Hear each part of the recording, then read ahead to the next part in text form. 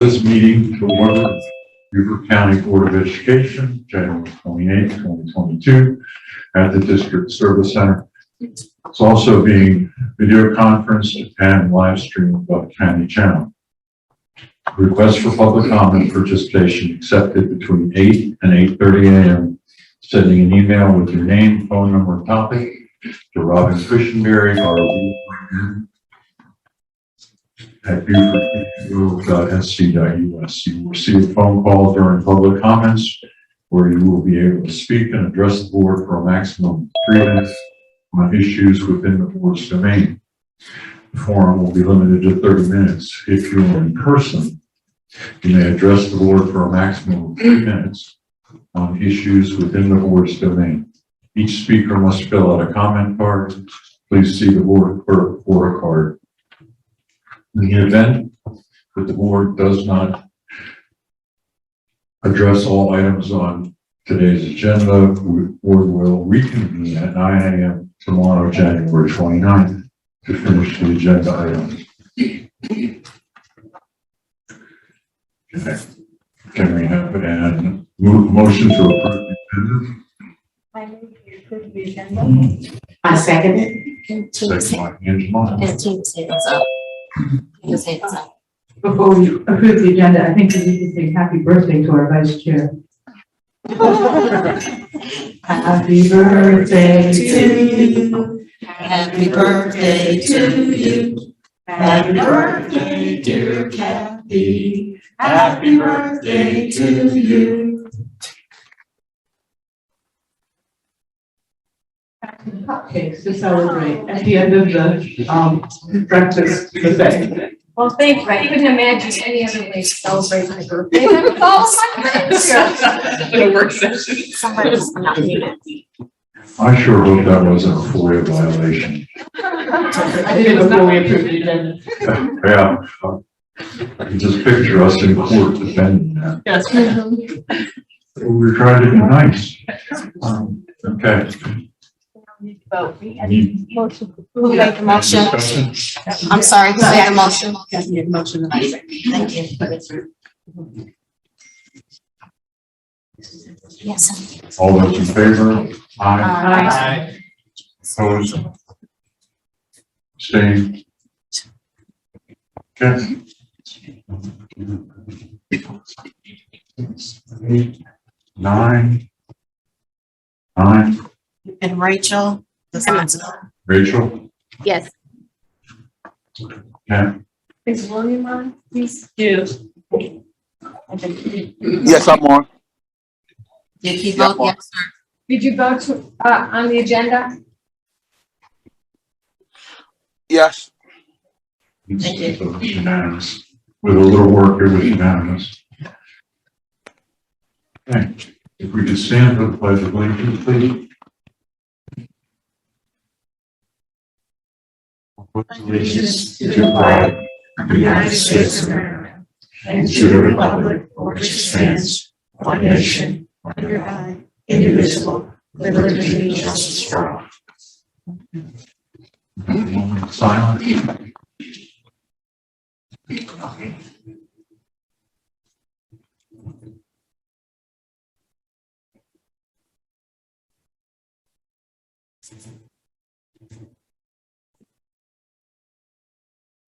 Thank you.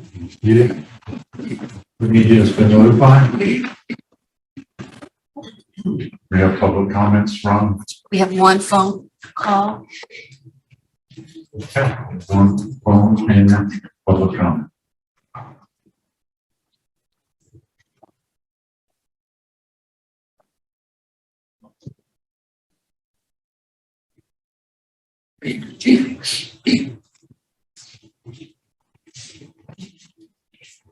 Good morning, Angela. This is Robin. I'm calling for public comments. I'm going to put you on speaker if you can state your first and last name. And you'll have 3 minutes to speak. Are you ready? All right. Yeah. You may begin. Good morning. This is Angela Rostillo. I'm speaking to you today to request that a resolution be put forth during today's work session from our Board of Education School District to DHEC regarding their current COVID quarantine policies. I am asking that the resolution request DHS to reevaluate its quarantine of healthy students and staff members, and that they remove any and all quarantine rules based on vaccination status or mask wearing. I feel this resolution could be discussed in tandem with today's work session topic of teacher burnout and re-engaging volunteers post-COVID. Resolutions such as this have been sent to DHS from other boards of education across the state. My hope is that our Board of Education can use the current data to come to the conclusion that the quarantine policies are no longer necessary and that we should also send a resolution. Thank you very much. Thank you, ma'am. That's it. That's it. No more public comments. Okay, our first item is the Riverview Annual Report. Rob Bechtold and Eric Crane. Thank you very much. I've not been before the board. I was hired last April to go to Riverview. I'm having a fantastic time at Riverview. I did want to say thanks to a couple members of the audience here that have helped me in my role in the district. Ms. Wendy Cartlidge has been a great help. Several of your board members came by throughout the summer. Ms. Rodriguez, we spoke first thing this summer, and Ms. Tanya Crosby and the newly retired Terry Bennett have helped me greatly with the financials and understanding the dynamic of the one and only district charter. So it's been a warm welcome from the district, and I've felt incredibly supported since I signed on last April. So with that, we start all of our meetings with a review of our mission at Riverview, and our mission is that Riverview Charter School is a small, diverse learning community that engages students in meaningful and innovative learning experiences, emphasizing learning by doing, family and community involvement, and engaged citizenship. Riverview nurtures the whole child and prepares each student for a global society. We enroll students from kindergarten through 8th grade from all across Beaufort County. And my shameless plug for the day is our open enrollment. We're on the last week of our open enrollment. That ends on the 31st of January at 4:30. I brought some of our Riverview swag for the board members. I'll pass that out as soon as we're complete here. I tailored this annual report a little differently than maybe what you've seen historically, only because I think it's pretty common knowledge that some of our testing data has been skewed with with some of the state report cards, and a lot of our goals were influenced by that, in that there was nothing measurable. So what I'd like to do is spend a little bit of time going through and just identifying where we're at with our 4 academic goals, but spend more time talking about some of the changes we've made inside of Riverview over the last few months. Moving on, just for some of the more just the data from our school. We're Riverview Charter School. We were established in 2009. We renewed our charter through the district in 2019. We serve K through 8. We're located at 81 Savannah Highway. You can find us at riverviewcharterschool.org. I, Robert Bechtold, have been serving as the director since April. Reese Berthoff was the chair last year. He was reelected this year following our board elections, and we serve Beaufort County School District. Moving on, next slide, please. So our numbers, you'll see here our numbers from the 135-day report from last year, and then our 45-day report this year. We increased the numbers from 678 at the tail end of last year to 697 at our 45-day report. We're at 692 currently, or as of probably 2 or 3 days ago. And next slide, please. Okay, and as I was stating previously, our FAR system, federal requirement, a lot of pause buttons pressed on federal requirements as far as academic reporting, school report cards statewide. What we did put together was our narrative. Please bear with me. I'm just going to read our academic narrative and how we intend to close our achievement gap. So Riverview receives 2 report cards when we get report cards. As we're a K-8 school, we get one for K-5 and we get one for 6 through 8. And we will continue to address our achievement gap, first and foremost, by continued employment of quality teachers and through ongoing professional development. Our small school with small class sizes that are no more than 20 per class ensures teachers and staff know each child well and can focus on individual gifts, talents, and special needs. Our daily schedule provides our teachers with common planning to ensure collaboration among grade level colleagues and specialists, as well as across grade levels. Teachers will continue to design integrated units of study, promote special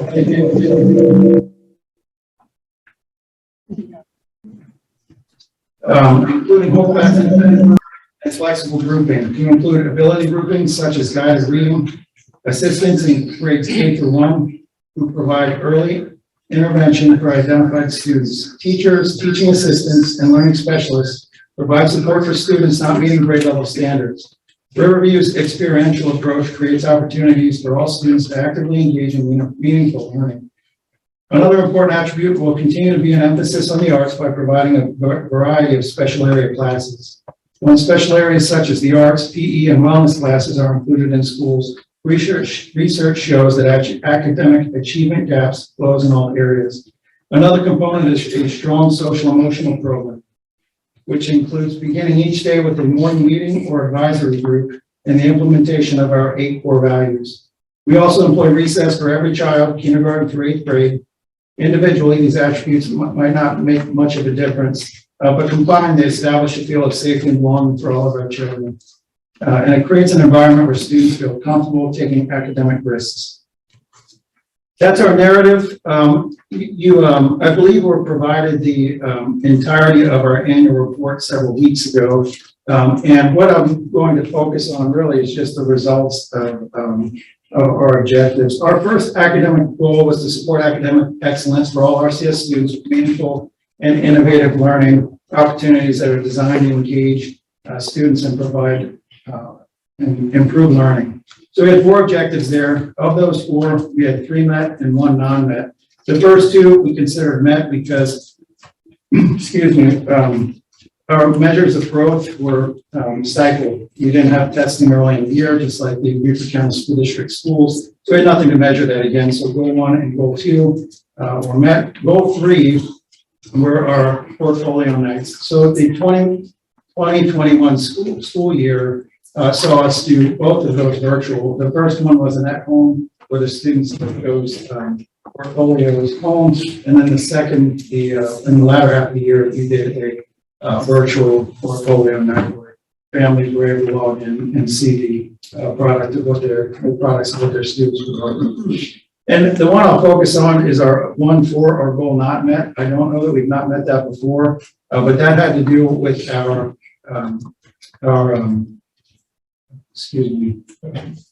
satisfaction ratings based on our surveys. So where we landed there, we have an obligation to sustain an 85% better across all families, students, and staff. And our numbers were developed and administered to parents and teachers alike. The results of the satisfaction rating were 74.3 for parents, 84% for teachers, and 91.6% of students. And of course, with just as with the district surveys, satisfaction was defined as a total rating of both progressing well and exemplary. So as far as action plan for that, we started on that. I'm fairly certain a day or 2 after I arrived at the school, I had an incredible amount of survey data over the last few years and could conduct somewhat of a trend analysis to find out how our numbers dropped. I think a lot of the friction was caused by whether or not the school was going to return. For the staff, I believe there was a dynamic of change in leadership. And so what I had in front of me, we had a great deal of willingness to complete the surveys and provide real substance in the comments. And it really provided me an action plan right as I stepped on deck. And so we have taken that and have made immense improvement across the school. We've navigated COVID from, I believe, extremely well. Both the last spike and this spike, I think we transited through that as effectively as you can. And I believe at the end of this year, our surveys will reflect a far better climate for both our parents, students, and especially our staff. So I focused a lot of time on that particular goal specifically because it's an area where we needed improvement. If you could move to next slide, please. Okay, so academic goal number 2 is that we will assist South Carolina in reaching academic excellence as evidenced by ratings on South Carolina Educational Oversight Committee school report cards. So the first thing, there's no longer the 2 areas of absolute improvement ratings, which is the 1 overall rating, as you're all well aware.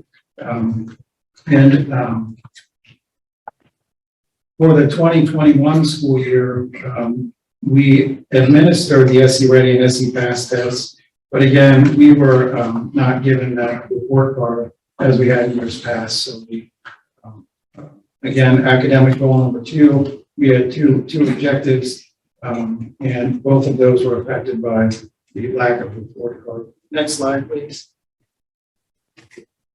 Academic goal number 3 is that Riverview will educate the whole child and prepare students to become personally and socially responsible, engaged citizens. So this is a focus through that I believe Riverview does very well. We had 4 objectives there. 3 objectives. All of those were met. The first one was that all teachers completed a social emotional learning survey.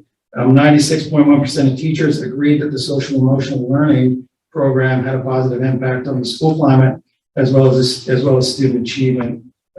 We closed for a period. Students were not able to complete that survey. For objective 3.2, virtual learning caused us to do both hybrid schedules last year and digital as well. And that 3.2 was our fitness grams and the measurement of our physical fitness. So what didn't happen was the actual fitness grams at the beginning of the year. What did happen is internal to the classroom. Each one of those teachers did student physical tests and measured progress throughout the year. So we were able to do it at the end of the year last year, but we had no way to measure only because we didn't have that data from the objective 3.3, we met that goal, and overall 80% of students in grade 1 through 8 were noted as areas of concern or area of development. They grew by 1, 2, or 3 grade levels. We met that mark we achieved that mark by 10%. We can move to academic goal number 4. Our final one, next slide, please, is Riverview will prepare students for a global society. Both of those goals were met. Only we had to get creative last year towards the end of the year. One of the first goal, since Riverview's inception, part of the mission, again, is to create engaged citizens and global learners. We do that by mindfully implementing strategies to encourage these attributes. We promote the core values. We have morning meetings and advisory groups in the middle school every day and in every classroom. And we're trying to cultivate the social, emotional dynamic of the school. For our spring project, we're obligated to do a service learning project each year at the school. Last year, with the challenges of moving in and out of virtual, in and out of hybrid, we worked with self-help. And we really placed a hefty goal on the school to try and enable or try and fill our local food banks. We had 100% participation across our students, and then our staff spent, one of the needs that was identified was adult clothing, so that the staff focused on the donations of new or gently used adult clothing. So that's how we achieved that goal. Again, we had to be somewhat creative. So as far as the academic goals and for our annual report, I think next year, given the opportunity to be able to process some data and actually have some progression in our data, I'd like to spend a lot more time on that. I just don't have that trend for the 2021 school year. What I did want to focus a little more on today, if you can go to the next slide, please, is that I did make a couple of changes over at Riverview since I've gotten there. I spent a great deal of time in my first few weeks meeting one-on-one with teachers and just getting feedback and trying to, and families as well, and trying to gain a measure of what direction we need to take the school. And structurally, I made some changes, and I wanted to fill you in on that. And this is it right there in front of you. the organizational chart. I have my executive assistant and an operation manager by the name of Liz O'Brien. She services the daily operations of the school, and some examples of that is she oversees the office management and our chief information officer. But what I did more distinctly was I broke out our leadership team into three categories. Riverview traditionally operated with an instructional leader, a curriculum leader, as well as an assessment leader and a special services coordinator. They weren't necessarily defined by grade levels. So now, like Miss Erica Freeman is behind me. She serves as the instructional leader, but she also serves as a cycle lead. We as Riverview operate in 3 cycles: K2, 3-5, and 6-8. I'm sorry, assessment leader. So my instruction leader also is the K2 cycle leader. She oversees all the successes and failures, kindergarten through 2nd grade. Her name's Jenna Gow. She was hired this summer. The curriculum leader, Karen Miller, she serves as the cycle lead for 3-5, and she was also hired this summer. And the assessment leader, Ms. Erica Freeman behind me, she is the cycle lead for 6-8, and then AK Harper services any of our special services. So she coordinates all of our RTI efforts and our learning specialists. So not a far cry from where we were before. I believe it just provided a little bit of structure to our school, and that's how we move forward. So with our staff, we have 82 on hand full-time employees, and then we also carry a early and late care that's a little more dynamic. We have a lot of programs, a lot of enrichment programs. We have a staff there of 5 to 7 at any given time, and then we have a third party custodial crew. So we're at about 97 in the building, and 12% of those out of our 25% allotment, as far as teachers are concerned, 12% are non-certified. Next slide, please. As far as our financials are concerned, with that annual report came all of the financial data. What I did want to, all of that is right in front of you. What I wanted to focus on was our audit specifically, our data and our budget. We run a typical year where it's been growing just a little under an $8 million budget annually. Just recently, we completed our last audit, and all I wanted to communicate to you today, as you can see in the slide, is we had no findings for our financial statements, nor did we have any findings for compliance issues. So we're pretty proud of that. We work with a third-party bookkeeper that is extremely helpful. It was an odd dynamic to me when I first moved to the school, because I'm used to having that in-house. But it's proved very effective, as annotated by the release of our audit. Grab the next slide, please. Okay, and finally, our board compliance is one of the last portions of our annual report. So we run 11 board members for Riverview Charter School. Out of those, we are obligated to maintain a portion of that are both educators and from local business. And so we've met that requirement. We just recently made some changes to our board bylaws, which in fact, Wendy, I will get those to you. She asked me for a document, and now I'm realizing that I over that. So we did just change some of our bylaws. What it does is it nests us a little closer to the SC charter laws that allow charter schools to appoint up to 50% of their board. So the bylaw allowed for the board to, this year, for instance, 6 members to be elected. 3 of those were elected by popular vote, and the other 3, we had the opportunity to appoint those. What it does is, I believe it allows us to remain in compliance with our obligation to have our board staffed by a certain number of educators, a certain number of finances from the business world, and that proved effective for the first year we've done that.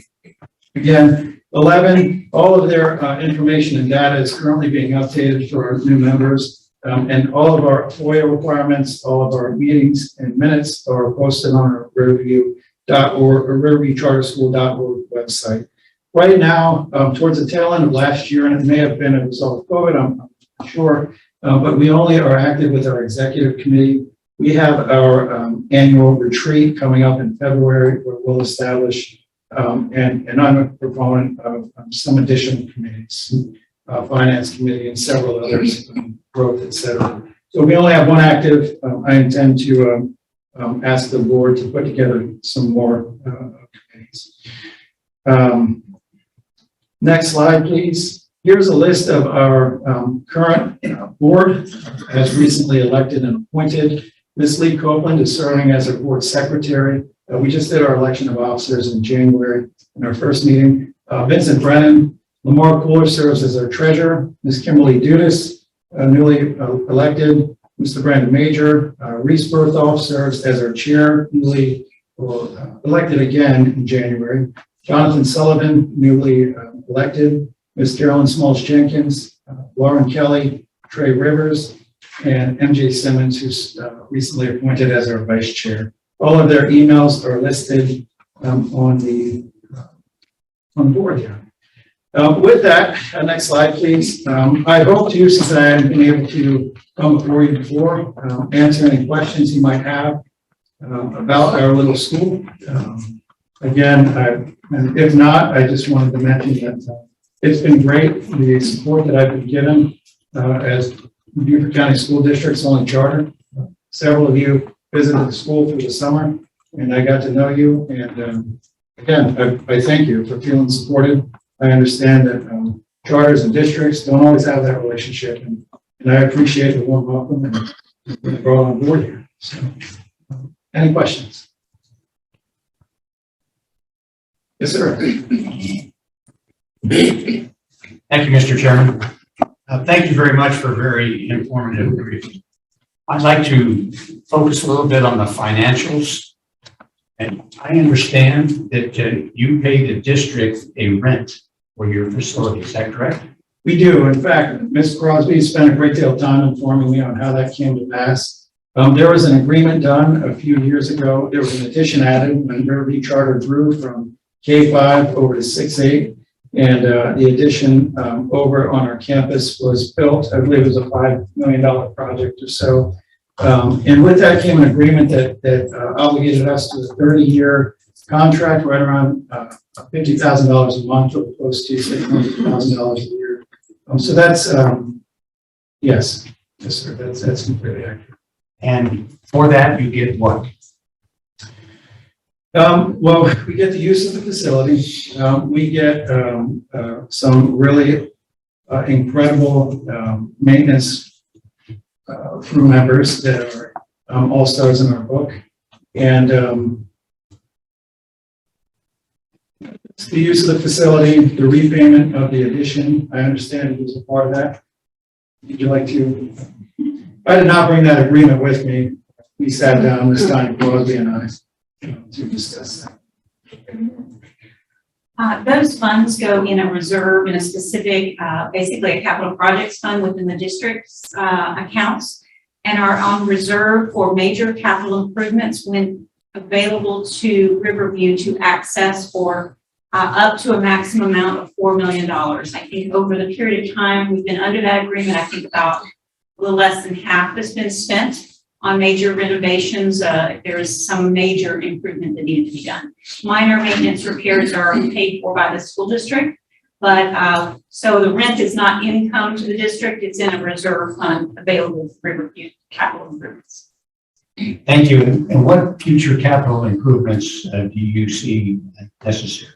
We, again, I'm grateful you're here. My understanding of a referendum that was passed a couple of years ago, Riverview had some plans for a athletic complex, as well as a new gym and some office space, a corridor that linked our elementary side to our middle school side. And so between the athletics and the addition of the office space and corridor and gym, we'd like to lean in that direction.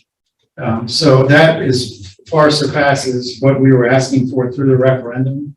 But in short order, my goal is to begin working backwards from that.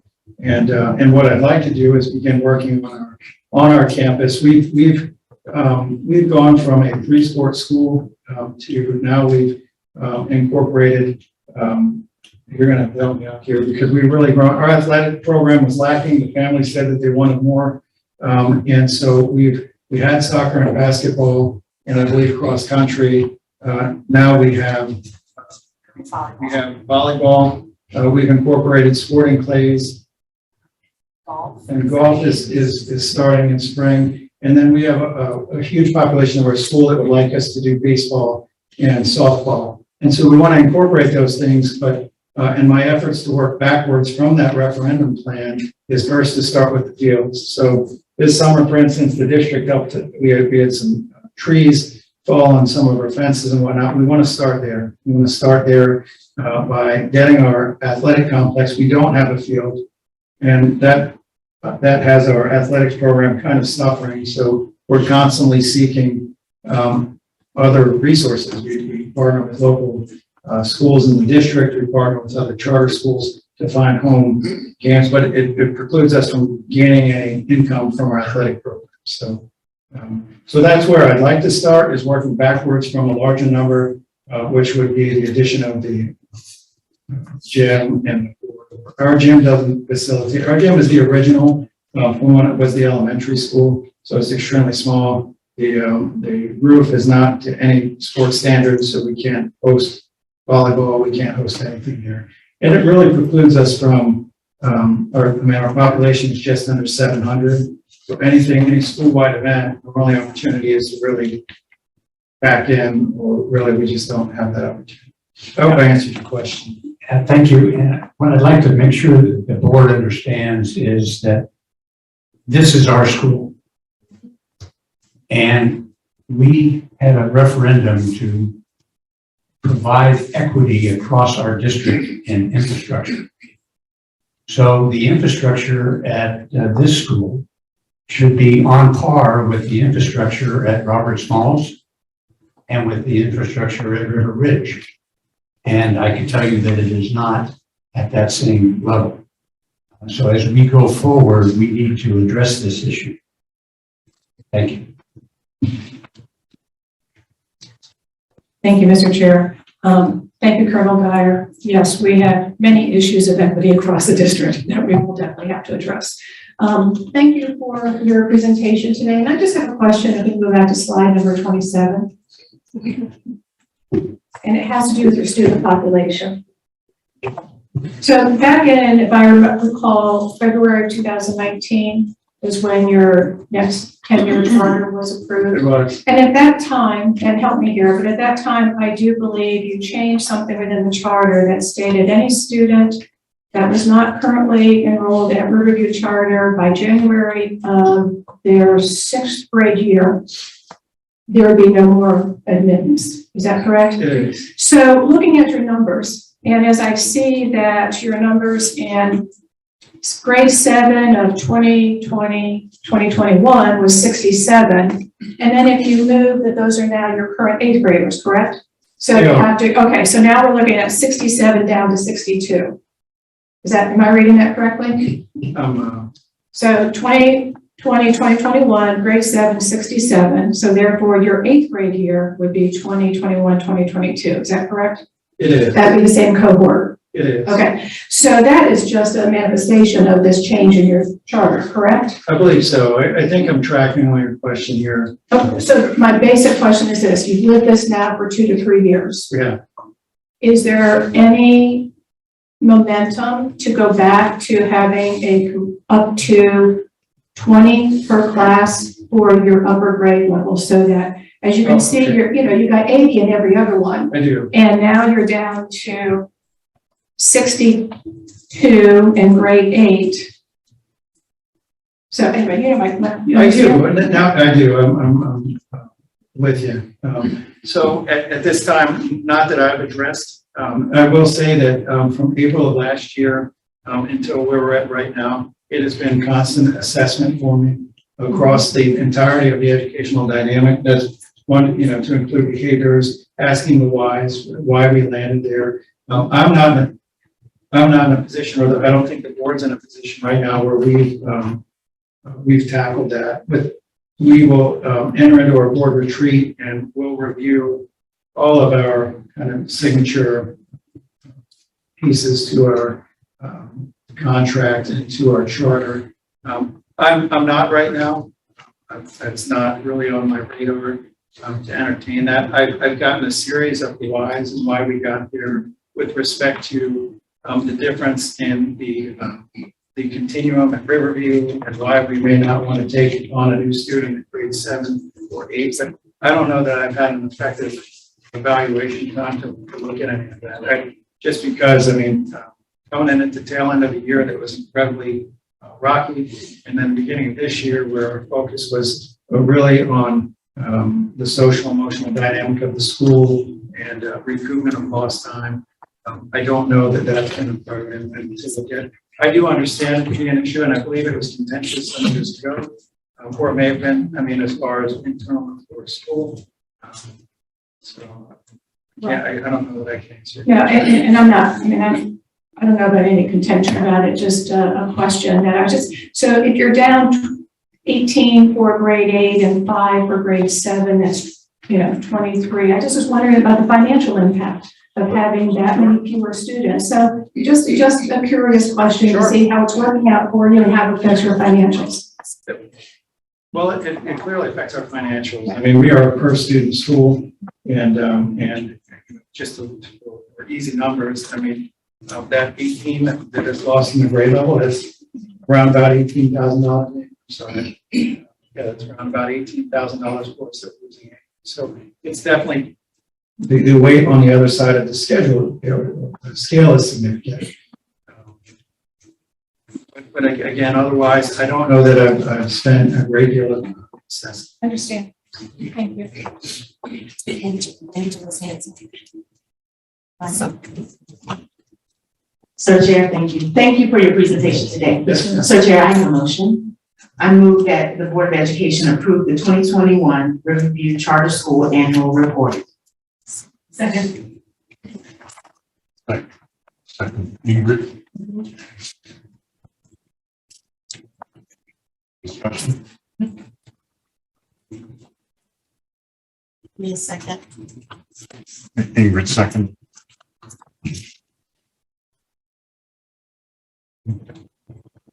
All those in favor? Aye. Rachel? No, sir. Sorry, was that a no? That was a no. Yes, ma'am. And Mr. Smith? I abstain. So that's 9-1-1. Motion passes. Thank you.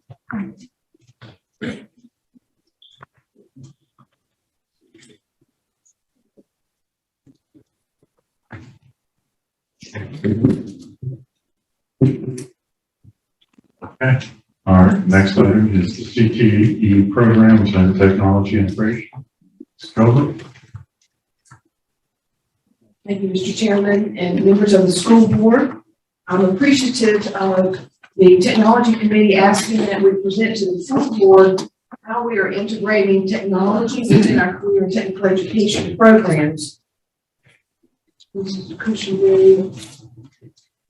As I mentioned to the committee, we're very appreciative of Mr. Showon and Ms. Bekavarski and their teams. Mr. Ralph Tyne is with me today as well. We work collaboratively with their group. They are great to brainstorm with, and they provide excellent customer service for our schools, given the scope of our hardware and software that we use. I also want to thank Mrs. Boatwright. I like the comment that you made at the last board meeting in talking about that education is really going to be majorly impacted by technology. So this is to look at where we're at, and then in starting that conversation of what do we feel like the needs are for technology, not just in career tech ed, but really K-12 overall. The next slide, please. So if you pull technology out, separate from education, from business industry, it's mind-boggling to think of the rapid progression of how powerful our machines are, of the software that has been produced not only for productivity, but for connectivity. It really is, or has already shaped our human experience. We can be here and we can converse with someone across the world. And there's an excellent chart from the ISD Foundation on, in just the 1990s, we were looking at how do we learn about the new technologies. And then in the early 2000s, we were looking at how do we use technology to learn. And then now, and moving forward, how are we using technology to literally transform our teaching and learning processes? Next slide, please. In our world too, we're always asking, what are our customers? What are their needs? And in this sense, what do our graduates need in order to operate in the digital world effectively? So from our colleges and universities, as far as how students are using software and social interactions, how are our military utilizing technology because they've always been on the cutting edge, and then from our employers. For example, healthcare alone, for those of you who are in the healthcare field, there's nanochips now that have been developed that go in the skin that can help monitor your diabetes, that can detect diseases. Who is being trained to, first of all, produce and develop those, to monitor those, to handle the data communications that goes along with just health informatics, robotic surgeries. I was very appreciative to participate yesterday with John O'Toole and Charlie Stone, our Economic Development Director. They had an excellent event called Converge, and it really solidified what the needs are of our business and industry as far as technological advances. Next slide, please. So we want to set the baseline first. If we were to walk into career and tech ed classrooms, shop areas, labs, what do they look like now? And really K-12, as well as our career center, and what should they be looking like as we're moving forward? So are you going to see traditional computer labs, traditional computers and laptops in a row? Are you going to see some STEM labs where they're learning engineering?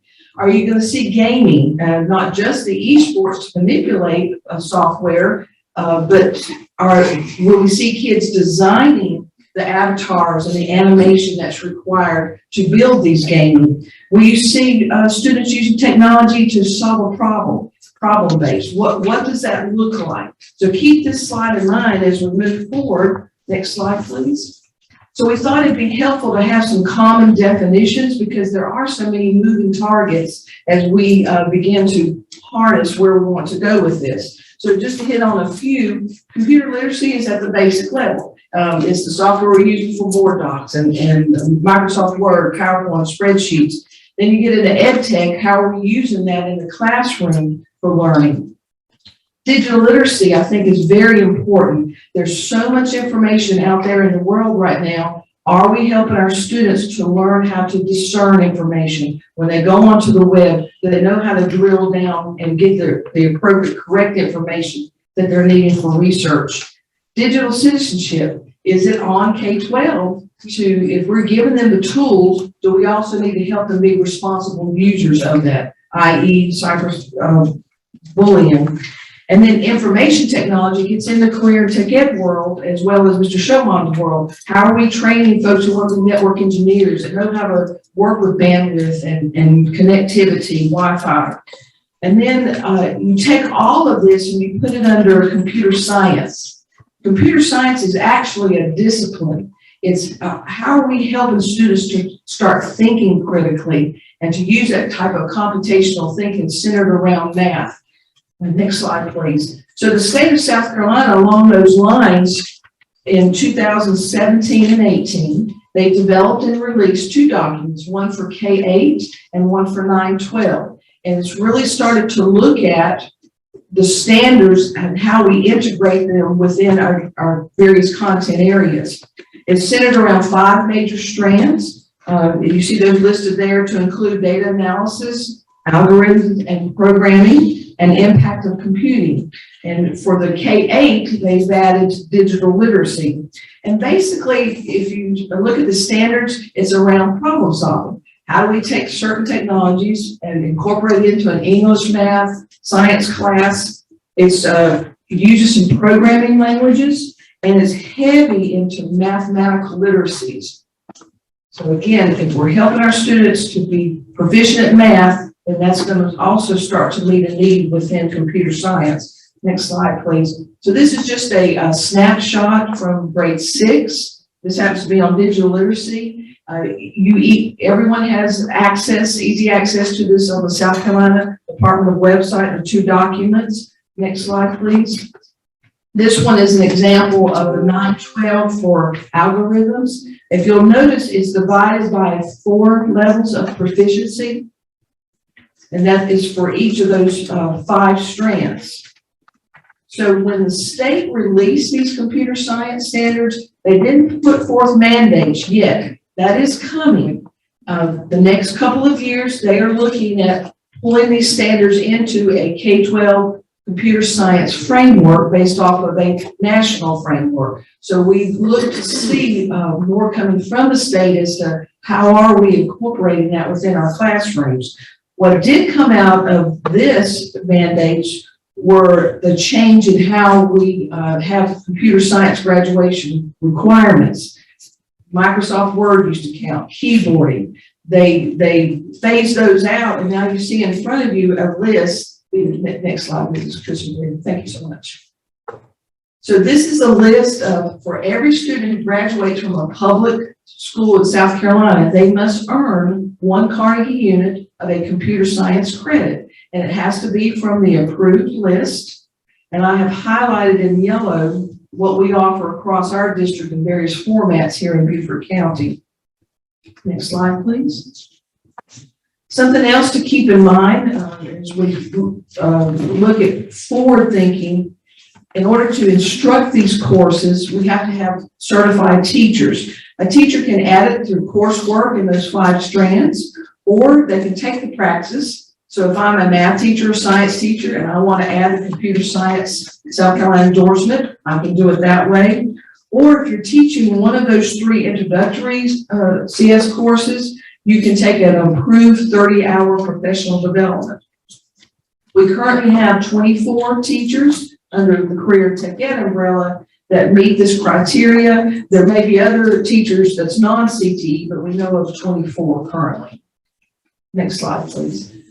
So currently, what are we doing that's making a positive impact to meet IT as well as computer science? So the first thing we're doing is we're offering the IT courses. We have excellent student enrollment. Right now, we have 3,401 students that are enrolled in or enrollments for IT-related courses across our district.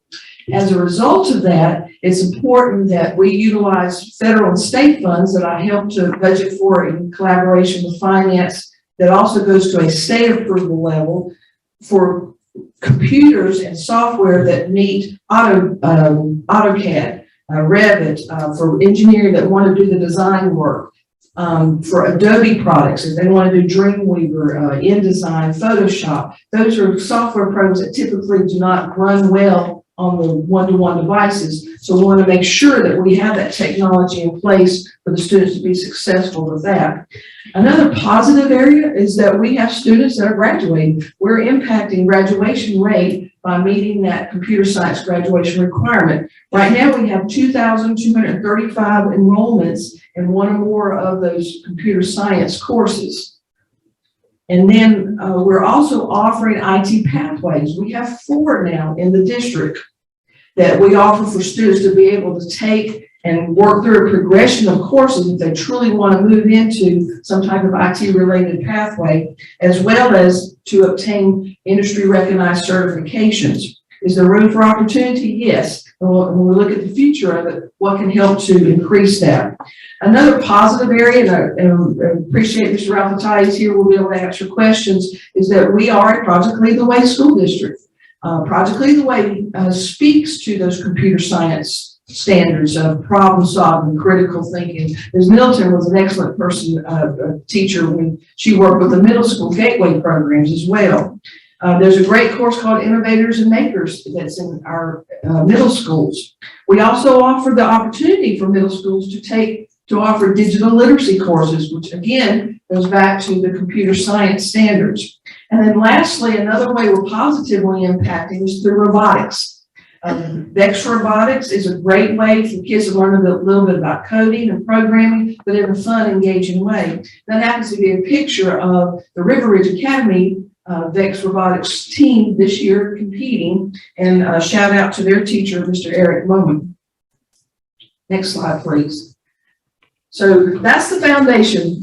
So we don't have to start from ground zero. We've got some good bones there. So where do we go moving forward as far as the future? Well, over the next 5 to 10 years, and for future conversations, obviously, I'm looking at buildings and work with Mr. Audie and finished it, working through referendum. Our K-12 as well as our career center, and what type of infrastructure can be used in order to support these 5 key areas. Introduce high schools to emerging occupations that develop within our 4 county regions, such as cybersecurity, artificial intelligence, and automation. Again, I was pleased to hear at one of the keynote speakers yesterday at the Converge event. He was a retired CEO with BMW. Spot on. He mentioned all 3 of those key areas that are important for our business industry across all different occupations. Obviously, helping our students to keep up with technological advancements in our existing workforce, particularly within healthcare and trades related. We also want to look at how do we help our students to take the management, the Internet of Things, data management within our business and our entrepreneurial skills across all of our pathways. We need to increase the opportunity for more students to have access to IT pathways from all different backgrounds and to be able to help them be successful so they can add an A+, a C+, a network plus, future cybersecurity plus examinations, and to make sure that it's fair and consistent across our district for that. And then we want to continue to assist more students to successfully transition into post-secondary. There's some excellent certificates that they can take that's IT related at TCL, and then to even parlay that into the computer science initiatives with USCB.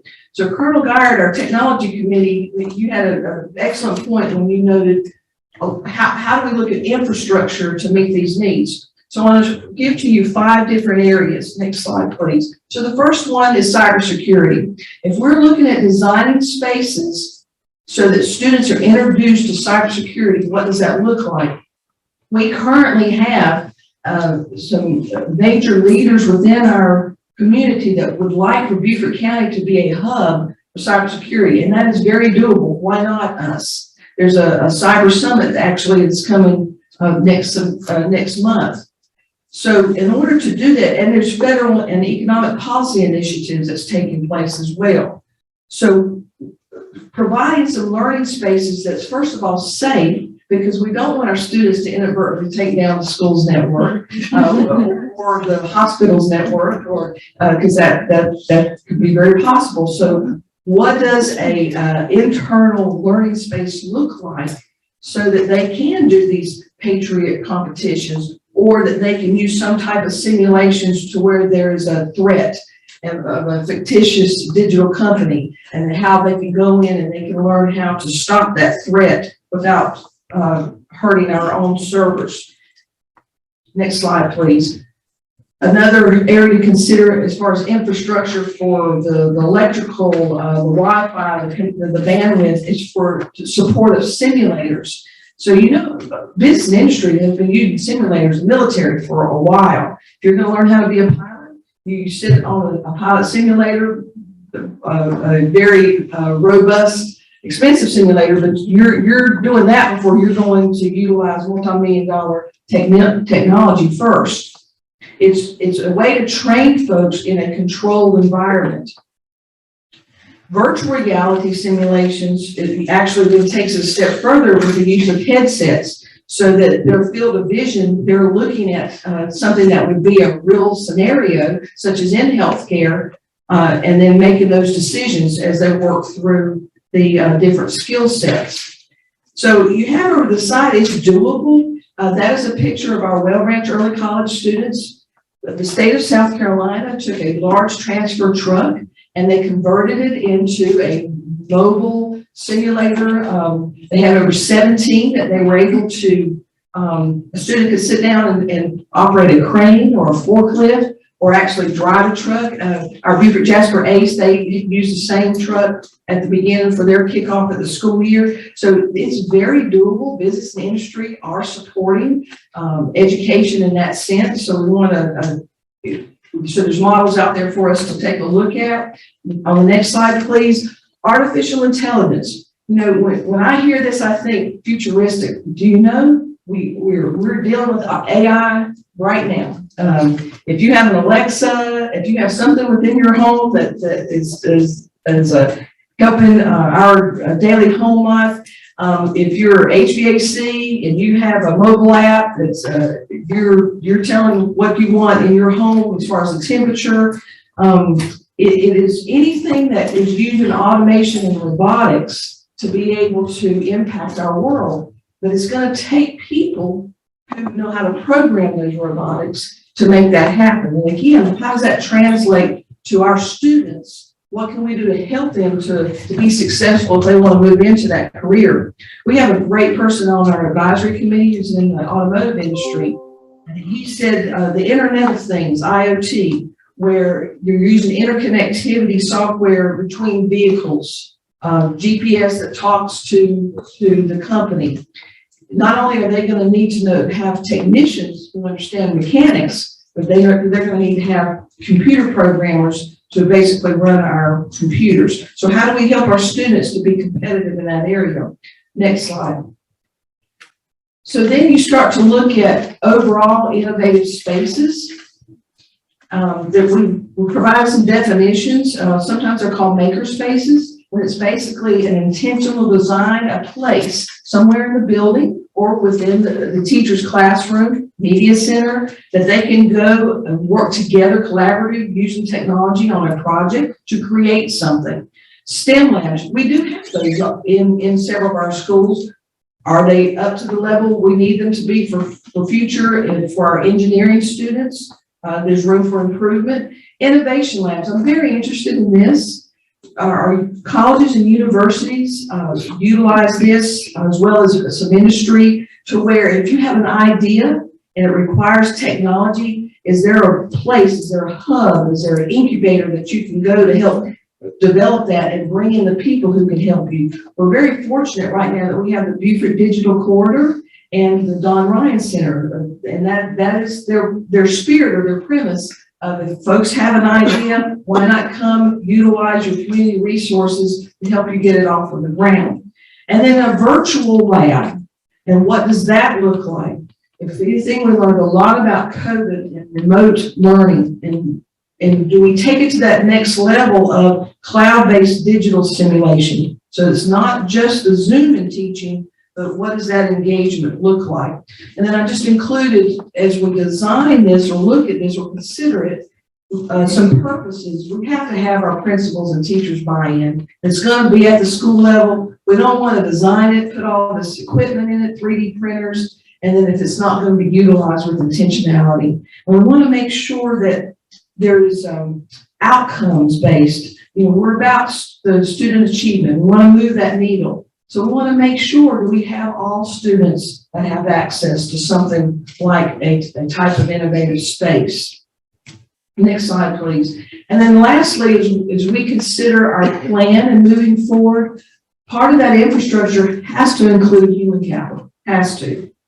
We all know whatever content area, great teachers inspire whatever that content area is, particularly within the computer and computing fields. So if we have a way that we can increase the number of our teachers that are existing to add on that computer science endorsement, that's going to help with implementation of a consistent K-12 framework. If we can continue to recruit and retain highly qualified IT instructors, then that's going to allow us to have a better progression. Right now, we have the great teachers, but we're working on that level 1 to level 2 courses to meet the computer science graduation credit. More IT teachers teachers would allow more sections to open up so that more kids could progress to those advanced level courses. And then, as I said, developing a system for computer science and some type of capacity incentive building for the teachers to be able to want to embrace this within their content area and to help them with their comfort level, their comfort zone. And then lastly, next slide, please.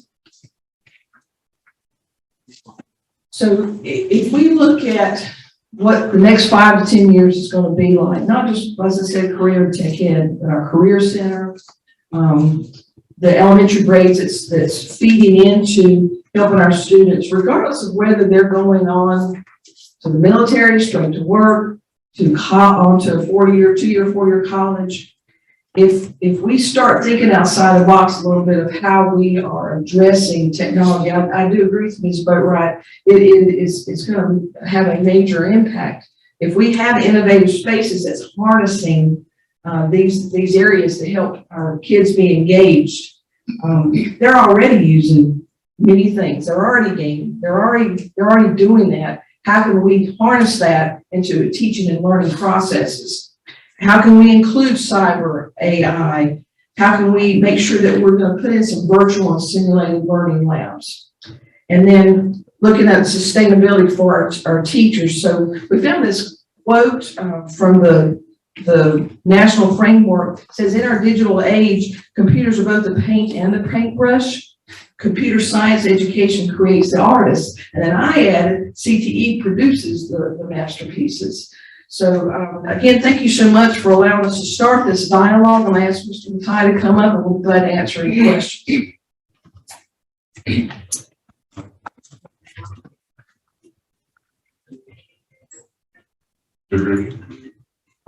Thank you, Mr. Chair.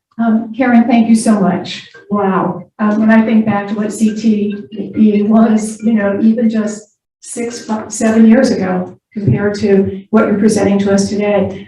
I do have a question though, and can you connect the dots for me between what you're planning and then that MSAP grant that we have in cybersecurity and med tech, or at least cybersecurity, because that's what, you mentioned that. Can you help connect the dots for me, please? Yes, and thank you for asking that. And shout out to Dr. Stratos for her vision as well. So we work collaboratively with the grant manager, Dee Appleby, and we see that as yet another great resource that's going to help to elevate what we're trying to accomplish with K-12 overall computer science. What resources will be available through the MSAP grant that would be able to add some simulators and where they're looking at the virtual Z space, which in essence is virtual reality for software. So it's going to be yes, we work in tandem and collaborate to make sure that the same voice, same vision, same goal, but using some resources and financials from that grant to help support that. So it's not separate. Thank you. That's what I was wondering, and not the duplication, or will there be duplication? Should not be. It should be where we're all, and we have been sitting at the table and looking at if, for example, when we build the budget for Well Branch, where they're going to have the IT focus, then we're going to make sure that, okay, I shift funds in a little different area so that if it's already being supported through the MSAP grant, which then frees up that. Dr. Andres? So can you hear me? Or is it coming through? Okay. So also, in addition, I connect closely with South Coast Cybersecurity Center. And in the South Coast Cybersecurity Center that's been established here, one of the things, the city of Beaufort just purchased the old Bridges property in downtown in Beaufort over here, right? And they're building a center there so that schools and students can come and access cybersecurity. They're going to set up simulations and things like that there that will be just elevate student learning around cybersecurity to another level. So our students will be able to connect and tap into that as well.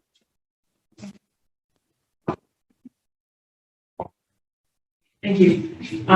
This is very exciting, and we already had conversations in the technology committee that I think, were already been answered, so I don't want to ask them again. But piggybacking off of what Ms. Vidrich was saying and Dr. Rodriguez, so we have the magnet grants at Whale Branch and Beaufort, and we have a center being built in downtown Beaufort. That does my constituents no good. So I want to make sure that as we're planning, you've mentioned that we have 4 IT pathways. Obviously, we can't replicate that in every cluster, but I do think that I want to make sure that there is equitable access across the county so that the kids at Hilton Head, if they want to do cybersecurity, they also have options.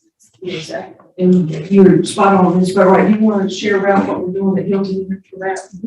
At Hilton Head High School, Project Lead the Way has been our turnkey model for computer science because it's self-contained. They use Amazon Web Services, so it doesn't hit our network. Now, Target Best, phenomenal teacher at Hilton Head. Full disclosure, he's my son's teacher. Oh, okay. And I think that's great. I'm just saying, like, in general, if we're building a center in Beaufort, downtown Beaufort, the Cyber Coast, making sure that it's not realistic for our kids to get there, right? So what other things are we doing outside? And I'm not just trying to be just Hilton Head. I'm just saying south of the Broad, making sure that all kids have access to some level of this training. So part of that stuff goes, that's part of the cybersecurity center that the city of Beaufort is security center is. So our students across the county can access it. And it would be, I mean, they're not going to be there taking all their classes there, right? All the kids will tap into that for simulation and for things like that. So they would be able to come and definitely take it. But there's a lot of dialogue in the southern Beaufort County as well around cybersecurity, and there's a lot of engagement from different community organizations and community members tapping into this very issue and looking to provide additional opportunities in other places too. And I think it goes back, Ms. Right, what Colonel Dyer was mentioning is planning for infrastructure and working with Mr. Arden and those spaces and they're getting modernized at Hilton Head High School, middle school. Are there spaces that's going to allow for those type of advanced level courses? And I agree, and we mentioned this in the committee meeting as well, but one thing I do think would be helpful is when we plan infrastructure is also programmatic choice, so that if we put a program in at Bluffton Higher, May River, Battery Creek, because the problem we have on South of the Broad is I don't think any of our high schools are eligible for school choice right now based on capacity. So planning or providing for avenues where if someone at May River wants to come to Hilton Head for Project Lead the Way, that we are considering that for infrastructure needs. Thank you very much. No. But you can see my hand there for a minute. I've got one thought about this. You mentioned spaces, you mentioned equity throughout the county, you mentioned all the needs of technology. Magnet school for technology. I think we ought to think a little bit bigger than these little bits and pieces of information sharing that happens in different schools in different areas. I can see a magnet school where we're preparing students from kindergarten through grade 8 to enter that 9th grade magnet school. Geared towards some type of technology.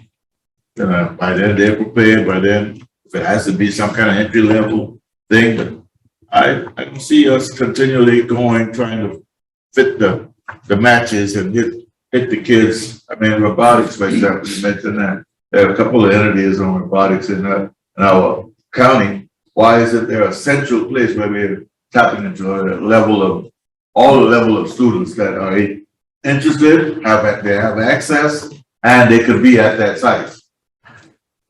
Cybersecurity and all the other entities that are important. Why don't we get in front of this instead of continually bogging ourselves down into little bits and pieces of it? I mean, the next school on the referendum should be a technological school. And it could alleviate some of the enrollment issues at all the other schools. Because these kids will be drawing from the entire county. The transportation would probably be the biggest issue. But I mean, that's not be an issue that we can figure out, I'm sure. But I'm thinking a countywide, you know, technological school that's advancing in concept and continually. I mean, we're going in that direction. There's no turning back.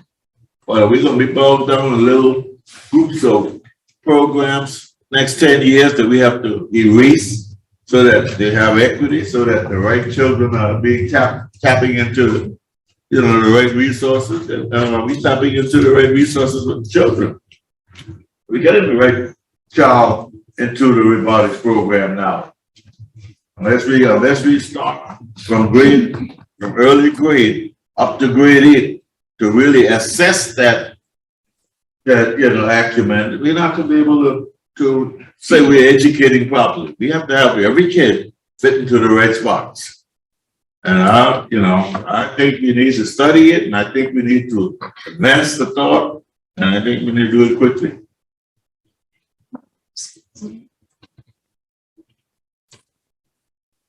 Mr. Smith?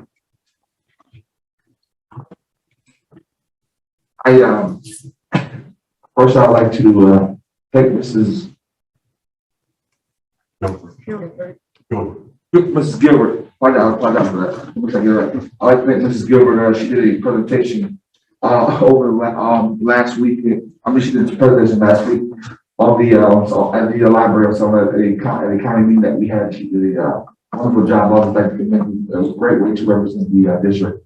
Looking forward to some of the things that we're talking about for collaboratories working into what Mr. Hamburger said, but also, and one thing that he just said, you know, along with Mr. Boatwright was, I think that we should be looking for a place that is something in the middle where we can create a technology center because, you know, as you know, we talk about jobs and different things and bringing different businesses to the county, to Beaufort County, as in looking for ways to employ our people, our younger people, our generation, or the old generation as they leave high school. I think it would be a great investment to go ahead and to create a center because you have all these kids who are doing gaming, different programs in terms of technology.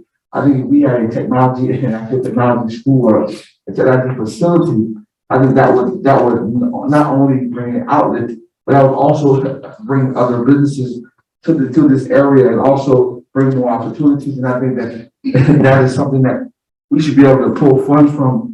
Probably not with the school district, but you never know what big large company might be interested in investing in helping the district to actually put a facility of that capacity. I mean, when you talk about technology, I mean it's beyond the imagination sometimes. So I definitely support that. That was something I definitely was going to agree with. And from listening to the dialogue at our community meeting, I think that will be very, it would just be in the district best interest and also the county, and then to have it somewhere in the middle, like maybe somewhere in the edge or something of wherever, but somewhere in the middle where both students from North of Broad and South of Broad can go to utilize that center. Thank you. Mr. Rockham?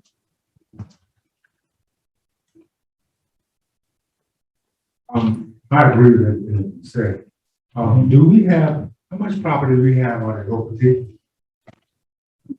20 acres. So we could use that property to do some of the things that Nell was talking about. And as far as transportation, if you remember when Rail Branch first opened, we bus students from Hillhead and Block. That's cool. And you ride. So those are some things I think we need to look at so we can get everybody involved in this program. Thank you. Ms. Middleton? Thank you. Thank you, Ms. Gilbert, Mr. Latai. I just want to say that since 2015, because I am a former CAPE teacher. Well, I'm going to take former out. You never stop being a teacher. I am a CAPE teacher. And I've watched the CAPE program grow exponentially. And I watched it go from just being a lot of programs in high school, then it moved to the middle school because I was a project lead-away teacher and I enjoyed that. That was awesome. And then it moved to the elementary schools. And it's all about buy-in because it was quite difficult for some administrators and teachers to buy in, especially to project lead-away. And I worked, they can tell you, I worked 7 days a week. Sometimes I opened the school and closed the school because I have robotics teams. But a lot of teachers did not want to dedicate that time. But I see more and more since they've grown the program and so many teachers have gone through the program that more and more teachers and administrators have bought into the CAPE programs that are being offered.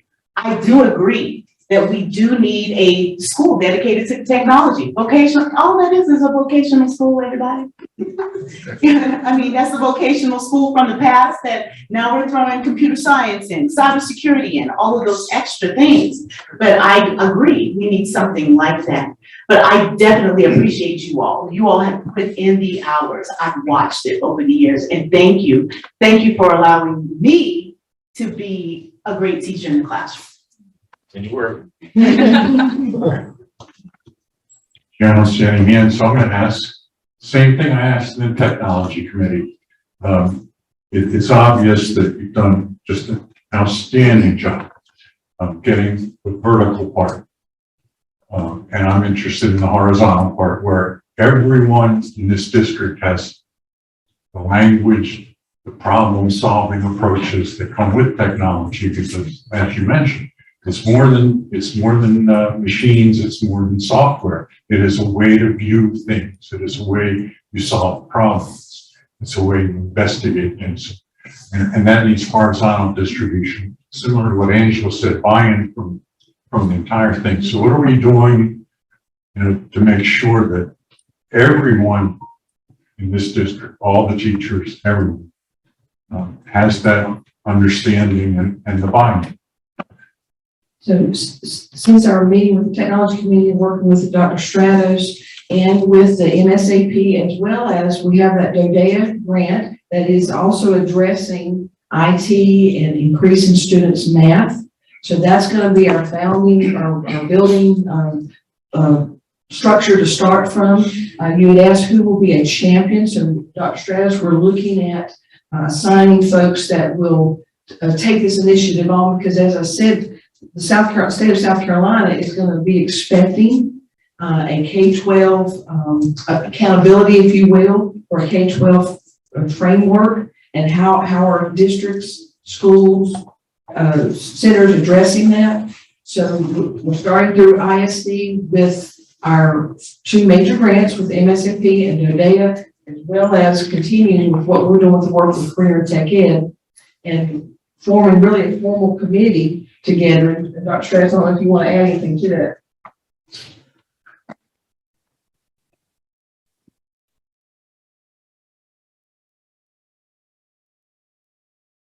Good morning, Chairman Distributor. So you're knocking on the door of a conversation that we've had within Mrs. Gilbert's office. And the question is, how do we build computational skills and logic skills within our educators?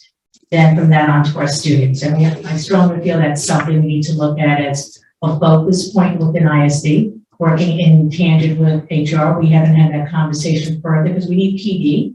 We actually need personnel who looks at our curriculum and integrates the computational science, the logic, and practice into all our core content areas. So that conversation has just started, probably about a week and a half ago, because when you start designing and looking, you start identifying more and more needs. But then you get to the next level is, who can that be? And you start tapping on industry individuals who are a whole different scale of work. So we're conscious We're taking approaches. We have the DODEA grant. We reached out to a third Venezuela, building computational skills and working in collaboration with TCL. We've been on professional development opportunities for our educators through USCD on the integration of computer science concepts into our content areas, and then we're just at the core of that work as well. So. Thank you. Mr. Smith? Well, I was just gonna say, so what if, just in terms of that, so if you made that, how would you, what was it from, actually from what she said, what grade level would you be able to start students off at?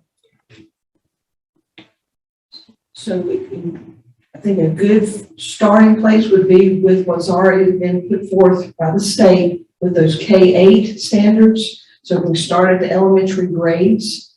And as she said, using the resources we have with these grants, because we have several elementary schools that's there, as well as looking at Project Lead the Way launch, which is already utilized at River Ridge Academy. What can we do to expand that? So I think, Mr. Smith, great question. If we start with our elementary, so that as Mr. Strivinger says, we're building students' skill levels so that as they start to branch out, whether it's going to a separate facility in collaboration with USCB or if on down the road, I'm excited to hear of a potential whole building dedicated to advanced technologies and what would that look like. So perhaps a good starting place would be at our elementary. We're meeting some needs right now at the high schools with graduation credits and IT pathways. We want to increase that at all of our schools.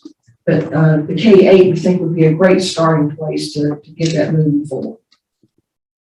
Mr. Mel Campbell? Thank you. And I agree with Angela that, things have changed quite a bit recently in terms of technological preparation. But in reality, what we still have is a lot of high school students trying to find their way at that point of attack. And it's a little late many times for them to really meet their full potential. So that's the other reason why I think we need to have pathways already designed at an elementary level. And they've got a point of attack or a point where they're going to end up in our high school level. That's why a central, career center, they shouldn't wait until they're in the 10th grade before they realize that maybe I want to go to technical college in the low country. But by then they should, have already had adequate preparation. And that means that it should be geared toward a high school that's going to service them properly. And now I think, it's changed. But when I taught, it was mostly, okay, this is where I land. This is where you're helping me to go to salvage my career. And that shouldn't be the case if we're going to do them due diligence. It should be better designed already. So we're finding these children are in the elementary level and finding a pathway for them earlier. So that's more reason I think we need to ask Dr. Rodriguez to really look into a comprehensive plan for one site technological center.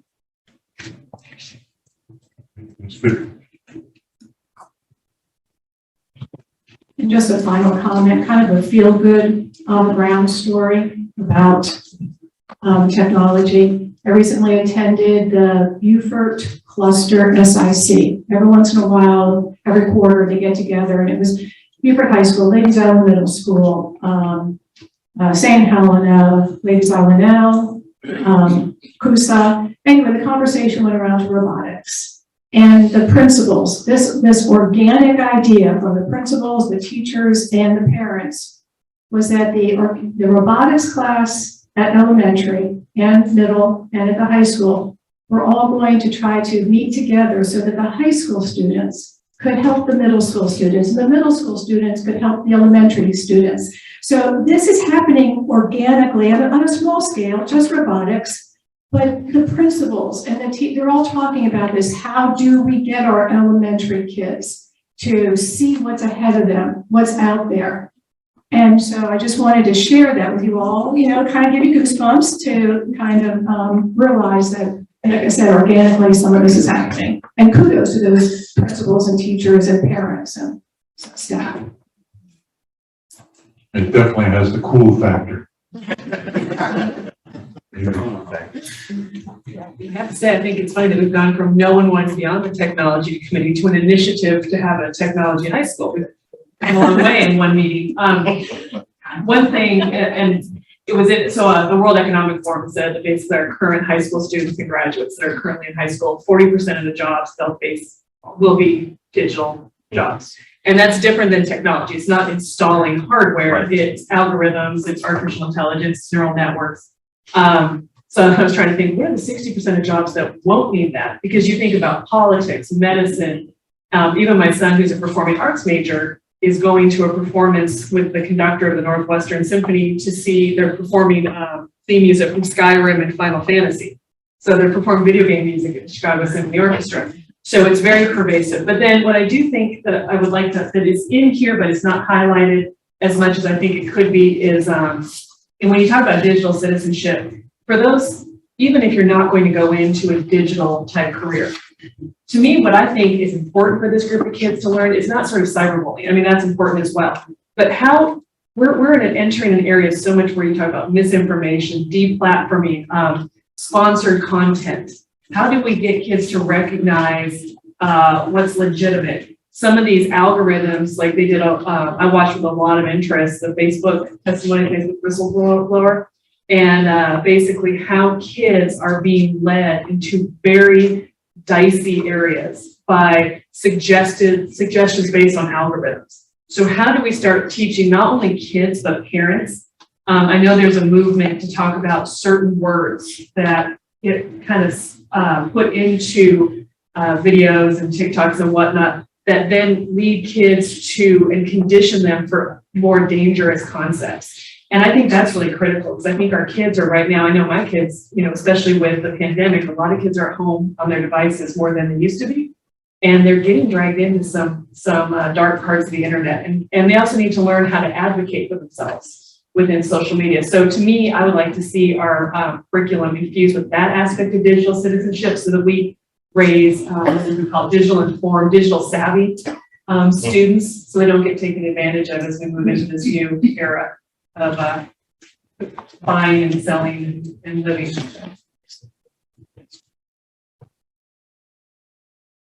That's going to be a big one, because that's going to be like teaching people that there really isn't a big difference between tithe and share. Yeah. Yeah. We have to make them good consumers of content. I think, you want to make another point second into it that it's not just kids. Adults are subject to all those algorithms as well, right? Just right into that. So it is a critical piece. On the robotics component, I've got several meetings scheduled out right now with members in our community places around taking what exists around vex robotics, and that's where all the competitions are. But I can tell you that there is a robotics experience for kids that is at a higher level than just what VEX provides. Because my son in 4th grade, okay, not here, this was down in Palm Beach, was engaged in a robotics program down there. And have those contacts that trying to connect with our contacts locally here to make it flourish, to see if we can get it to flourish. But what they did with 4th graders was to have them put them in teams and solve real world challenges or problems. They got a manual about that thick, okay? And they had to go through that manual. They were presented with real world problems. My son and his team built and programmed a submersible robot that was put into a pool, and they couldn't look at it, right? They had to have a camera built into it, and they had a problem to solve, which was to fix a dam that was put into a pool, right? And they had to fix that dam. The issue was with it. And so they had to build a robot that would, they had to first strategize what the problem was and figure out how to solve it, what they needed on that robot. And then execute on it, build it, program it, and then execute it. From 4th grade and up, these kids were doing it, but we tied in, this wasn't part of the school system, this was independent. Yeah?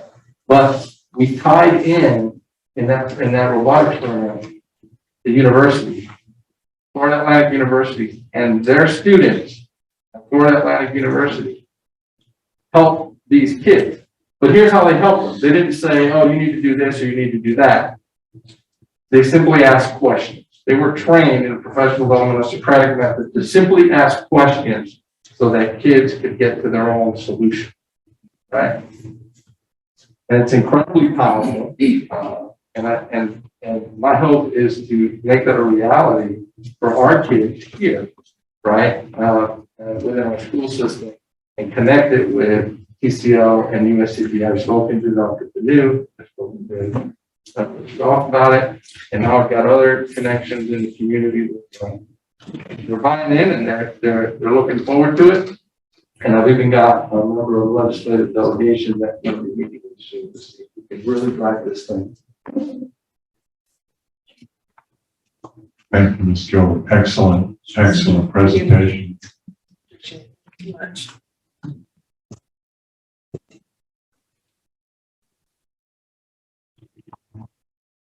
Next item is right choices, structure, processes, and special ed services.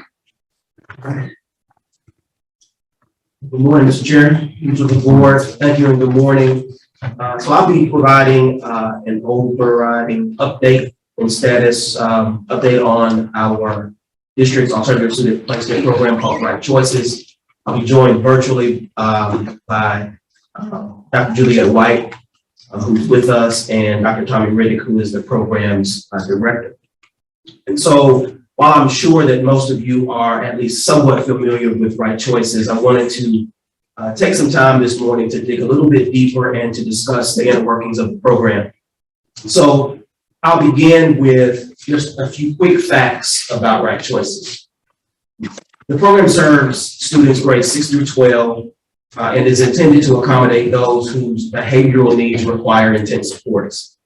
The associated district regulations that cover alternative student placement are AR-IS 60 and AR-SS 39, which together outline the district's approach to suspensions, expulsions, and alternative student placement. The operational guidelines for alternative programs are prescribed by the State Department of Education, which includes things and considerations like staffing and instructional expectations. Robin, you can advance to the next slide. The goals for alternative student placement here in Beaufort County are also very clearly outlined in our administrative regulations, and there are 4 of them. The first is to intervene and mitigate problematic behavior made apparent by student conduct. The second is to minimize the prospect of a student dropping out of school. The third is to return students to their regular ed setting, hopefully better positioned for success going forward. And the fourth is to help maintain an orderly environment at the student's home school. Next slide, please. So procedurally, the district deploys a hearing officer to review school-based recommendations for alternative student assignment. If your recommendation is supported, a student may be placed at Right Choices for a minimum of 30 days. Once the period of stay has been completed, a transition team is assembled where the student reflects on their experience and the behavior that resulted in their initial placement. And once that process is completed, a school-based transition team supports and monitors student conduct upon reentry. Students can be assigned to Right Choices for a variety of reasons. Among the most common offenses that we found have been fighting, drug possession and or distribution, and inappropriate physical contact. Next slide, please. The organizational structure at Right Choices consists of leadership, support and safety personnel, and administrative support.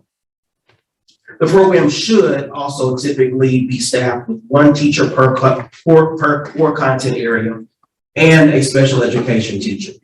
However, this year's teacher shortages have compromised our ability to do so. So at present, there are 34 currently enrolled students and one teacher.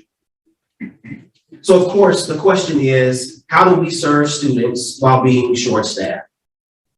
First, the predominant instructional delivery model is Edgenuity, Zoom, and Google Classroom.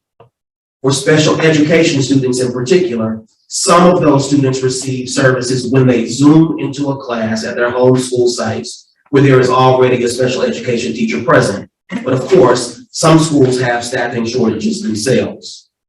Next slide, please. Counseling support is provided when a student's IEP or 504 indicates the need for counseling services. And ESOL students receive their services from an assigned school-based ESOL teacher who spends 1 block per day at Right Choices. And that teacher is from Battery Creek High School, so obviously proximity helps to make sure that they can be present and on time and consistent with their engagement with students. Next slide, please. Relevant Right Choices data for the current school year is as follows, and I'll give you an opportunity to look over some of the critical data that we've gathered for Right Choices to date for the school year 2022. But I think that the most important data worth noting here is the most common infractions versus the recidivism rate. This year, out of the 70 students who have been assigned to Right Choices so far, 70 were there because of drug possession. However, as of today, there have been no repeat violators, making the recidivism rate 0%. Next slide, please. And finally, we are always talking and thinking about how we can take our academic programming to the next level. And so the conversations that we've been having internally have been about how to create a more robust and impactful experience for Right Choices students during their period of stay. And some of the ideas that have been generated are drug and alcohol abuse counseling, leveraging the juvenile justice system, scheduled college and career counseling and exploration, and adult mentoring. And I'll pause here just to really just mention that we recognize the vast majority of students that attend Right Choices are secondary students. Our high schools are on a 4x4 schedule, so that means they get access to their core content area courses. But we also recognize that there is additional time during the day.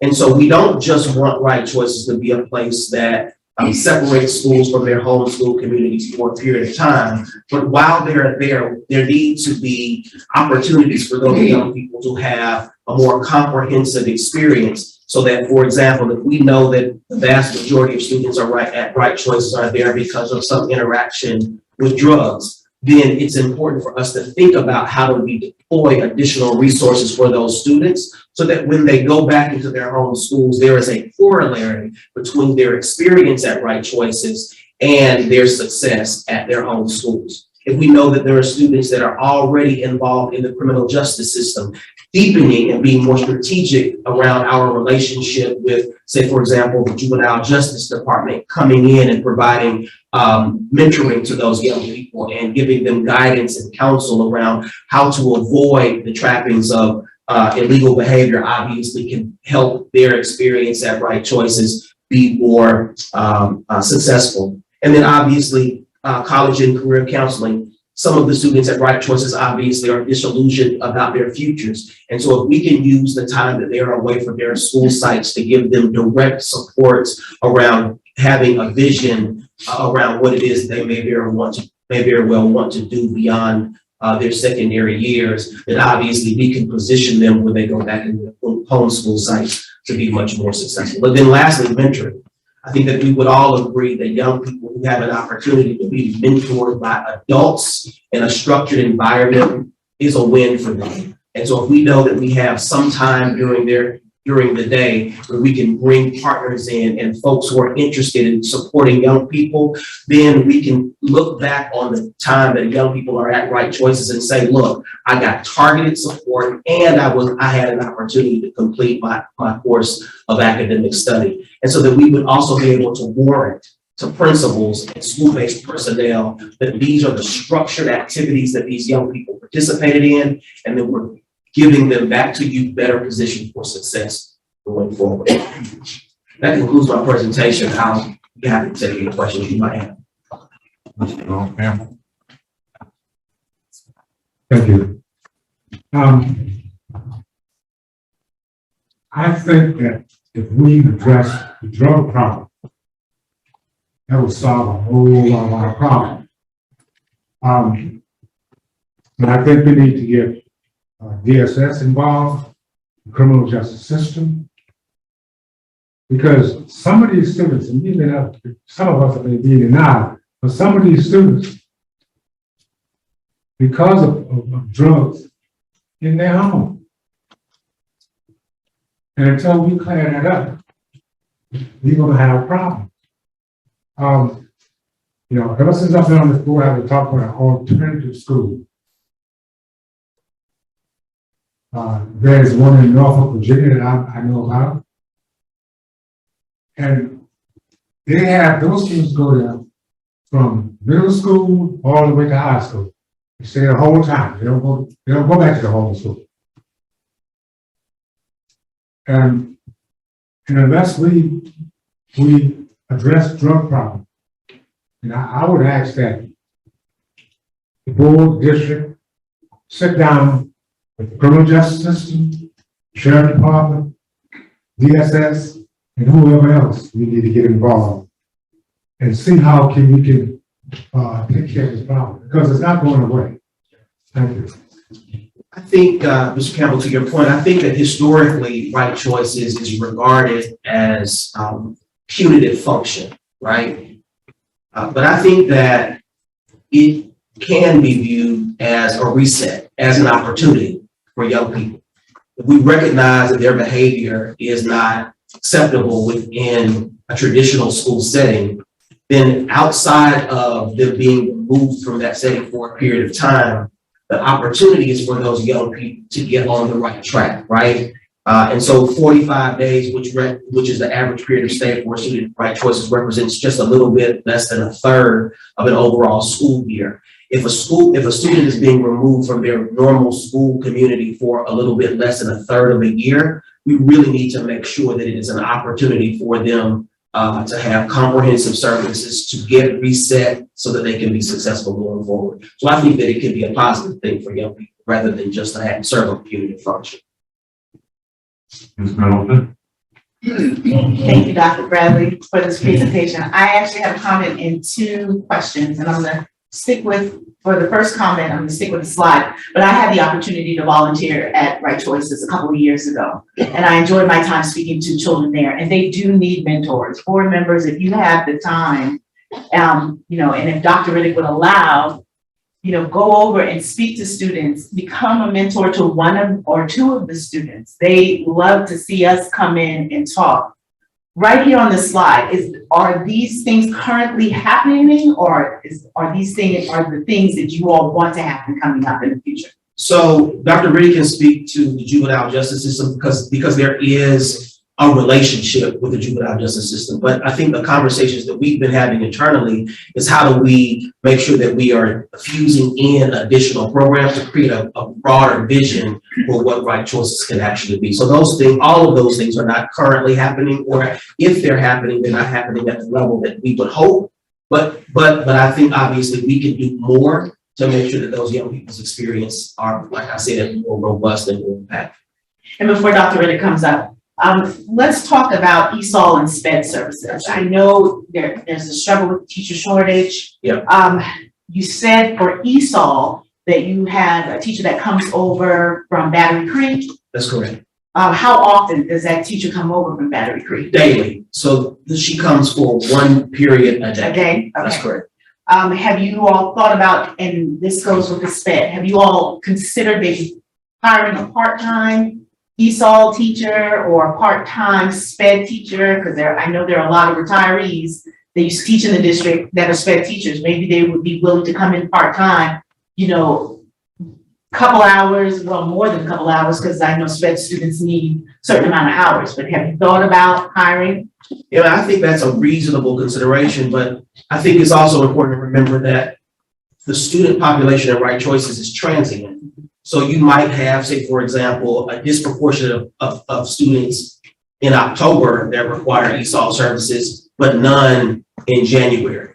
Have you all looked at those numbers to see how often you have spent, well, even students with 504, how often you have during those cycles? Have you all tracked those numbers? Yeah, so Dr. Riddick and his team keep really copious data. So I actually had an opportunity to spend some time with them, so I know that they have access to that. So my sense is when the student populations indicate that they require need, they don't have any qualms of conscience whatsoever about raising their hands and saying, I need additional support. Okay. I would add to that also, that, I mean, we're completely open to hiring a part-time person if we can get it, right? I mean, because even if the population hasn't flowed like this, right? And so we don't have any ESOL students here, right? Well, if we don't have any ESOL students here, then I can send that person over here part-time, right? So that's not really, that's not a challenge for us to do, right? Is to want to do that, right? The challenge for us is to be able to find somebody to do it. When we go through personnel reports with the board once a month, you see, for example, around SPED, the vacancies around SPED, right? I mean, HR works at hiring and constantly hiring, but finding those individuals is not easy. And if we have, and by the way, I spoke to, this is going to sound crazy, I spoke to Hilton Head Island Realtors Association the other day, okay, this week. And one of the things, I'm lead recruiter, I think, okay? I'm talking to this group and they said, how can we help you? But you don't always get that question, right? I said, well, you know what? You are the first people that anyone entering our community typically gets to meet. I want to provide you with a document about our schools that's a real quick snapshot that you can hand to people about our schools. But when you come across people who are teachers, who are educators, I want you to give them my email. I sent them my email. That afternoon, I got in contact with somebody from Massachusetts. They put me in contact with somebody from Massachusetts who's going to be moving into the area in the summer. We had a realtor who said, I'm interested in part-time, right? Now, you know, that's a little bit more complicated because you've got to see their certifications and who knows how long that takes, right? But my point is that we're always looking, including myself, to try to find people, even for a part-time position. We'll fill it if we get somebody. Can that be something that can be posted, you know, as a part-time position? I think the other positions are all full-time. We're looking for full-time SPED positions because there are a lot of retirees that are moving here. There are a lot of people from up north that are moving here that part-time work is more favorable for them. So I would make that suggestion that be a position that would be posted, you know, as a part-time position. So maybe we can get more people that would be interested. That's great. Thank you all. Ms. Rohan? Yes, thank you for your presentation. I'm just going to actually piggyback on Ms. Middleton. I had the same question regarding the slide that is up there.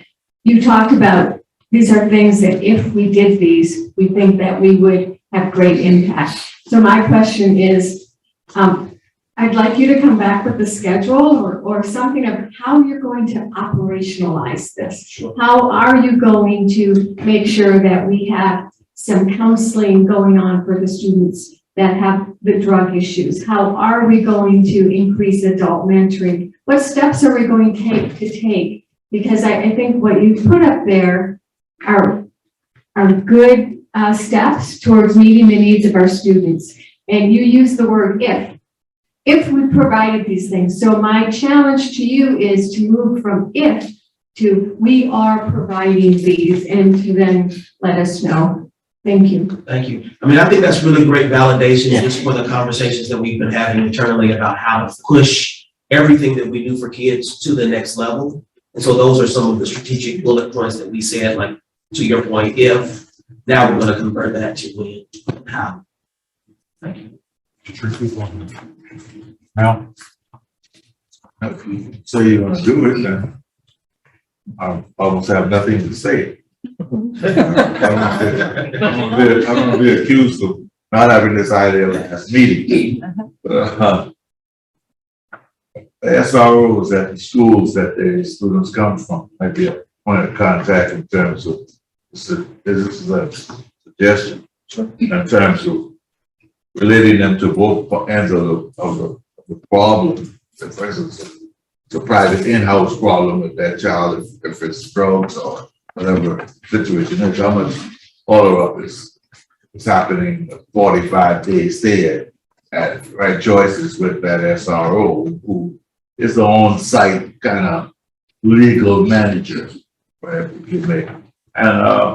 And that also could be an outreach for mentorship, because if they, we got to redesign the approach in terms of what the students see and how the students perceive law, rules, regulations, etc. And that requires mentorship, but it requires some real special kind of design, as you already know, for the individuals that you're getting.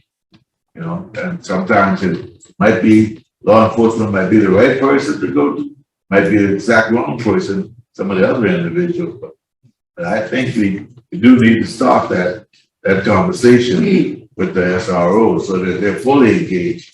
When that child goes back to that school, that child might have a friend instead of someone that he's disappearing from, so that's just one suggestion, but I think your outline is a great outline in terms of how we ease some of the issues of that type of student that's coming to the road. And I think the best evidence of the success of Right Choices oftentimes comes from the students themselves.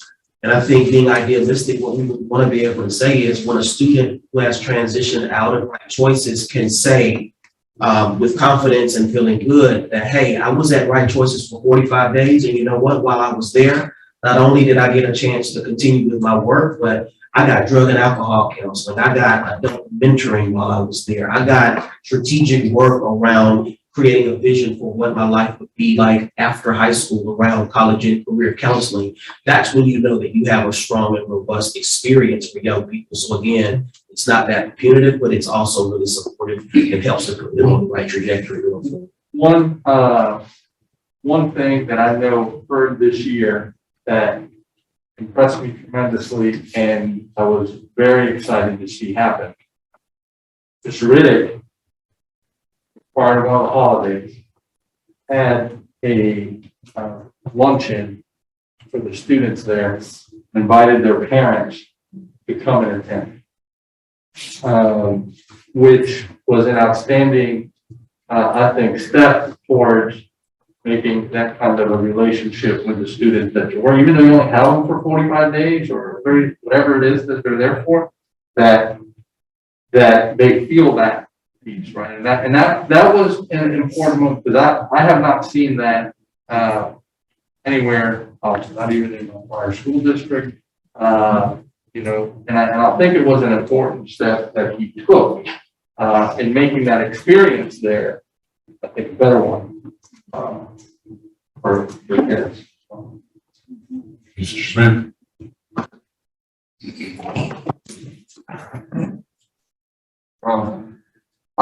Thank you for your presentation, but I have some concerns. When it comes down to having, when it comes to having 30 or 40 or even any more than 10 students, you're supposed to have another teacher there. That's what we have an instructor. You know, having that many students and having one teacher, I understand there's a shortage, but to me, that is a non-negotiable, and especially in terms of students with IEP and the 504s, and having a teacher come in from Battery Creek for one period. I'm speaking from experience and having an IEP. I just need her for need a teacher for one period. I may need her for 2 or 3 periods, or for half a day, depending on what assignment or what I have going on.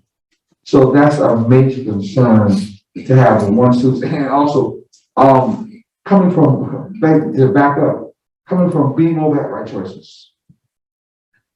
So I'm not just speaking from listening and hearing. I'm speaking from being over there. Right Choices was over here, and when we were here, we had the high school, we're actually being on staff and being an actual soldier on the battlefield.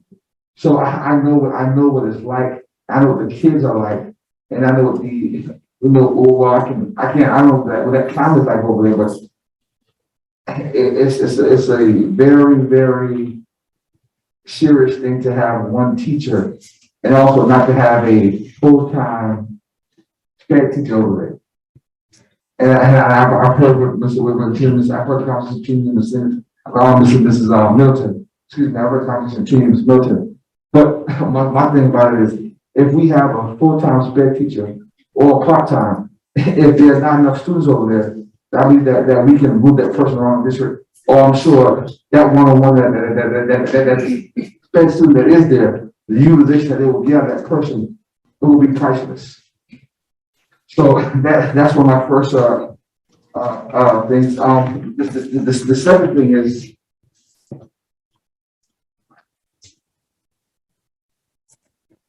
you know, the real question is, you gave us a great presentation, but the question is why do we not have those things going on right now over at Right Choices? Well, I mean, I think this is about the vision that we have for the program. I think Dr. Riddick has obviously been managing Right Choices since he's come into the district. And so over the course of the first semester, we've done a cursory review of what's going on. And so, like I said, internally, we're always thinking about how do we get things better. These things we believe are also actionable.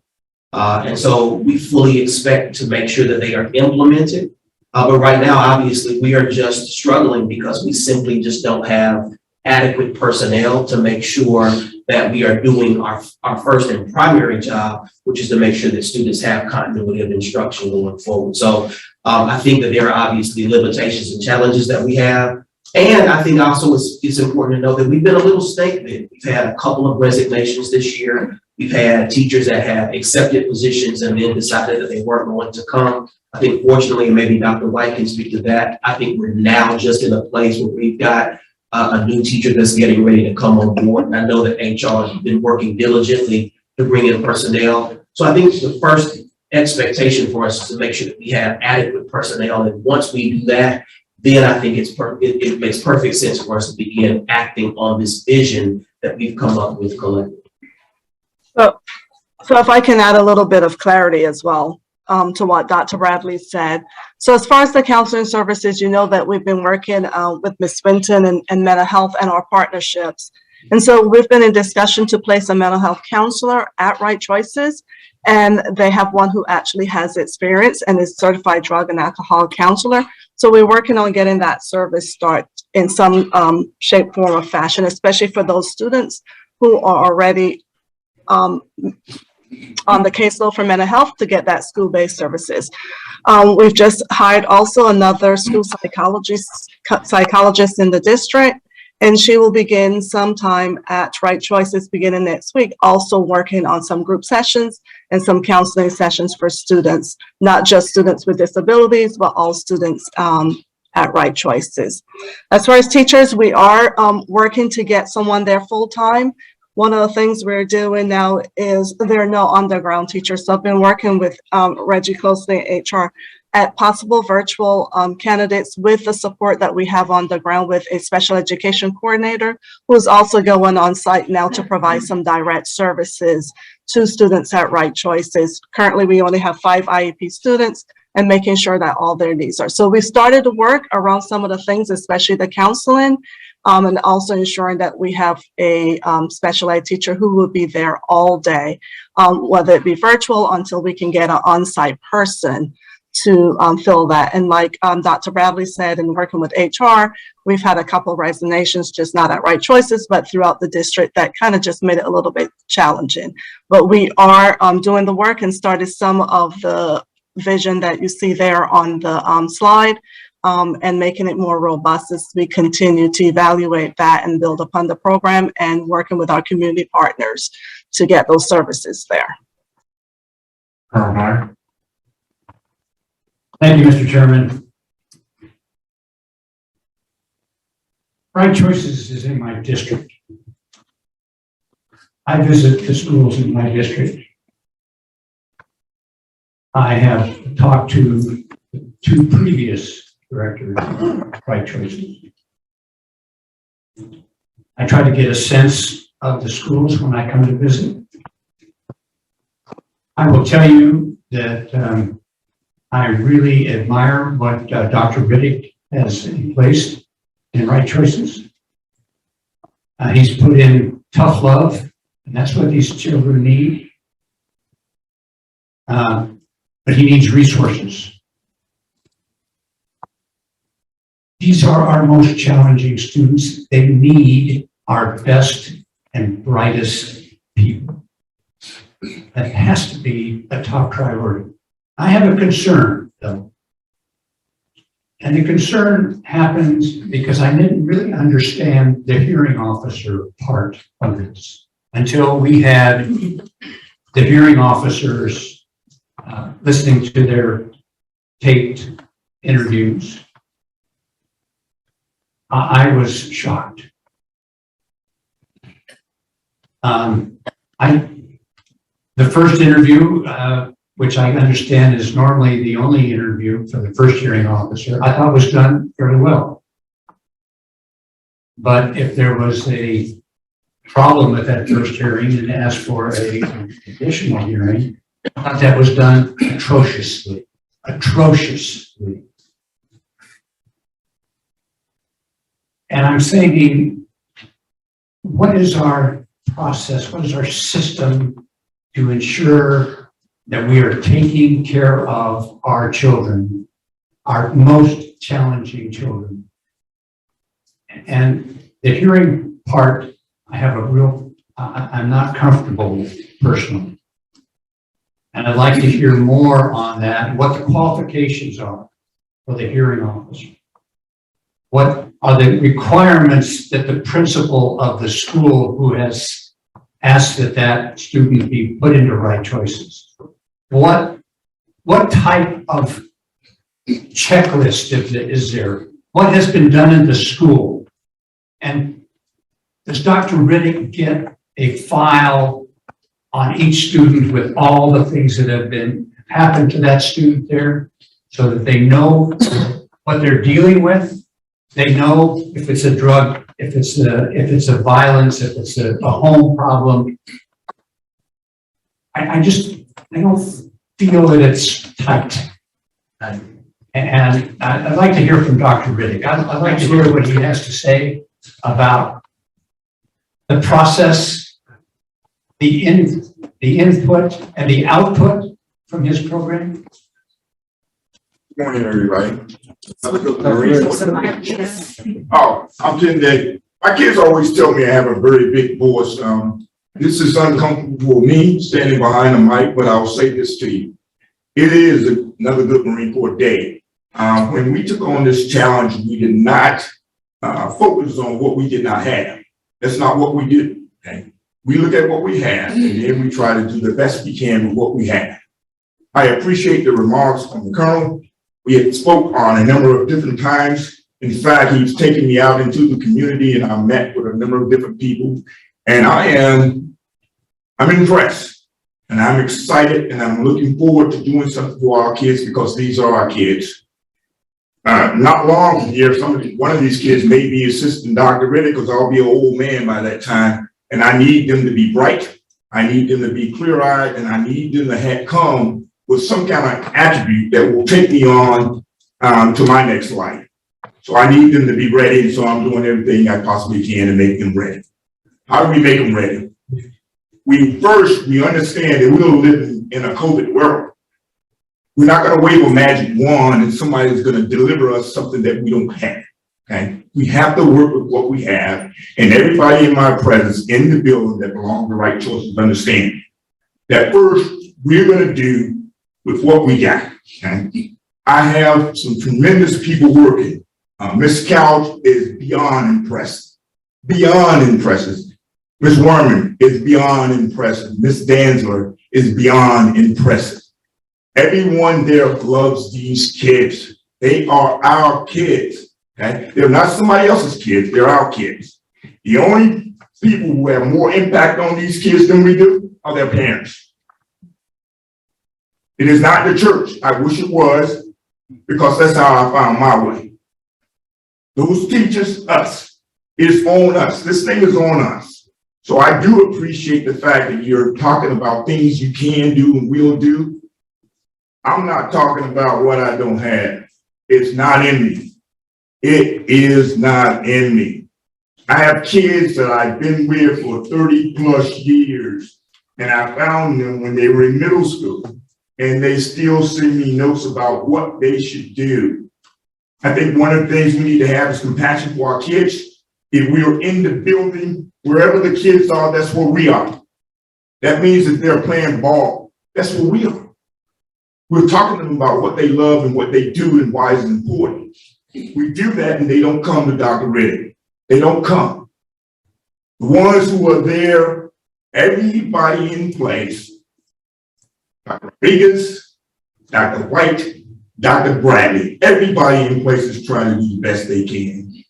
We're in a COVID world. The light at the end of the tunnel is not a locomotive, it's victory. We keep pressing forward, and that's what we're going to do. So if you ask me what I think, yes, I would like to have a Mercedes. Well, I got a couple of those. I'd like to have a Porsche. I'd like to have that. I would like to have every teacher. I would love to have that. I don't have it. So I'm going to do with what I got, right?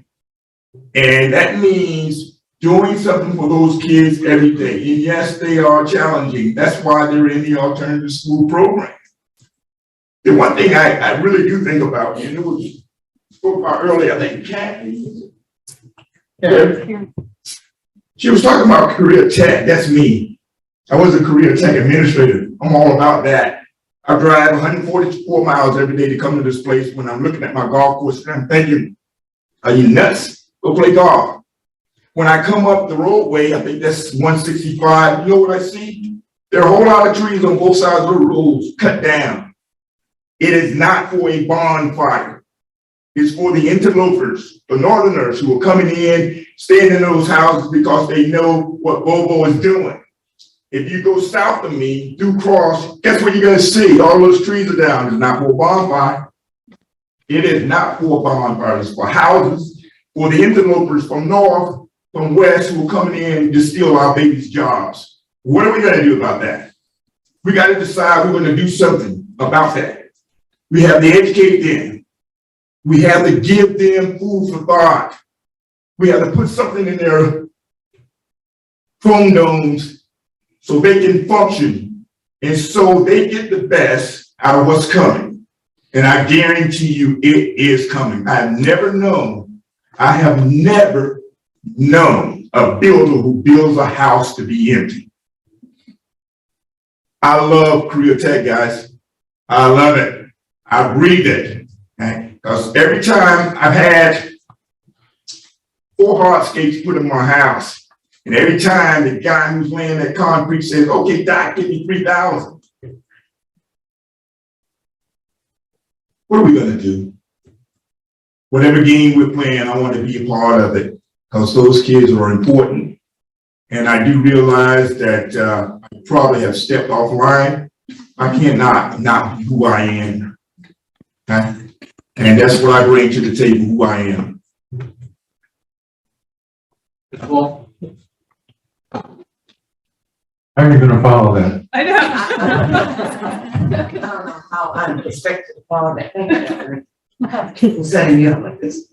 Back to Colonel Guy's question about the hearing officer. I just want the board to know that we have just concluded interviews yesterday for a hearing officer. And it will be an outside person. We're going to do it in tandem. We're going to hire 2 people to perform these services.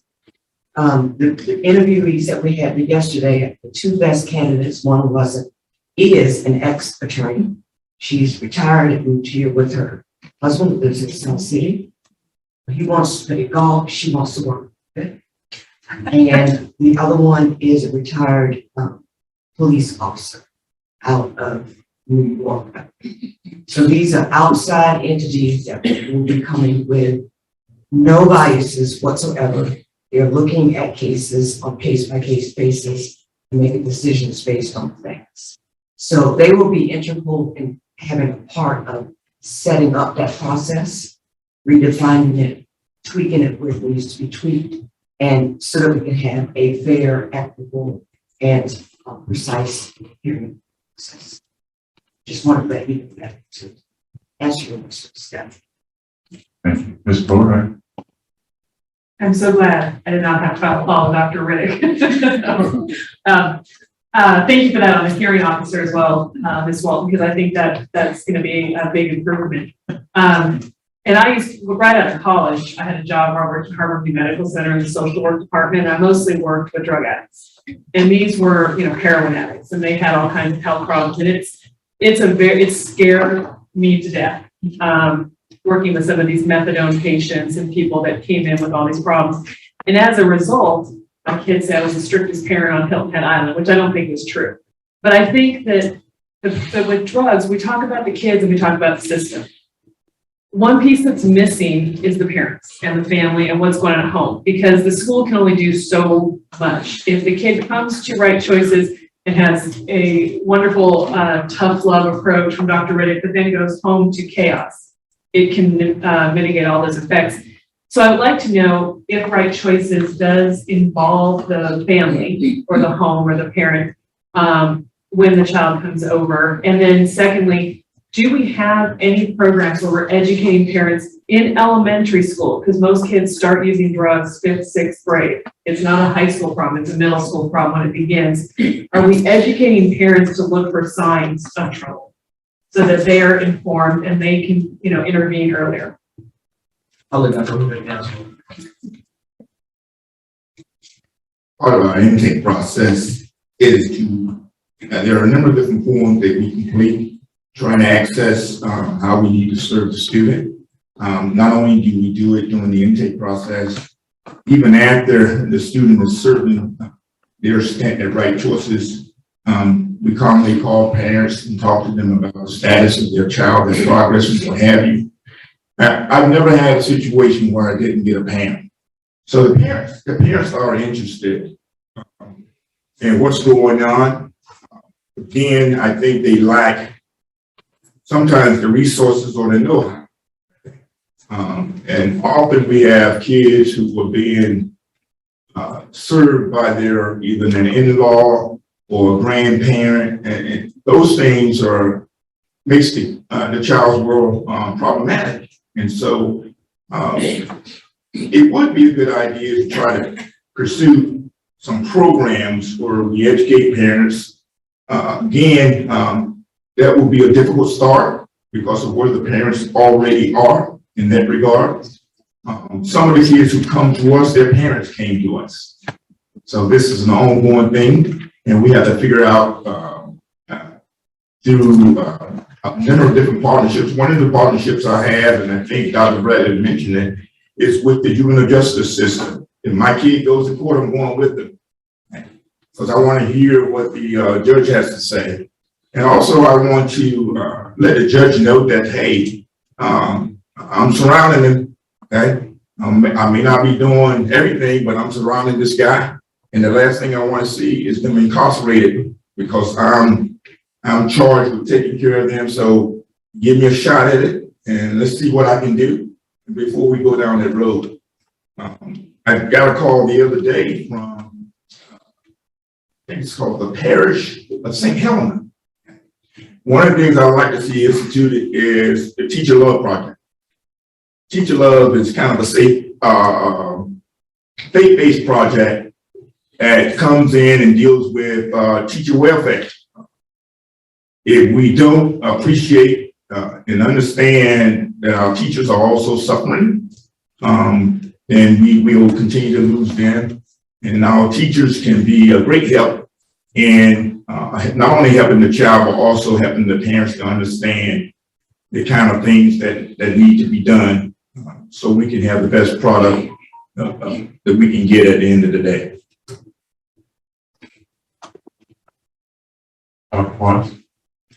Just a couple comments. First of all, thank you to both of you for a really nice presentation and comments, and also to Alice Walton for her comments. I was going to say to Colonel Geyer that the attorney who assisted the board for those hearings graciously relayed observations to Dr. Rodriguez, and I think that's why we have this, what Ms. Walton just told us, why we have some candidates that are being interviewed and for that position. So, you know, details of that would be have to be an executive session. The other thing is, you know, drugs are just terrible. I mean, there's just no other word to describe drugs, and they're everywhere. We know they're everywhere, and probably lots of people sitting here, their families have been affected in some way by drugs. I think there's always that, unfortunately, appetite for experimentation that young people want, think they can, you know, try it out, won't affect them. You know, they'll put it in their rearview mirror, and that's obviously not what happens. They're either dead or they're down the road to addiction. And I do think that, you know, we have to preach to our children that don't ever cross that line. Don't go there. It's never going to end well. One of the things I always said to my kids is, it's a business. Remember, it's a business. They want you for life. Life. That means you're either dead or you're using drugs for the rest of your life. And none of those are good options. And my children went through the public schools here, 95 to 2015. I remember my older children had ribbons hanging in their room, you know, that were obviously a leftover from Nancy Reagan's era of being the first lady with just say no. I mean, that's the same idea. And so, to your points, Dr. Riddick and Dr. Bradley, I mean, I do think we have to get the children early. You know, as soon as they enter our system, to just over and over again, keep repeating, it's got a terrible drug life, because they are. I mean, there's nothing good that comes out of them. Nothing. Not one thing. It's good. Mr. Smith? In terms of right choices as well as the process, how does PSP play into right choices? PSP, if I'm not mistaken, is for our primary grade students. Right. Yeah. Okay. Elementary school students that are expelled. Yeah. So I'll just say, I'll let Dr. Reed talk about primary grade students, but I would just say that right choices right now only cover students grades 6 through 12. Talk about that. The PSP programs for our elementary students, and they basically have to submit an application, and we review the application that they submitted, because we don't want to be sending our babies to the alternative program. So that's a separate program for our young kids. So at this time, we don't have any PSP students in right choices. They are not in right choices; they're in separate applications. Well, I know in prior years we've had students that were were unsuccessful in PSP, and they were sent to Right Choice, the actual program. And so I'm just wondering if we've had, at this current time, did we have any students sent over there? And I appreciate you told me. No. No. Thank you. I just wanted to answer one of my questions. And also, I just want to say, I appreciate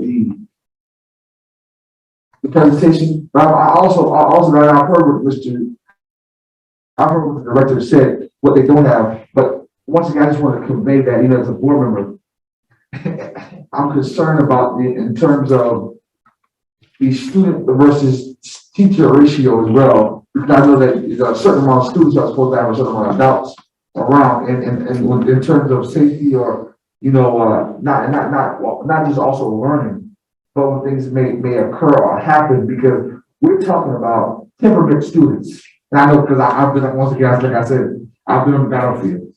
So in terms of even the safety with our teachers, and I've had prior teachers that have brought that issue to me as a board member, and I've redirected them to, you know, go where they need to go at. But I think that there's a concern that needs to be taken care of as soon as possible. And I understand that he's working, they're working with what they have, but this is a serious concern of mine as having one teacher over there.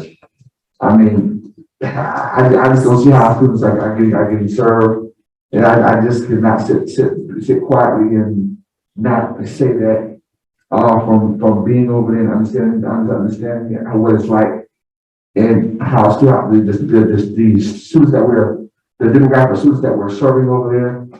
And right here, one of those areas that Mr. Guy referred to, was a situation that the board, we insisted that students we had to go there for the year. And so, I mean, you know, it's not all just drugs, there are different tempers and different things that are in there as well. So I just think that we need to have more than one teacher over there. And also, is there a BMS over there as well, a full-time BMS? Yeah, so I'm glad you brought that up, because I think when we talk about you can obviously parse this, right? You can say, what's the student to teacher ratio?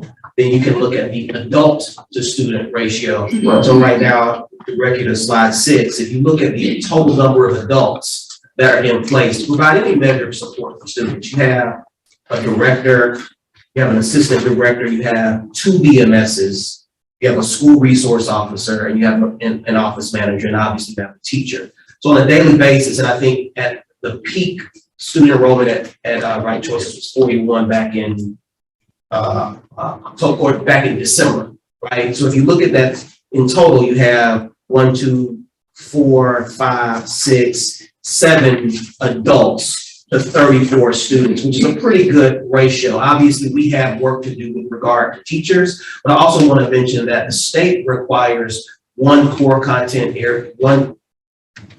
area teacher per core area, right? So overall, that would be 4, but their jobs, and I think it's important to know, are a little different than what a traditional classroom school-based teacher would do. Those teachers at Right Choices would be essentially facilitators, because you have grades 6 through 12 represented. So they're not necessarily delivering direct instruction, but they are instructional supports for students who are engaged in their content area work that has been sent to the school. But yeah, I share your concern. We obviously have to do a much better job of making sure that we are having all of the necessary adults in place at the school. But on a daily basis, we feel really comfortable with the ratio of adults to students that are there on a regular basis. Thank you. And my last question, just to the director, I always ask, anytime a principal comes in front of us, just what do you need from the board to help me get down successful? I'll let Dr. close us out. Thank you, Mark. Thank you.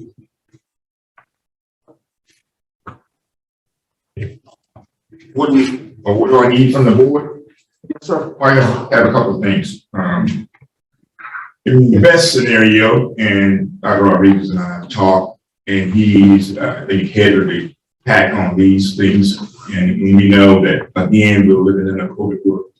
But in my best scenario, I would have the other 3 teachers. I would also have a PE teacher. I would have an outdoor classroom, one that we've already designed and basically going through the process of making that happen. My kids have a lot of energy, and I want them to be able to express themselves in that way outside of the confines of that building. I love the spring. Okay, and in the spring, you will see, if you ever come by Right Choices, that we got the best turf around here. And I did not say the best turf in the school system. We will have the best turf around here. And because the kids need something extra. And again, we work in that process. Dr. White is well aware of all the things, our dream sheet, and she actually asked me, what do you need budget-wise? Because we're gonna try to make it happen. So she's very, very up to speed on those kind of things. And so anything that can be done to expedite these measures, and I'm talking about, when I say expedite, I'm not necessarily talking about the human resources, because I don't think any of us can wave a wand to expedite those things. But the hardware, the platforms for the outdoor classroom, which would involve 6 20 by 20 circular pavers and 6 circular tables with the appropriate seating, and my 10-foot market umbrellas. So when people should come by our place, they know that Riddick and his crew lives here.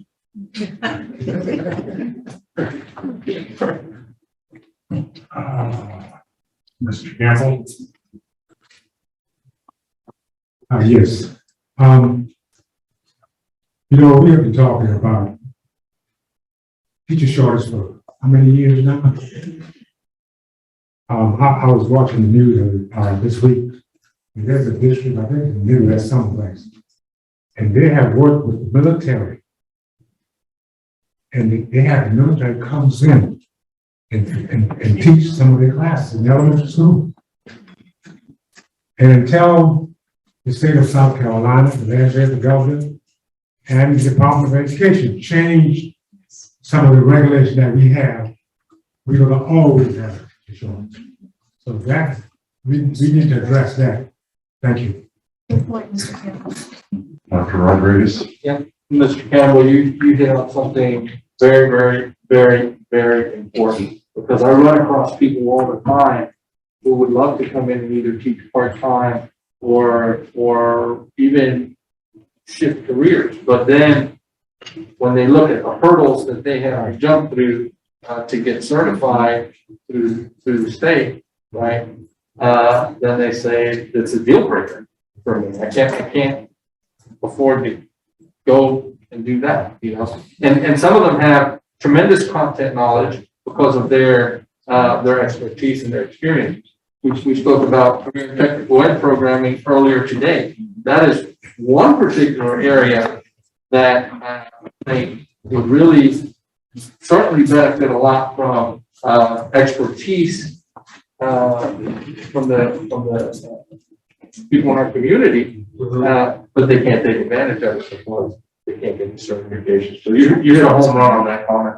I think, and I'll say this in closing, that, I think one of the things that we have been charged with is forward thinking and innovation and thinking outside of the box and creative problem solving, right?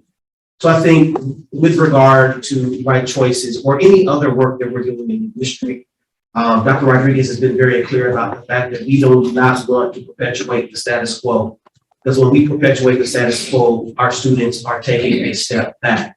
And that includes Right Choices as well. And so I think we have a very clear mandate about being, and I appreciate Mr. Campbell's comments a little bit earlier when we talked about the STEM Academy for the district. We've got to think big about the experience and not necessarily just do things as we always have with regard to students who come into Right Choices. So we've got some vision and some direction and a clear mandate around doing more innovative things to make to ensure a more robust and impactful experience for kids. We've got a fantastic visionary leader over there who can lead that work, and I can assure you can see some differences in the program going forward. Yeah, one other thing you asked me what I might, sorry. Keep forgetting that. Marines don't stand behind mics, but I guess I have to. I gotta take my kids over there to that island, so I just need to take my kids over there to that island. And that was other than my mom, that island, Paris Island, that island was the most impactful thing in my life. I live and breathe being a Marine. I need my kids to see what happens at graduation. I need them to see the sea of people who come because they're excited about those United States Marines, those young ladies, those young men. I need them to see the toughness that's instilled in them. I need them to see and understand what honor, courage, and commitment means. I need them to walk the walk that those Marines walk, or at least see it, because it takes a whole lot to walk. It takes about three months of being next to hell. And hopefully, they become inspired by what they see, because everything I can possibly think of that I can provide for those kids, I will provide. The reason I've not already done that is because we have a policy that say my kids cannot participate in something like that. So I am prayerful, and I will pray that you would take a look at that policy and see how we might be able to tweak it. I know we have some kids who we might not want to do that. And I hate leaving someone out, but I'm thinking about the good for the whole. And so those ones that I know would not present them in a way that we really don't need to see happen. But for the bulk of them, I would pray that you would take a look at that policy and see if there's something you might be able to change. Well, you gave us a to-do. Yeah, thank you. Yeah, you gave us a to-do that we can move on quickly, and the rest, budgeting. Budgeting will wait for Dr. Rodriguez to put things in the budget that you want, but I just want to say there are two things. One, getting over to Paris Island, showing them what earned pride looks like, I think would be great. So we'll work on that. And the other thing is, I appreciate your approach to not assume somebody's coming. Take care of it right now. I appreciate that. All right, let's take a break, and I think lunch will be out here momentarily. Thank you. I don't know if I'm behind. I think we'll go on for a teacher's lunch.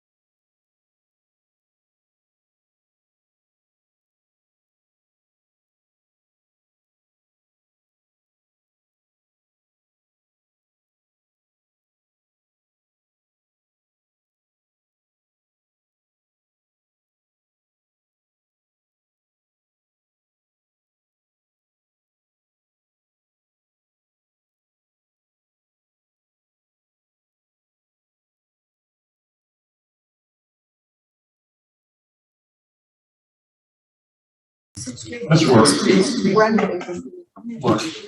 All right. Absolutely. We can get started.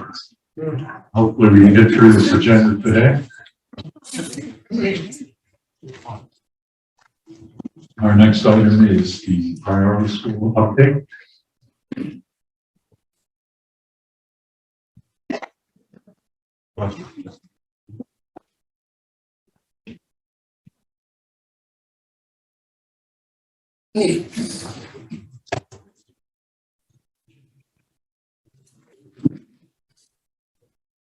Good afternoon, Chairman and board members. This afternoon, I bring forward information regarding our priorities and additional transformational schools. The first 2 pages of your document will provide information from the federal and state government requirements of these classifications. Daniel Fallon, our Director of Accountability and Data Services, will further provide details in portions of this presentation as it refers to data and specific schools. As you review the document in front of you, there are 2 constants that are apparent. First, each school in this presentation has defined COVID as a challenge. Again, we recognize this as a local, state, and national issue.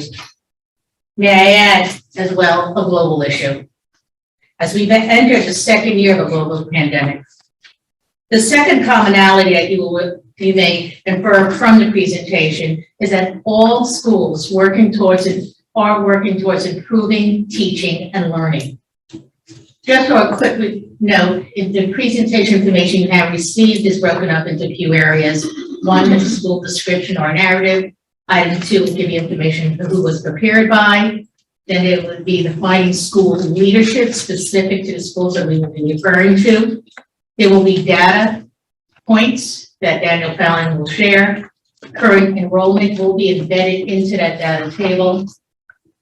School milestones, overview of specific school population as it relates to classification of either a priority wide, a school-wide school, or an additional transformational classification. And any school that I identify to you that is an ATSI school is subject to the subgroup of special education. Another area on your information will be new initiatives, and obviously what I shared with you at the opening breath was the challenges. With that, I am going to ask Mr. Fallon to go through the background information with regard to the federal and state guidelines as it relates to these classifications. Mr. Fallon.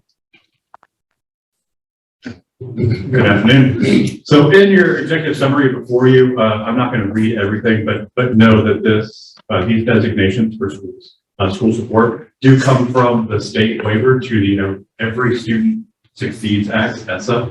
So under that model, schools can be identified as a comprehensive support and improvement school. Those schools are Title I schools. They are falling in the bottom 5% based on their report card rating for that year.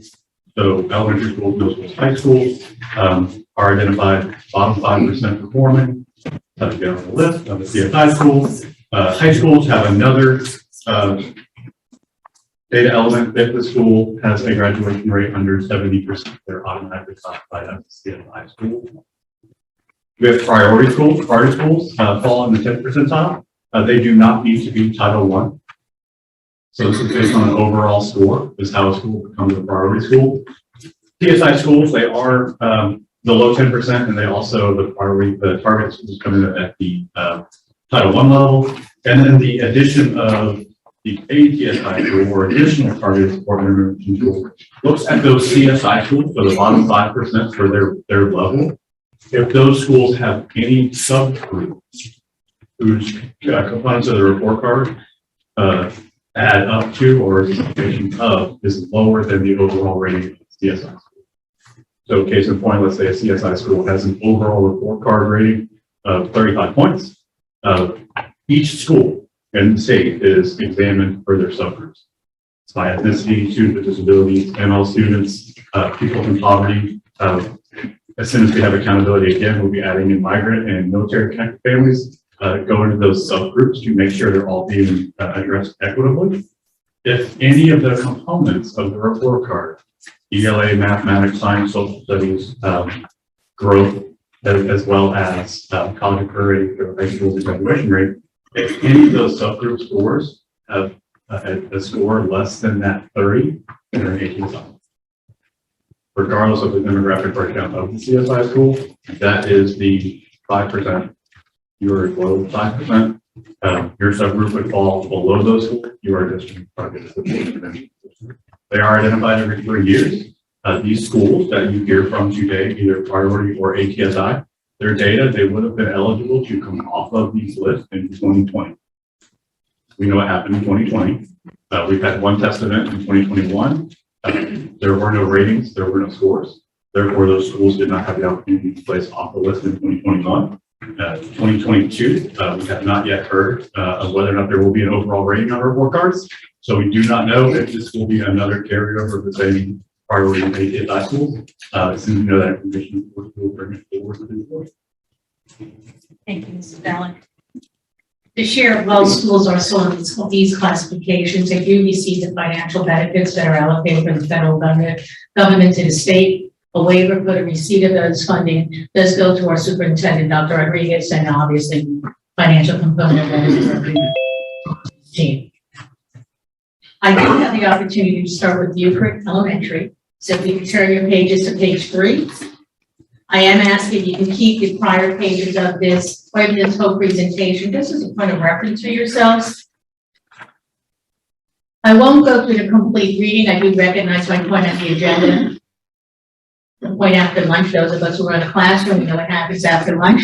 So please take the opportunity to utilize, wake up your reptilian brain. So if I could share politely, Beaufort Elementary, they do have a mission by which to promote academic growth and character in a safe and engaging environment. They provide multiple programs, AIMS, which is a gifted model, Montessori. They also have self-contained special education classes.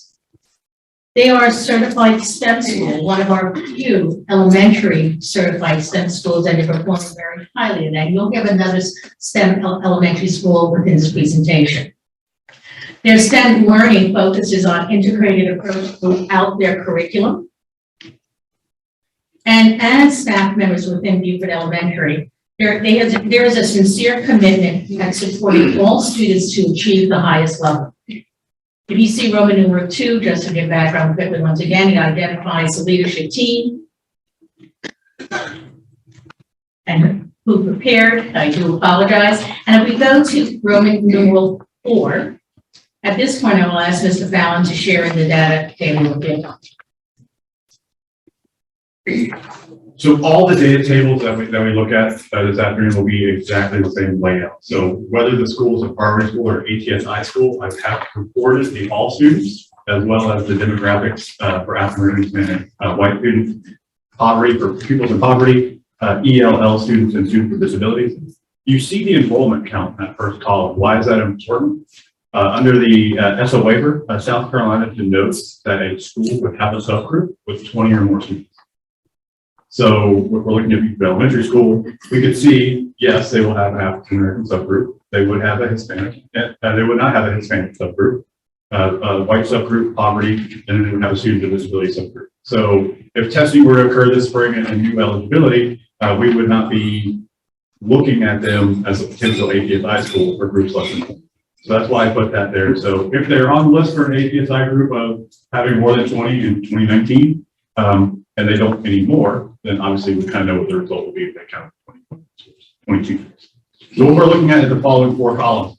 We're looking at mathematics and reading, and that is the fall and the winter projected proficiency for grade 3 through, in this case, 5 students. If we look at middle schools, it would be 6 through 8, and if we're looking at a school that might have both, it would be any combination of those students in 3 through 8. So we're looking at all students projected proficiency for mathematics if you've got one school. In the fall, it was roughly a third of their students, 33 1/3%. In winter, that increased to 39.7. I'm not going to go through all the data tables for all 8 schools, but to carry that over to reading, we do 35.7% projected proficiency as in fall, and that is now up to 1% projected proficiency.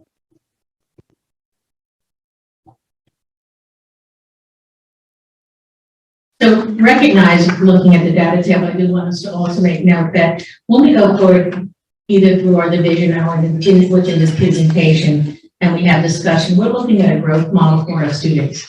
Language that's utilized with Mr. Fallon and membership within our team, and I recognize amongst board members, is growth. Can we grow our students? We do want to have our students have efficiency. That is a no-brainer. But we want to be able to show that our schools right now are growing, recognizing that we are still within the second year of the pandemic. So if we look at the milestones and identifying what Beaufort Middle and Beaufort Elementary, ATSI funds are being utilized for additional interventionists who work specifically with our students with disabilities who have an IEP. I want to take a moment and also share a special note. Principal Sackman sent me a communication late last night that looking at some of the special student population, they're utilizing Reading Plus deeply with their fourth and fifth graders after school. One student who was actually at 0%, and it could be just a result of not taking the test seriously. When they were sitting for early ready testing, they came in technically at a tier 3. This child has been receiving specific interventions in after school, and right now within his school, the young man is at the top 5%. So those are kudos to the school. I wanted to share that because that's the type of recognition and hard work, recognizing where we are at, staffing challenges, absentee challenges, but we have our staff pushing 100% to help our students and pushing teaching and learning. If we look at the second bullet on this page, instructional time is protected for all students. That is something that resonates amongst our schools. It is also an item that those of us in academic committee, we do know that we have to share that information of how we protect academic time. Go further down, students in grades K through 3 are invited into a strong foundations program where they're putting what some schools you'll hear later on it's a double push here. We're giving additional help for the students that had a larger gap who, when COVID hit or technically when we closed, these young babies really didn't have much formal education. So many of our elementary schools are doubling up, not realizing that these young students will next year also be a point of accountability for us. Further down, we recognize Sammy Source as an after-school program that is utilized. Dr. Shen. Yes, sir. So one of the things I think is important to point out, as we, and this is probably true for all of our schools, but as we are looking, you're hearing about the different interventions that they have in place, and you're talking about things like push-in, additional support, double push-in. So in August and September, right, when we started back to school and you had the peak in the fall of the pandemic, it's more difficult to provide those support because it's impacting your staffing and it's impacting teachers, right? When it settled down, they were able to get back in and to do that kind of work, right? And you see some positive impacts of that work already playing out. January, with the peaks right now, it's difficult for them to do that during this time period. As it starts to go down, then you'll see that happening again, right? So I just want to point out that one of the impacts on staffing is that you're utilizing everything you have in order to make sure that you keep your classes open. So the teachers are out and you need your interventionists or your support people to come to the classroom, it has that kind of an impact. And to build on that commentary with Dr. Rodriguez, it's again, is reflective of the dedication of our educators at the school sites. They are going way and beyond it. It is a taxing time right now. So last two items on this page, once again, puts in emphasis on the integrated STEM initiatives, as well as emphasis being paid to social emotional development and learning for our students at Beaufort Elementary. If you turn the page to page 6, you'll see a quick overview of special attention instructional initiatives for our students with disabilities. Roman numeral 7 identifies new initiatives. If you look further in Roman numeral 7, wait time is whatever it takes to make it work. That is a theme, again, that is resonating amongst our educators and school leaders.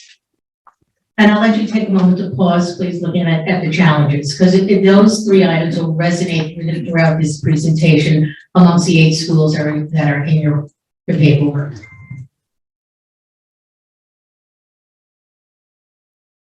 I'll give you a second to pause and I'll turn the page to Broad River Elementary School. Broad River Elementary School prides itself at challenging students with rigorous instruction. We recognize they have a population of 444 students.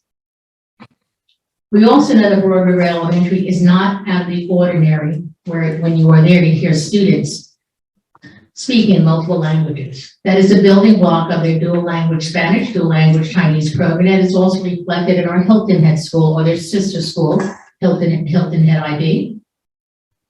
The language diversity is available throughout an array of academic programs, such that I shared with you, the dual language, but let's take note that we're building global citizens, and that is a point of pride of Principal Constance Goodwine-Lewis at Broad River.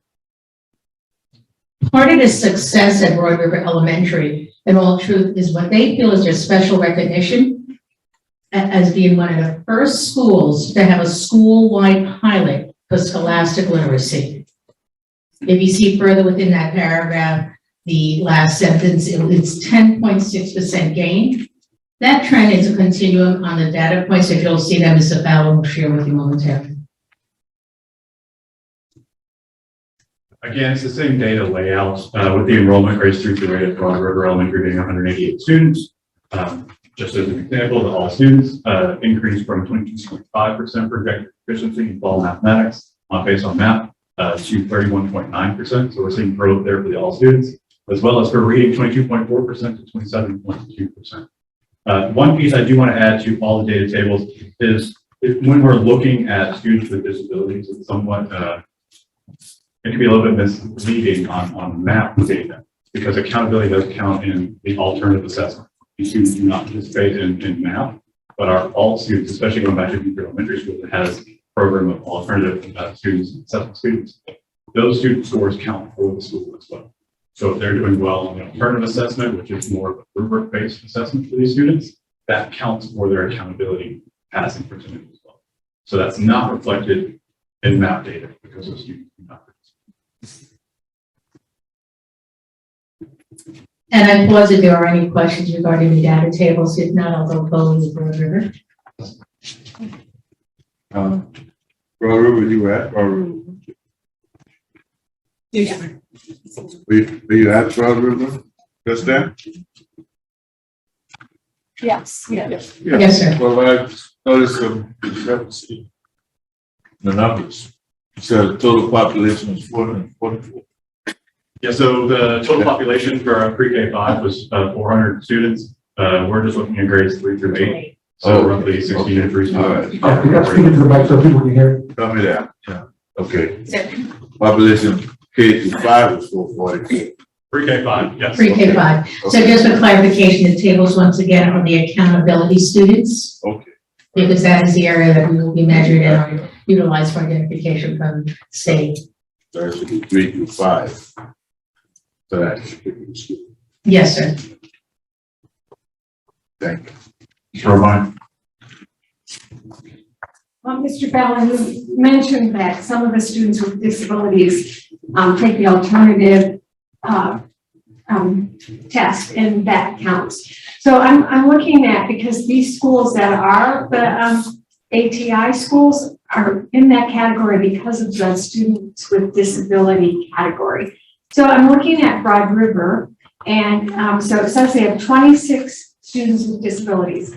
Is that 26 inclusive of everyone or just the ones that take them? That is everyone. So I wanted to report it so you would have an understanding of whether in that grade configuration, would they have a subgroup?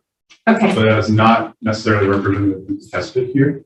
That is representative as of last week, right around the 90th day, who was identified by the subgroup. Okay, because, you know, that on the math data, that their proficiencies are decreasing rather than increasing, and that, you know, these schools are in that category only because of that population. So I was trying to figure out whether there's enough students that are taking the alternative that will help them And to offset honestly, it. with just looking at reading and math data from math, the ATSI schools, it all depends on that year's administration of SC Ready, along with the survey, along with the growth metric, and all the other components of the report card to know who the bottom 5% are. So there's nothing I can't project based on just these numbers. Would Broad River be an ATSI school for students with disabilities again? No idea. Yeah, so I can't project based on these numbers an ATSI school, but I can track over time what their projected component of roughly 35% of their report card would be complement schools. They still would be administered a survey. They would still have a growth metric in place. So they still would take 2 assessments. They'd have a growth model. So yes, this is only one component of what could make the school an ATSI or priority school, but it is a rather large percentage of the. And Mrs. Romine, that was noted within the data table and conversation with Mrs. Constantine, the one Lewis recognizes that as well. Looking at deeper development in February for additional tutorial and support. Because the goal over at Broad River is to be able to push all the students forward. So yes, it was recognized. Thank you. On page 8, regarding Broad River, just quickly, if you could just make note within our moment rule 6 overview that they are keeping a close look at production performance of their students. They are seeking to target all students under a growth model. And that came from having that follow-up conversation with the school's principal. On page 9, we start with Hilton Head Middle School. We recognize that Hilton Head Island Middle School serves 836 students. They are one of our 2 priority schools. I think it's important to share that at Hilton Head Island Middle School, the school seeks to aspire to bring in quality education to our students.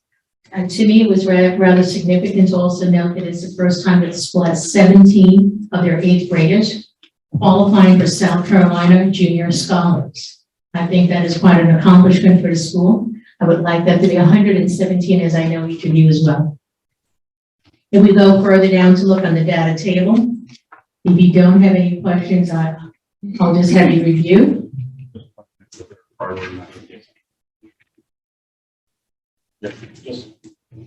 And it's just a point of clarity on this data table. Hilton Head Island Middle School is a priority school, so they were not identified for any particular subgroup. So their subgroup performance did not qualify them at the priority level. But for consistency and continuity of data, we will report it to you so you can see how that looks uniformly across all the schools. I do want to highlight at the point of what you have in your packet and what I would share with you as additional accomplishments from Hilton Head Island Middle School. Their student artwork has been highlighted for River Awards, the cover, for the book cover, and it was 2021. There is significant financial support from the town of Hilton Head itself with regard to helping to increase students' involvement in tutoring. They've also had a lantern parade this year. They are utilizing data tracking for all students as part of their continuous improvement model. And they're recognizing that COVID itself, now capturing COVID is a vision and voices from the middle. It is a book featuring artwork and writings created by their students. They've actually created a book regarding the impact of COVID in their school community. If you haven't seen it, it's adorable. I should have brought it from my office.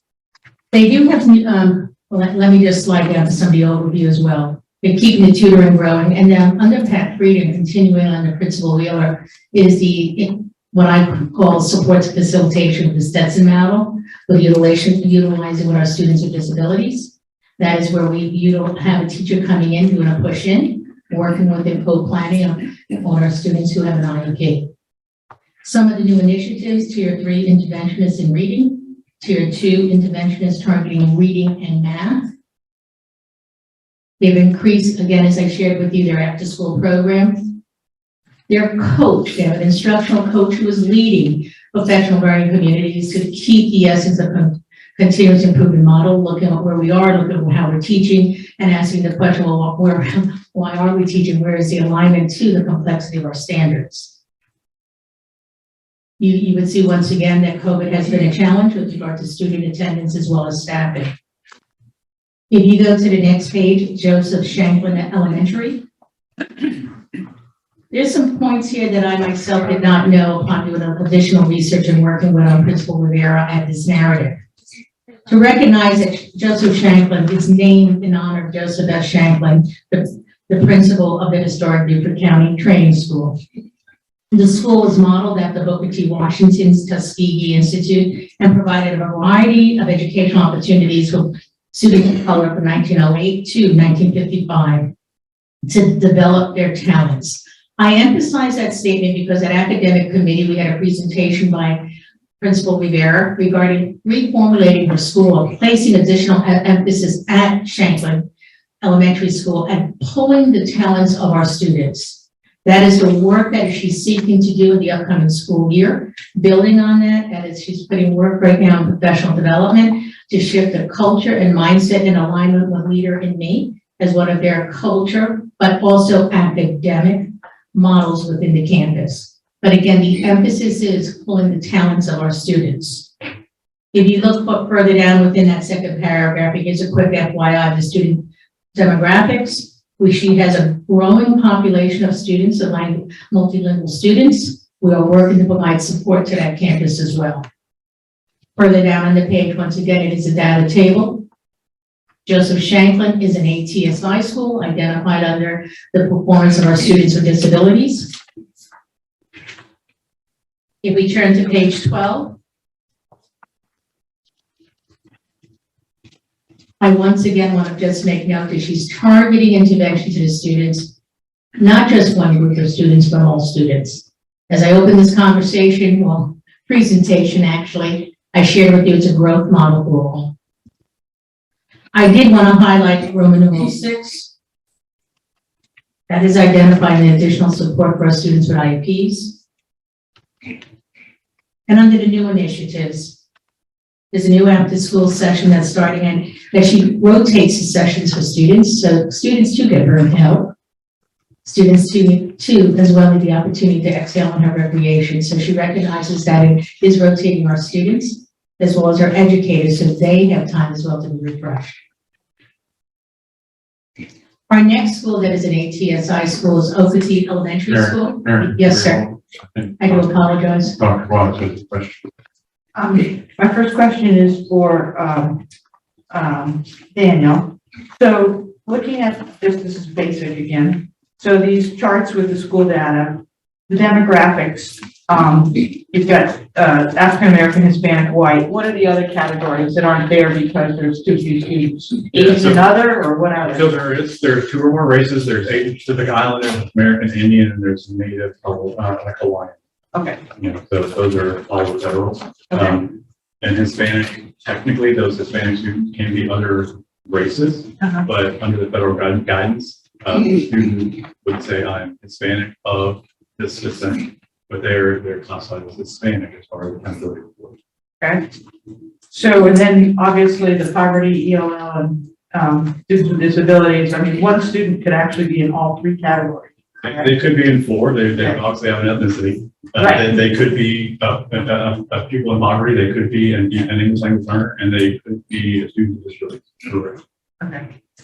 And my next question is for Stratos. On the pointed out the nice accomplishment of Hilton Head Middle School, having students qualify for the South Carolina Junior Scholars based on PSAT scoring. Yes, ma'am. What does this mean as a primary middle school in Beaufort County? The beauty of that, actually starting that process of a PSAT score that puts me into this category, future growth would be National Merit Scholar. No, but I'm asking you, so as a primary middle school, so you're saying this is not offered at the other middle schools? No, it is. So I just don't understand that. What does that mean? So I'm just trying to line up to where you are at the writing. It's like the second sentence. Okay, so middle school national program that aspires to bring quality global education to our students. It should be premier middle school. Oh, okay. At the writing now. No, Yes, I didn't ma'am. understand. That's why. Okay, sorry, thank you. Yes, So ma'am. that is, that program is offered at all middle schools in Beaufort County. The testing for the PSAT in 8th grade, it is offered. I could have Mr. Fallon give a little more details at that. It is, Dr. Gord's an area of trying to broaden. Because last year we had 5 students that have become correct Hilton Head High who were National Merit Scholars. And it is an area that we're trying to place additional emphasis. I believe we had a total of 9 within the county, while other counties may have had 21 or 27, and it is significant. Wow. Yeah, and so I know we're doing just Yes, assign ma'am. priority, so, okay. I was just under when it said it's a primary middle school, I thought, Yes, man, ma'am. it's not offered every. Should have said premier, I do apologize. No problem. Thank you, those are my questions. I have one question also. Just it's kind of a high level layman to statistician kind of question. Notice we tagged off now. Yeah, when I look at Hilton Head on a middle school, I don't see a pattern that gets me excited. The other schools, I kind of see a pattern between, the fall and the winter scores, but I don't see that in Hilton Head Middle. Am I misunderstanding? No, the data is, The data is the data. I know. So we have, there's something that needs to be done there. Yes, ma'am. That's correct. And I think also, in addition, when you look at it, I see one, right? This 1 point, whatever, or an increase of 1. Right? I personally look at it and think that's flat. Right? Nothing's happened there. Okay. When I see large increase or a large decrease, I look right at the student count first after that, because if it's a very low student count, like 13 or something like that, right, then one student could just swing that this way or that way with a large number, right? But essentially, when I look at something like this, you have a little bit of movement in math, a little bit, and when I look at, I'm sorry, not math, in reading, but when I look at math as a whole picture, it looks flat to me. Well,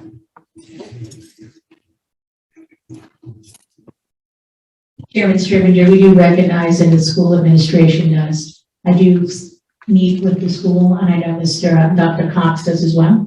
They just have their instructional review on Tuesday. So they have an implementation plan that has been released to their school actually Tuesday afternoon as well.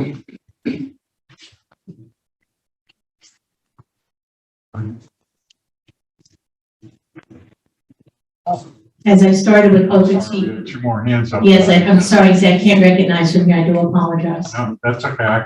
I have trouble with the little yellow hands. The big real hands are much easier to see. Earl? Yes. Something else about Shanklin School.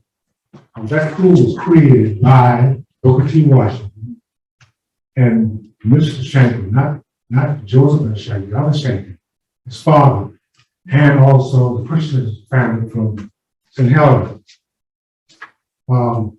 There were also students that came from Georgia and Alabama to go to that school because they did not have high school in the area where they lived, so they came to Shanklin. Thank you. Mr. Campbell, thank you for that. Mr. Mel Campbell? One of the reasons I think, You talking to the mic? Please, the mic.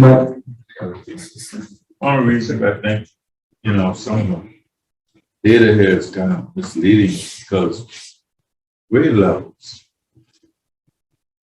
you know, so far Hilton had middle schools, only middle school you show, right? There's one more. I saw where you had Okatee Elementary at 3 to 8, but they're not really 3 to 8, right? Whale Branch Middle. I think, Mr. Campbell, because the category in that chart, that is listed as 3 through 8. For the accountability It's purposes. not that Daniel listed it as 3 through 8. I mean, but the information is talking about students, 3 to 5. Yes, sir. So it's a different Yes, sir. element of That's right. Yes, sir. students, and you're talking students, middle school students packed together. We're gonna give you a different readout data-wise than 3 to 5. I mean, generally, 3 to 5 students in my mind probably gonna have higher efficiency rate than 6 to 8. And they're gonna show a little bit better movement. And you got a large number of students that live in the middle. That's just for information's sake, which is, and I think, you know, we could do a better job of showing us those numbers too, right? And you could show us 3 through 5. No, those are, it's, They are 3 to 5. it is 3 to 5. Right. Well, I mean, And it's- when I look at it, And it's truly because of the last school we get to, Yeah. it's a 5-8 school. So for continuity of just the data table for the. I want to. These students represent I accountable. want to compare apples with apples. See, that's the idea in terms of growth, in terms of the efficiency of the particular school site. I'd like to know, for example, what Hilton Head Middle has done in terms of the growth, and what Whale Branch Middle, that's the other middle school. Yeah, because it's, you know, I was looking at an elementary school, and I'm looking at a middle school, and I'm looking at an elementary school again. And it's, you know, to me. You mean put the two middle schools, at the end? Yeah, I'm coming back and forth, and then just say 3 to 5 in terms of the data that you're showing me also instead of 3 to 8. Point noted, sir. Right now they're set up by Alpha. I'll set them up by grade bands. Yes, sir. Thank you. Dr. Clark? This is the other thing too, Mel, to your point is we need to remember or remind also our listeners that the middle schools are both priority schools, which means they're we're designated at the lowest 10% school-wide in the state, whereas the elementary schools, it could just be one category of testers that was in the lowest 10% of the state. So that's why I think it looks so different personally, but.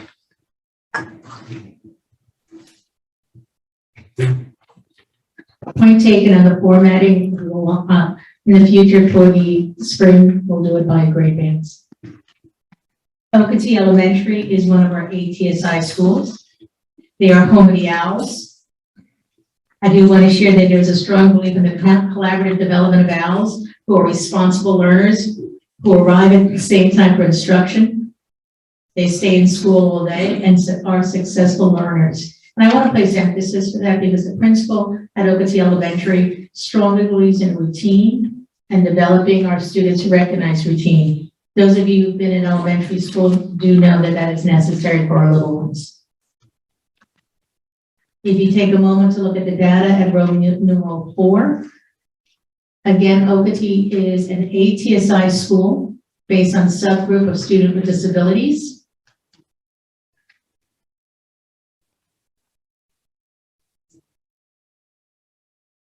And some of the milestones that will be identified on page 14. The classes are covered daily. Active teacher and parent organization at the campus. School-wide use of small instructional. Strong staffing practices at rehiring, so they know something's going to happen immediately. This principal takes pride in reaching out to HR early enough to try to fill the gaps. They've had notable gains in reading. They've had growth on their internal student survey, teacher and student survey. They have been, again, conducting prescriptive intervention for their students with disabilities. They have one group already going from October through November. Their second cycle starts now at after-school tutoring. They have a strong integration of iReady reading, as well as prior integration, continued integration of instructional programs that I've shared with you. They utilize the support facilitation model, the Orphan Gillingham reading. They have instructional learning teams. They continue with the utilization of PLCs. Some of the challenges, and we're working with Ms. Jamie Pickney regarding this, is a growth of our multilingual students on campus and a need to increase SIDA training of her teachers. So we've already executed a contract. Her school will be one of the priorities to have her teachers involved with the training. Any questions?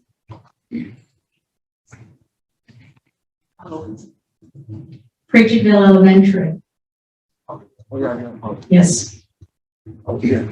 And in reference to on the page where it shows exactly in school leadership, I know that on OPT we have about 10 different leadership positions, and do all the schools not have the same leadership? And the reason why I'm asking that is because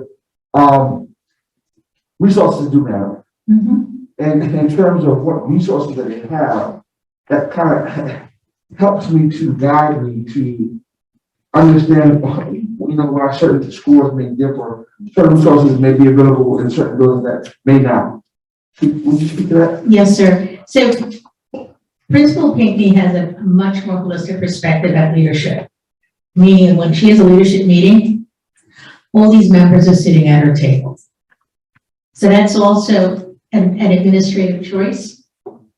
Dr. Strauss, I think his question is, it's not that we're providing more staff to OPT than to other schools. It's just that she's bringing in more people from her building to her table in leaders. Does that make sense? Right. She's not getting allocated more than, say, another school, right? She's just tapping into them and distributing leadership role a little different. Right.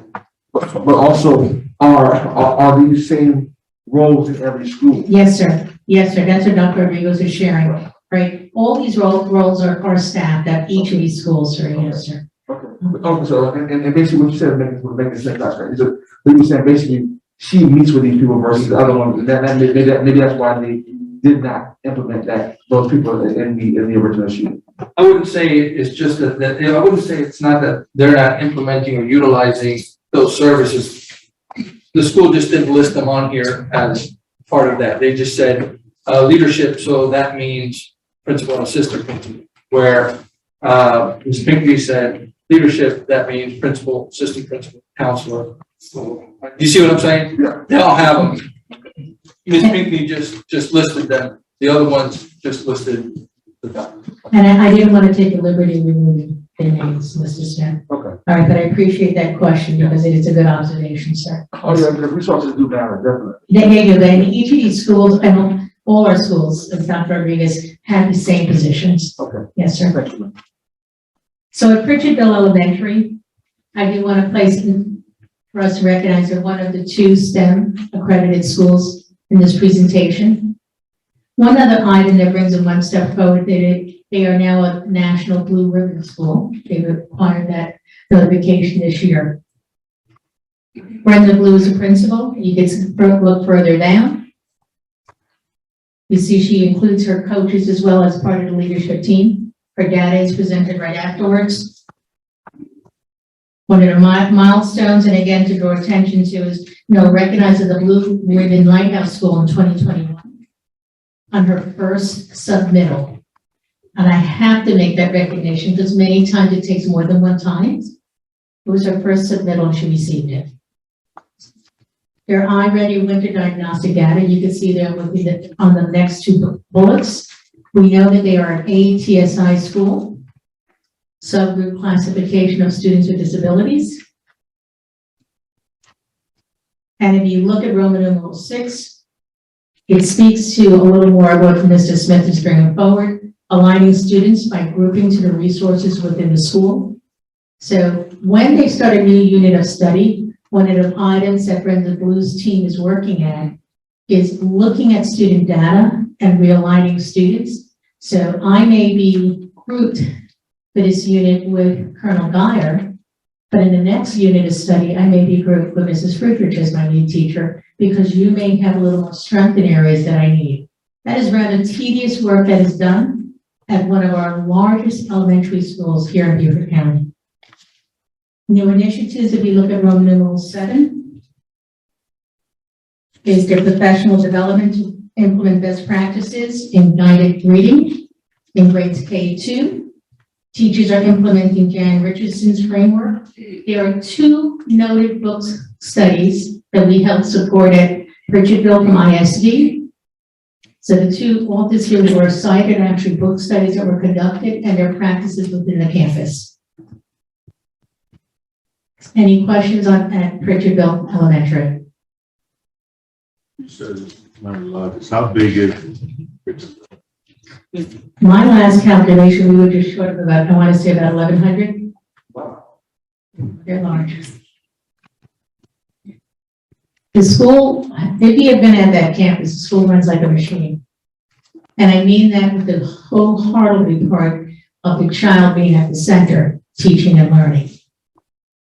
But she has a staff who has been there for a period of time to build that type of continuity.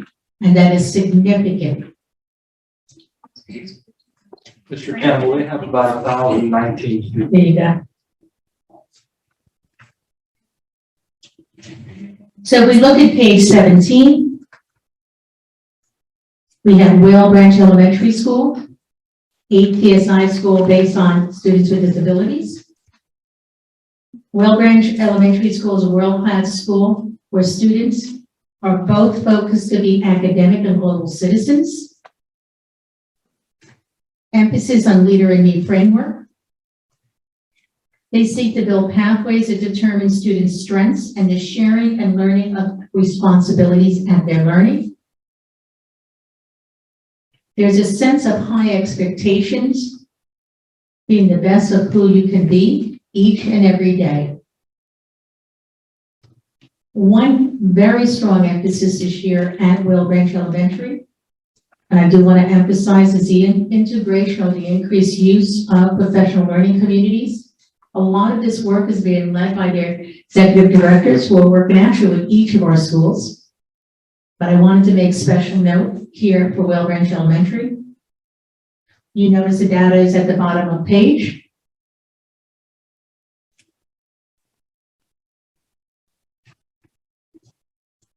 And if you look to page 18, under milestones, I do want to make emphasis on it. If you look at the 5th bullet on the instructional tools that are being utilized, the campus is practicing with fidelity. They are making gains at their campus. So kudos to the new principal, kudos to actually all our principals. They attribute the growth in their student population, where you see it under Roman numeral 6. But I think it's important to note in these slides of Roman numeral 7, great emphasis at human capital. That is where the sustainability and the longevity of change will happen. Next level is now keeping and retaining our educators. Right? I build you, I don't want to lose you. Right? I don't want to train you for someone else. Again, at the bottom, just make to share it. Yeah, COVID has been a continual challenge. Page 19, if I may. Yes, sir, Chairman. Thank you. Yes, sir. Again, I'm looking at the numbers and I'm looking at all students. The math is pretty impressive. Pretty impressive trend. and the reading is not so impressive. So is there an emphasis on that? On math, I don't want to use any personal information. My wife happens to have just transferred out to the district. But this leave work often anywhere. No, there's emphasis on reading and math. And one caveat I do want to explain with this data, it is presented with extremely lofty expectations. I'm giving you the percentage of meets and exceeds. I'm not showing you approaches. I'm not showing you just not meets. I'm showing you our most critically at-risk schools with the expectation of grade level standard met on the state assessment. So while we see growth in all the narratives, you might not see growth in the numbers because some of these students might have been does not meets, and now the projection is approaching. That's a huge win. But I also know that we have to have high expectations, and if we have a common reporting, so I'm going to report on the non-APSI and the non-priority schools meets and exceeds. I'm going to report APSI and priority on meets and exceeds. They have that goal. So they're growing out at Wellbranch Elementary. I do their data analysis pretty deeply. They're growing. Are they at meets and exceeds yet? Not yet. So there's an emphasis on reading and math. The PLCs are very in-depth. They are, as Dr. Shah said, there is an emphasis on PLCs. There's an extreme emphasis on Scholastic as well, which we saw results from Broad River last year. So that work is being done. Are the students there yet? No.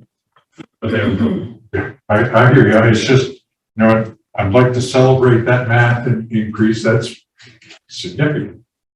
And that's a great thing. But then I look over at the reading and I say, why isn't it over there too? Yeah. So, something is causing that statistical difference. Yes, so if I could share, and I know these are my notes, Chairman Scrivener, there's stars written next to some of the things that they're doing at Wellbranch Health. I have to share that, you know, and you would have the nature as well as you're reading, you prove you have any questions. I'm over here reading, putting checks and stars at some of the growth and the initiatives that are happening at that campus. So I do want for a first year principal, big smile, but I want to write the expectations, this must continue. So any other questions? So that I will go on to the final school. No, I don't need that. So Royal Branch Middle School is one of our priority schools. Again, we have 2 priority schools in this presentation, 6 ATSI. Royal Branch Middle School is a public school who serves students in grades 5 through 8, with a student population of 327 students. The school serves a large rural area with an attendance zone that extends from Beaufort County, U.S. Marine Corps Air Station to the embassy, South Carolina. Unique to the schools within this surrounding area is a phenomenal opportunity to have a true feeder pattern. This was added to provide the representation and knowledge for everyone. This does lend proof that it takes a community at building and a community at being involved in education. The school was built in 2000. The unique design and location of the school building lends for students, staff, to appreciate the surrounding areas that have a host of evidence of the long history of our area. I want to share that as well because within the campus, throughout the back of the school, there are artifacts from prior history here in the county that teachers actually have utilized there. If we go to the next page, looking at the school data.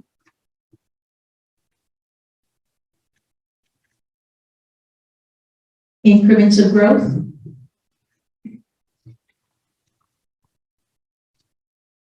If we look at the school milestones, and I did want to highlight the second bullet, all but one student in their self-contained special education class increased their math scores as measured on the winter math.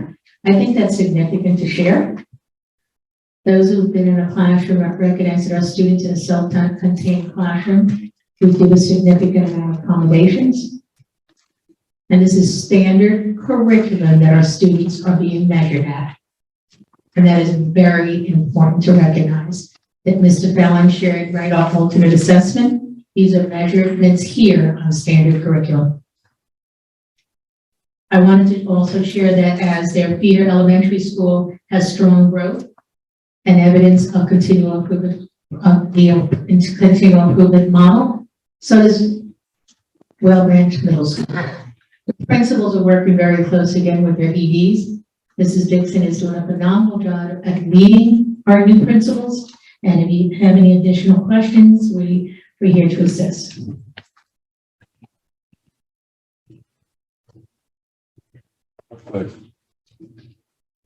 No?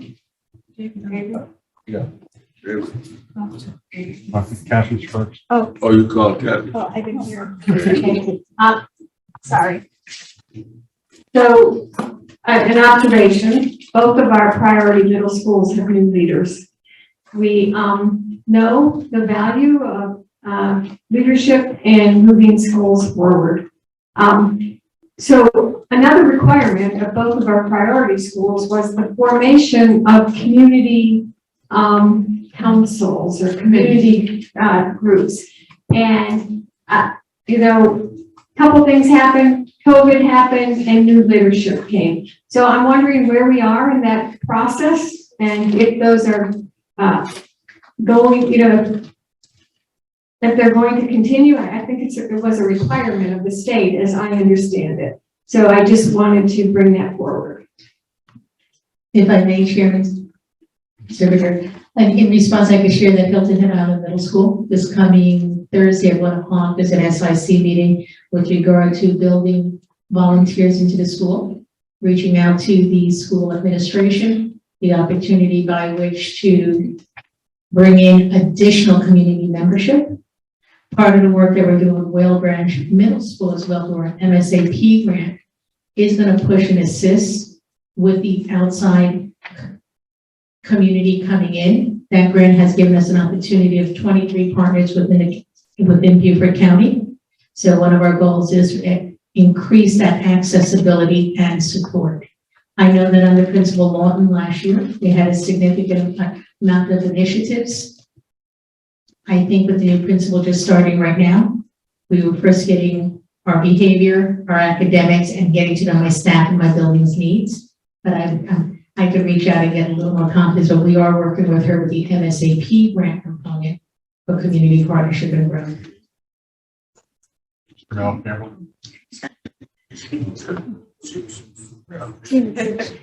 Okay, Dina? Okay, couple of things. So, Dr. R, I would suggest you look into this because I believe our agreement is a separate committee at these schools, not an SIC, because I recall recommending to community members to serve on that committee. So we realize COVID is throw a wrench into everything, but I do think we need to look at that because I don't think they were just SIC, the same as SIC. Yes, you're both correct. There was a committee when I first got here because I attended those committee meetings that they had and then of course the COVID hit and all of that shifted. The state shifted on their, or paused, like shift's not the right word, paused, all of those things are still paused, but that doesn't mean we can't do it. No, we want to be in compliance with. No, I mean, we are in compliance because they paused. Yeah. Right? All the, but that doesn't mean. But they continued us in that category as part of that pause. Yeah, that pause just kept everybody Right. there. That's right. Yeah. That's right. Okay. So my second thing is, thank you both Daniel and Dr. Stratos for your presentation. When I first looked at this and was reviewing it before today, this is just a suggestion where you have fall map projected. It would be, so I was thinking, oh, these are what we think they're going to get on a fall map test. It would be easier if you had fall maps and then projected proficiency below that, because I wasn't sure that these were definite scores or these were just predicted scores. But what you really need is this, based on these scores, is what the projected proficiency is. So that would just be, I'm not trying to be nitpicky, but it took me a while to figure out where these actual scores are not. Yeah, and then in addition, there's also still half the year of instruction. But thank you for excellent presentation.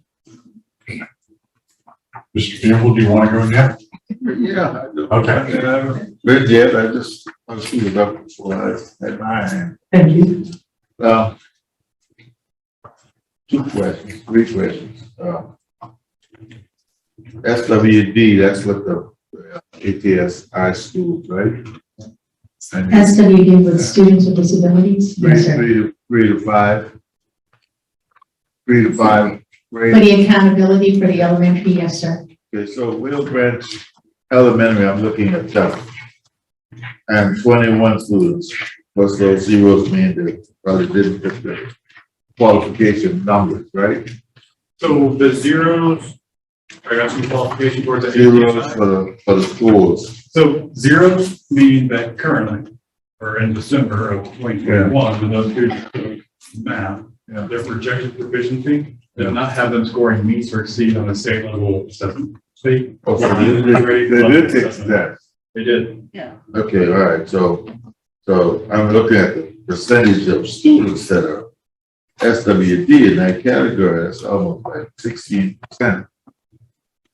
And that's just 2 grades, right? 133 is just 3rd and 4th grade. I guess the 5th grade goes to the middle school, right? And there's like 20% of the students in the middle school that's SWD. What, how that number jumps dramatically, and I trend, I'm not a special needs person, I trend that will probably go down. That not be true? 20 for 2 and then 60 for 4. So. Huh? The numbers. 65 for 320. Hey. That's it gets higher. And my point is too, that's a large percentage of students that's special needs in any one of those particular schools. That's another, I don't know, you don't have an answer to that, but that's a concern. So is it an observation? Yeah. With regard to the amount of population of students being classified? Or is it an observation with? Both things, I'm sure they're classified and I'm sure they meet the number checklist and all of that, all of the above.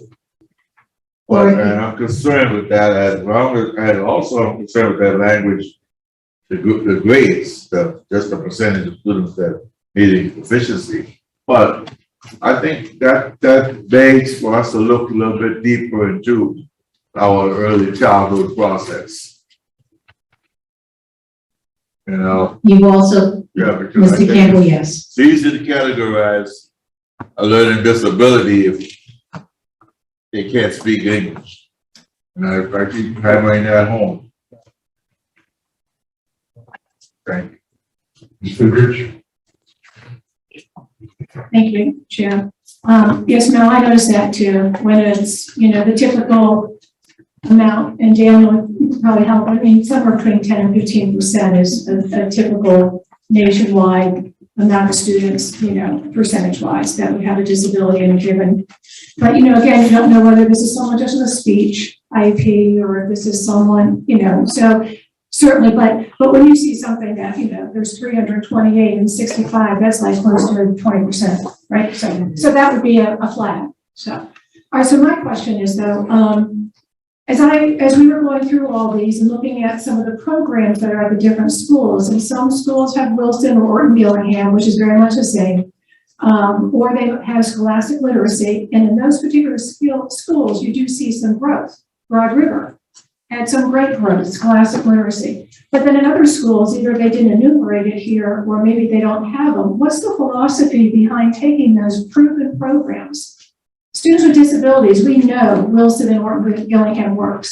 So how are we encouraging our other schools that are not utilizing these programs that are seeing success, as evidenced by increased student scores? How are we encouraging the other schools to utilize these programs? So one of the first goals, Mrs. Fridges, was the utilization of scholastic amongst the schools for a level of consistency. That was the first large bam, to be very direct, with new principals picking up and new unloading of personnel and building that capacity. We have not said that we're not utilizing Orton Gillingham at these other schools. This cycle for additional training opens up this summer again through Dr. White, because it is a program that I've shared with you before. I have a strong belief system in. If a student is not reading, especially acquiring fundamental reading skills by second grade, I should be primarily being utilized with either Wilson or OG. So that is still in our plan for integrating into our schools, because the evidence shows the results of utilizing. Too much, too fast with new administration, we're not going to get very good at many things. Interventions are being utilized. They are utilizing iReady as well with our students. And then the training, the capacity building at a few of these schools in here that don't list OG, that is on a priority list for us, as well as the integration of the SIOP training that was also identified. I think the more we speak and the more we work with, others are open more to say we want and we need in an open discussion, knowing that we're trying to build the capacity and help of the school in order to increase teaching and learning. So it is a next phase of integration. We also have additional support coming into these schools that are becoming from a new adopted it's a state requirement. They haven't landed yet, but we have one more curriculum support coming into a few of our neediest elementary schools. But this summer OG training is another option. Yes, ma'am. So I guess I just wonder when we see some of these scores where they are, how long an option is on the table as compared to this is what will happen. So Yes, thank ma'am. you. Yes, ma'am. Ron? Yeah, just going back to what you were saying, Tricia. So what's typically the national average, you said, for students with disabilities, like in the? Yeah, somewhere between 10 and 15. Yeah, so maybe something that excuses, of course, is that Will Branch Elementary, if you look at all these school data, Will Branch Elementary had the smallest number of all students because it's only 2 grades that are tested on this data table. Whereas all the elementary schools and Hilton Head Middle are 3 grades, and then you get to the Will Branch Middle, you got 4 grades that are counted. So that may be why it's a little bit skewed. It's certainly, yeah, percentage-wise, it's high because you look at, I got the same, it's 20% at the Will Branch Middle, and at Will Branch Elementary, it's 16%, which is still higher than what you're quoting national average. So there must be, I would assume that there's students with disabilities in grades younger than 3rd at Will Branch Elementary, because let's say 2nd and 1st, we could have then move to the middle school or whatever to make it different. But yeah, it is interesting. And I think Mr. Campbell's point is very, very well taken, because you also see that play out with ESOL students or Hispanic students, right, where there's a language issue, right? It may not be that there's a cognitive issue, right? It just might be a language issue, but that manifests itself in a similar type of way, and then therefore it might be identified. So so looking at the over identification is important. And it's true, the smaller the school, the higher the percentage, the greater the probability of that classification. Also in relation to the programs that are placed there. So yes, and then it becomes hard on how do you realign that and not subject students to significant length of time commutating from one site to another in order to play the numbers game. So now which way do we look at it, instructionally, or do we look at it from a metric perspective? And that's what it comes down to as well. Yeah, it's a hard leverage. The smaller the population, the greater the probability. Yes. Mr. Smith? Just to piggyback off of what Mr. Campbell said, my question would be at that school, is there an actual sped teacher there? I don't have staffing with me in front of me, and I do apologize for that's not part of this, but I can get that staffing information directly to you, but I am confident Mr. Smith, I just don't want to say number two you without having that report in front of me. And the second thing is, being that resources do matter, and I was wondering, maybe, looking at the numbers, would they possibly need a part-time spread to possibly help make sure that we're getting all the resources needed? Because we don't want to overload one person, we're trying to retain teachers and retain staff members, and that's something to think about, in terms of budgeting and moving all those things forward. Yeah, I'd answer it the same way I answered it earlier, which is, it's about scarcity, right? Right? Unlimited limited resources, right? And so it's an important asset which we would welcome to have, but they're just not out there, right? And they're but if we can get our hands on them, then we'd be happy to hire. I mean, it's the same issue of the shortage. Yes, and to one degree, this is more law. IEPs and spread is more of a law versus, not having any options but to utilize what we have to make what we have to work. And I understand what you're saying. So basically, I say that you are aware of these higher numbers out there and what is going on. What I'm telling you is that we're working to meet the needs of our students, the staff that we have. I mean, that's what I'm saying. And if we could find additional staff, we'd hire. I mean, we certainly have vacancies across the district in different aspects of different areas that if we could find a teacher, we would hire them. So you are also saying that you do agree that we probably would need another spread teacher out there. What I'm saying, I think the point's been made. I'm asking for clarity. I heard what he's saying, but I'm asking, is he saying that if we had the resources, he would put another spread teacher out? That is a simple question. I'm not chopping the block. It's not a monetary resource issue, right? It's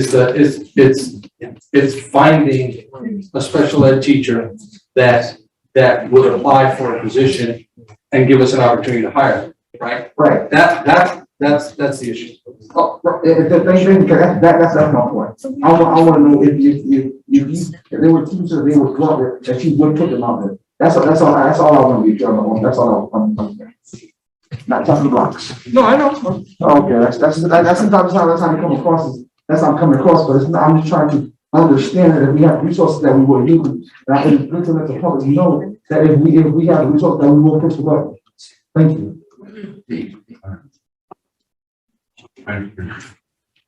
Thank you, appreciate it. One more thing, and this is not relevant to any of the things, except I'm still unsure of what our mission statement is. I've had this question for the last 10 years. To a personalized approach, prepare Beaufort County School District graduates. The key word next to it is to compete. That's what I always thought it was, but I've often seen who competes. And we need to look no further and look at our agenda to see the who. And I think that needs to be clarified because I've seen it a couple of times, different places, and I know this mission statement was there before you guys.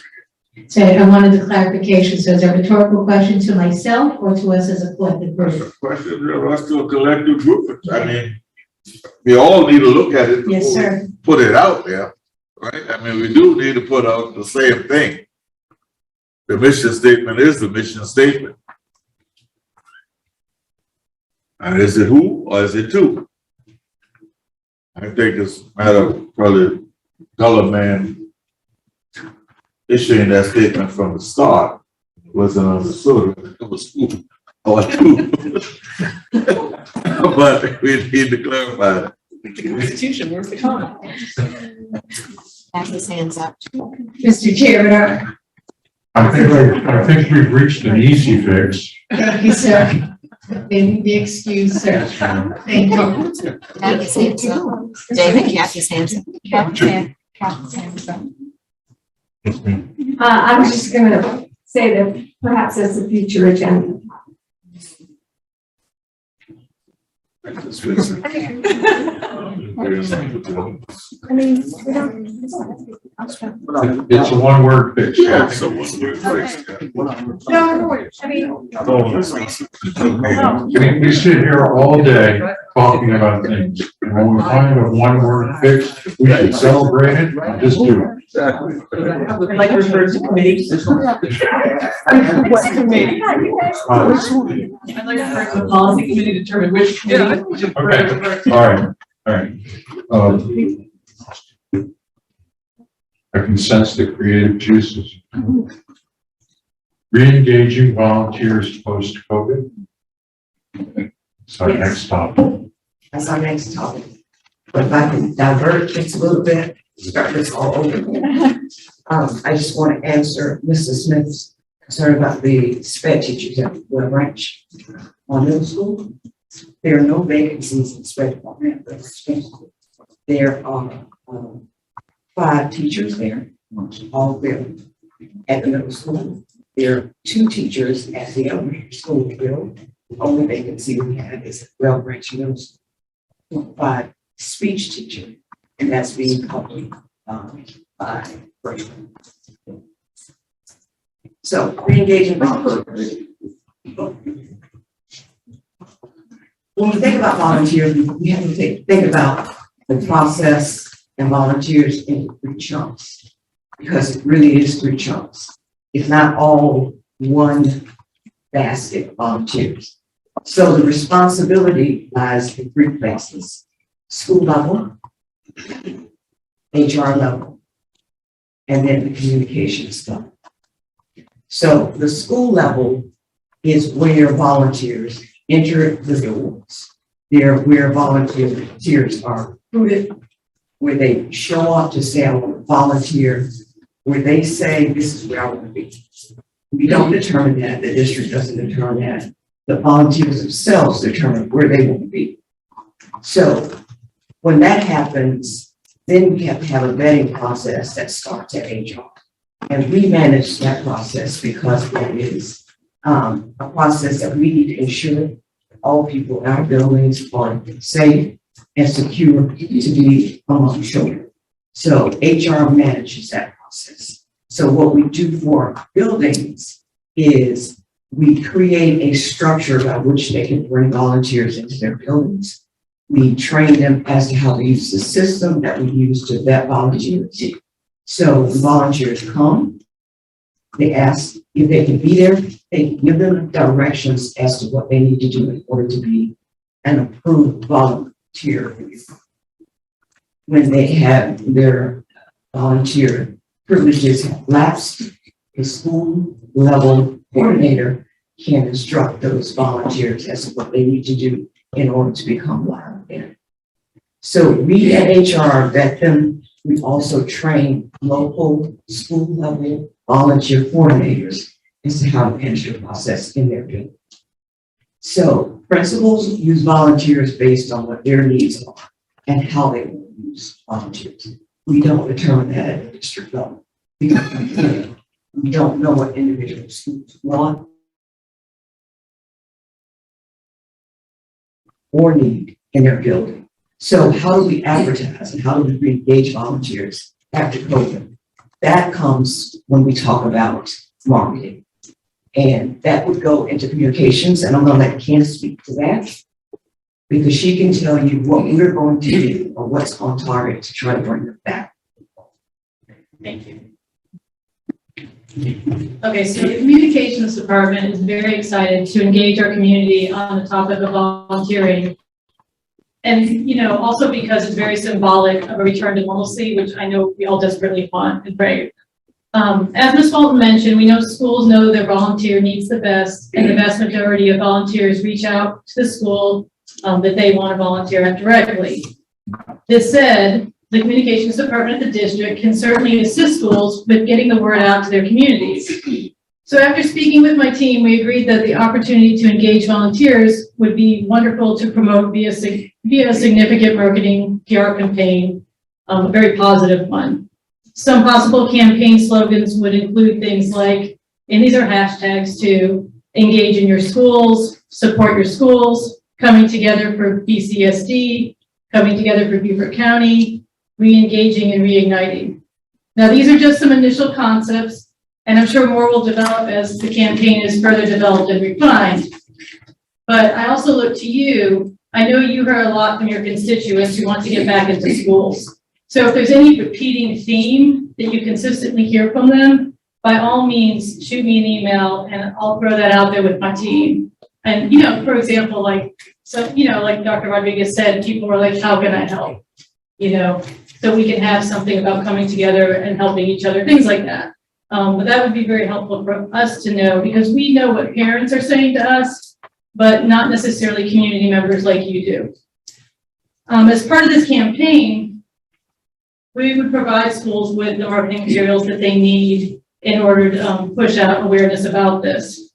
And I will say too, I think a lot of volunteers, once they know, they can go back to schools and schools want them, this isn't a hard push. Like, I think people are kind of itching to get back in schools, and contribute.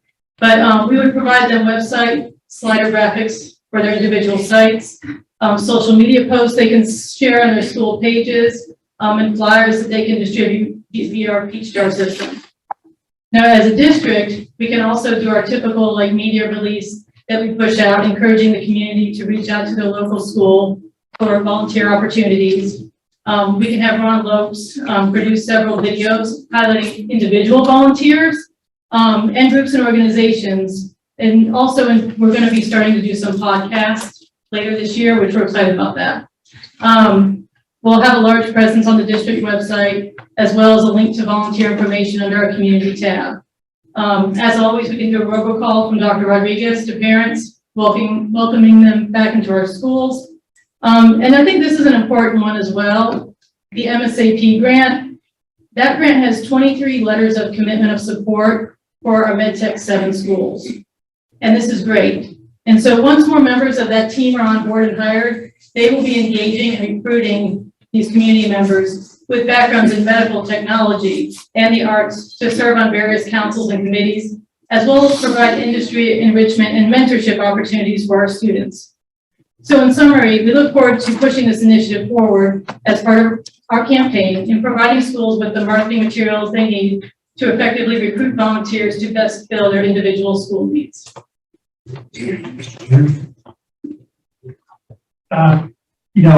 We're talking about individuals. We also need to talk about organizations. And I will say on that, I can let Dr. Shadow speak to that a little bit in terms of Ms. Dantzler, our new community person. She's after school programming, but I think she's an important piece of that. Right. I'm talking about, for example, Friends of Hunting Island have a program that they want to bring children out to the park to give them instruction, experiential instruction on salt marsh, beach, and lighthouse, and so on. We've given out information, we give it to the principals, to give to teachers, and no one's taken advantage of that. And so that organization says, what's going on? And I said, well, it's, we have COVID restrictions and so on. We need to tell out to the community, we're open for business. Yeah. Come on down. And then we got to follow up these organizations that have reached out to us and say, we're open for business.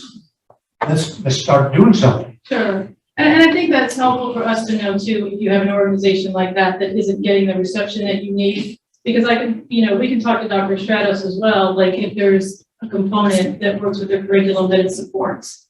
And sometimes I do think you're right, though, with COVID, people just but yeah. No, Karen? Yeah, years ago, I don't know, Yes, sir, you now. But we had. Can you talk to the mic?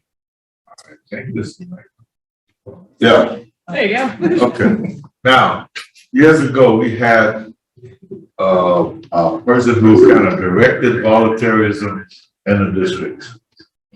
His name was Lou Wessels.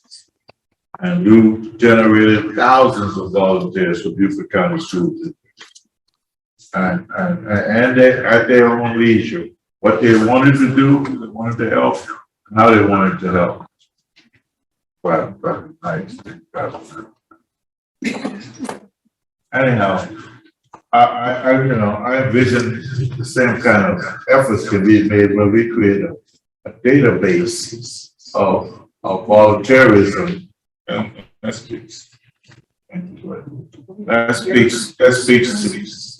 to Colonel Guy's initiative and others that, from different organizations. Dr. Rodriguez mentioned the real estate group today. It could have some people volunteer, but major employers. I'm saying, let's create the volunteerism, and then we'll use them. The schools will use them if we get that big list. We'll use them. But when you start asking individual schools to find their own and to have one that will fit, that's a tougher job than just creating a big base in my mind. And I've used volunteers quite a bit. Yeah, I think in terms of the schools, the volunteers that they, the individuals that they get, as to your point, Mr. Campbell, a lot of times are parents that want to come in and contribute a couple of hours this day, another parent that comes another day. The bigger volunteer picture not only includes them, but includes like Friends of Fripp Island, right? Organization out there that brings in national, world-renowned musicians and artists, and then what they do, because they've done it. They did it at the beginning when I was here, and I learned more about a brass trio than I ever knew existed, right? But these are people who played for the President of the United States, who played for the President of France, and for that's the caliber, right, that they were bringing in. And they would play over the weekend, but then on Monday, they would select 4 schools and they would bring them to our school, right? So that's a bigger look, which I think is what you and Mr. Guy are talking about with those types of volunteers who may not be your traditional volunteer that keeps our schools going, right? There's a different group that adds another value as well. I was going to respond to the scam. I remember it blew us. I forgot where we were in age. That's like a person. So, just an interesting statistic. When we transformed our volunteer system back in maybe 6 or 7 years ago, when we brought volunteers in, kind of like the Blue Wessels did, we had on record about 2,500 volunteers. When we opened up the system, created the website, volunteers, when we were up strong and running, we had 7,500 active volunteers in this district. And that wasn't all generated at the local school. So there's something to be said about being visible, our website being active, and people in the community knowing that there's a system that they can get into in terms of volunteering. Thank you. So I agree with Mr. Campbell and Colonel Geyer, because when I talk to, I do think parents, they like to go and they want to help out at the, PTSO at their kids' school type of thing. That's one kind of volunteer. But I think because of COVID, that we have sort of a unique opportunity to sort of reopen or reimagine how we use community members in our schools. Because I think that a lot of people recognize that the COVID pandemic most impacted young people, that they made the largest sacrifices of the last 2 years. And we're coming up on the 2-year anniversary from when the schools were closed. And so I'm thinking, again, like having just sort of a throwing open of the doors and saying like, we need help. We do. We have all these things that we'd like to get done that it's hard to find staff for. People desperately want to come in with that sort of all hands on deck mentality for volunteering. And I think that there's a way to do it this time if we do it thoughtfully, where we can encourage them to come in. And I'll give an example. Ori, I did not say Hori. Ori County has a Project 65 club. And for volunteers over 65, they get free tickets to football games. And that kind of community connection, and maybe they don't use it, but knowing that they could be invited to, because we don't have grandparents as much as we do. A lot of us have relocated here and our grandparents are in Ohio or California or New York. And same thing here with all these people that have moved here for retirement, whose kids are going to school in Illinois. Curating that kind of connection and that kind of relationship, I think could go a long way to solving some of the shortages that we're looking at. And then, as Mr. Campbell said, if we have a database, we now have the ability through technology to track if someone like at my church says, I'd like to help in the school, I'm a gardener. Can I come in and help with some of the, the pots that we have? Because we do have that program in Hilton Head. We all have these courtyards and they get kind of mangy looking, and we have volunteers that come in and spruce them up. Knowing that person, getting them in the system by interest, so that if we have a gardening project that we want to do, like a school beautification project, we can immediately send out an email to the people that have that interest. And so we're kind of recruiting them into the school. I just think that it's an opportunity. And the other thing I'll say about it being an opportunity is working with Boys and Girls Club. We have lots of people that think Boys and Girls Club is a great organization. They're willing to donate money. When they come in and do a tour of the school, especially if the kids are there and they see the kids, the amount of involvement they want to have and the amount of support that builds with that potential donor is tremendous. It goes from, I'll give you, a $100 check, thank you very much, to a $10,000 check, what else can I do? And we need to create that kind of community buy-in if we're going to look at things like raising teacher salaries, which I think we need to do, second referendum. So I think that there's so many positive possibilities that come out of a more comprehensive volunteer program, which that's not really a question, just sort of feedback. Yeah, I didn't sense there was a question in there. I have a question. Do you want me to do? Ms. Fidrich? I agree, Ingrid. Okay. I do have a question. So, are our schools open to volunteers? Yes, we are open to volunteers, and schools have, at different stages in that. We do have some volunteers that are already in buildings. There's over 1,000 registered volunteers right now. I believe is the number. It's over 1,000. So there is that, but it's been just sort of limited as schools have been transitioning, back with COVID and all that. When it subsided, we said at one of the meetings, I said, yeah, we can take, right? We didn't push out a big marketing campaign around it yet because our schools were just re-engaging, right? And so a lot of what we have right now are moms and dads who can give a couple hours and who volunteer or who are part of PTO and engage and volunteer to do support things for our teachers. Things like that is what we have at the moment. So in that sense, they can access, we just need to reach out to their schools.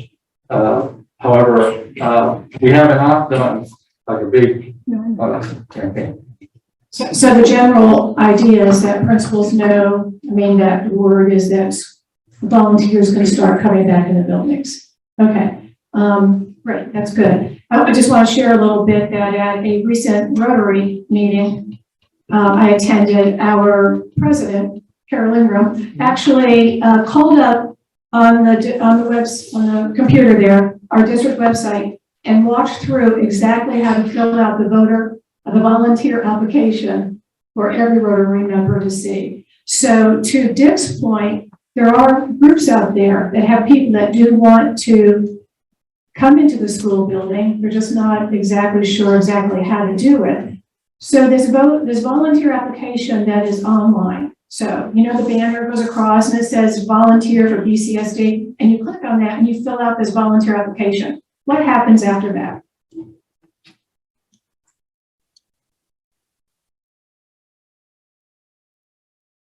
We switched it a little bit this year because we're integrating the volunteers with the identikit portal in schools, so it will have some functionality. So there's a basic sort of an application they fill out on the website, and they submit that, and then and that's through identikit, and then they receive an invite to apply through Sterling. So the information they have is populated in Sterling, and then they submit their background check. And then we will have some training for the schools coming up in February on integration with Sterling, who does the background check, and identikit, who is that visitor management portal. So what we're doing is integrating the visitor management with the volunteer management. So once they submit that, then it usually takes, if they've only been a South Carolina resident, usually the background check will come back in a couple hours. It depends on the different state that they've lived in. The more states you've lived in, it just depends on how quickly the background check comes back. It usually takes, they're only sending out badges every few weeks, and they're now going to the schools. When they come into the schools, and they can just pick it up with their volunteer lanyard as they go out.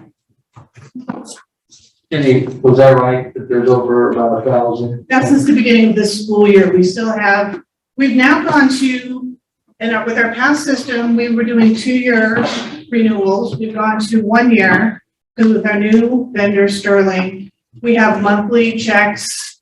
Instead of just approving it for 2 years and not looking at it, with the new vendor Sterling, it checks it every single month. So it goes back and re-looks at that volunteer every single month. So if there was a new offense on it, it would then go back for me to re-review. So we do it annually now. We make them go back through and reapply. But they still wish to be a volunteer, which means we would just then pay the fee again. But yeah, since August, we've had 1,000 approved volunteers.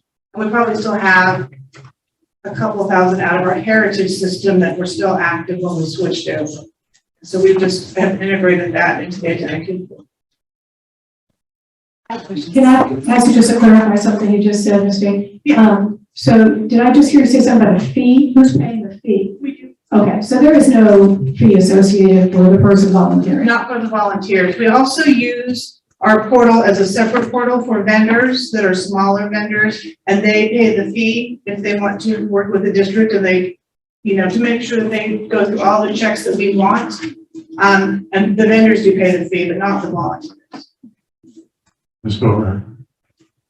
I do have a question. Yeah. I think it's tricky to make the schools responsible for volunteer management because there's a couple of reasons. One, a lot of volunteers come into the system, especially parents through after-school activities. So the school's not necessarily tracking that, I don't think. And then secondly, I don't think that community members think, oh, I want to go volunteer at Hilton Head High. But maybe they think, I want to volunteer in the schools. I want to do something to support the schools. And if we make it where they basically, it sounds like what we're saying is you figure out where the need is and then sign up or figure out where the school is as opposed to where the need is. And I don't think, so I would like to ask if there's any way we could make this more of a district responsibility and less of a school specific responsibility. So I don't think we're that far off in what we're saying. So what we find most often is that people go to the school they want to volunteer at, and they connect with the school and they say, I want to volunteer with you, right? Or I want to volunteer, and they help them get into the application process that the district manages, or the volunteer process that the district manages, right? And then the school connects with what they want to do. But I see this, and I've mentioned this before, but what you were talking about earlier, I called it before a menu of giving, right? That people want to volunteer, right? So this is your non-traditional, I'm going to the school that I want to help, right? Other people that they want to volunteer, they're just not sure how they can be utilized or how the schools or district can take advantage of the supports that they're willing to provide, right? So what you were talking about earlier in terms of gathering a database of skill sets and interests and things like that, that's a valuable piece too, I think, that we can look at, that would be maybe beyond what the school level volunteer and support is after. Because most of the people I think we get go right to the school and say, how can I help you? I want to volunteer. Yeah, I agree. The vast majority are coming in saying, hey, my kid goes to Hilton Elementary School, or hey, I'm doing vision screening with the Lions Club. So they already know what they want to do, but there is a small percentage that are saying, hey, I just moved into the area and I'm living on Hilton and I would like to volunteer. And I think that's the interesting question is, are we only seeing people who want to volunteer going specifically to the schools because that's all we're capturing? Or is there an untapped resource, which is my theory? And I think it's a trackable thing because we could look at how many people we get outside of, right now, we are only counting people that are coming to the school. So to say the majority of people we get are coming through that method, we haven't tried another method. And my personal experience on Hilton Head and like my church, et cetera, is I'm hearing from people that feel that COVID has so impacted student learning and student well-being that they're like, hey, you're on the school board. What can I do? I have a knitting ministry. I'd like to, it's just random stuff, but there's a line that between the schools and the community in a lot of places. They don't know how to access the school. So they would never come directly to a school. But if they could come to a more general sense of the district, I think it would be helpful. Yeah, I think I think there's opportunity there as we reimagine this and really to figure out these skill sets that people have, that they want to engage, that they want to support. And then we would have a data bank that any school in the district could try to tap into around those particular skill sets. I think it can work both ways. The majority way that seems to have happened all along, and then identifying a bank of key skill sets that people have that have an interest in sharing that and volunteering. So you have to figure out how best to capture it, and then the database part is easy, but how best to capture it. But yeah. I mean, you guys almost sold everything I was thinking, but yeah, I think you need the database because I'm looking at it from inside out. If I'm a classroom teacher and I need that outside resource, I don't have to find that person particularly. I need to find your database and see if you got somebody on there that I need. And every teacher can do that, and that person who wants to come in and volunteer, yeah, that person is a person who wants to serve, but there are others out there who want to serve and don't know how to serve. And our message is, we want you. Yep. I can tell them how much we really do need them, but they might want to get paid. But we want you. And that's from a district standpoint, that's empowering because, hey, people want to serve, people want to help out. A lot of people just don't know how to engage. And I think, that's a win-win. We get that database. If I'm a classroom teacher, hey, I might get somebody to support this message that I'm trying to bring to you. And that person might come in next week that we can talk about that. But I'll look down their list and get Colonel Guy to come in.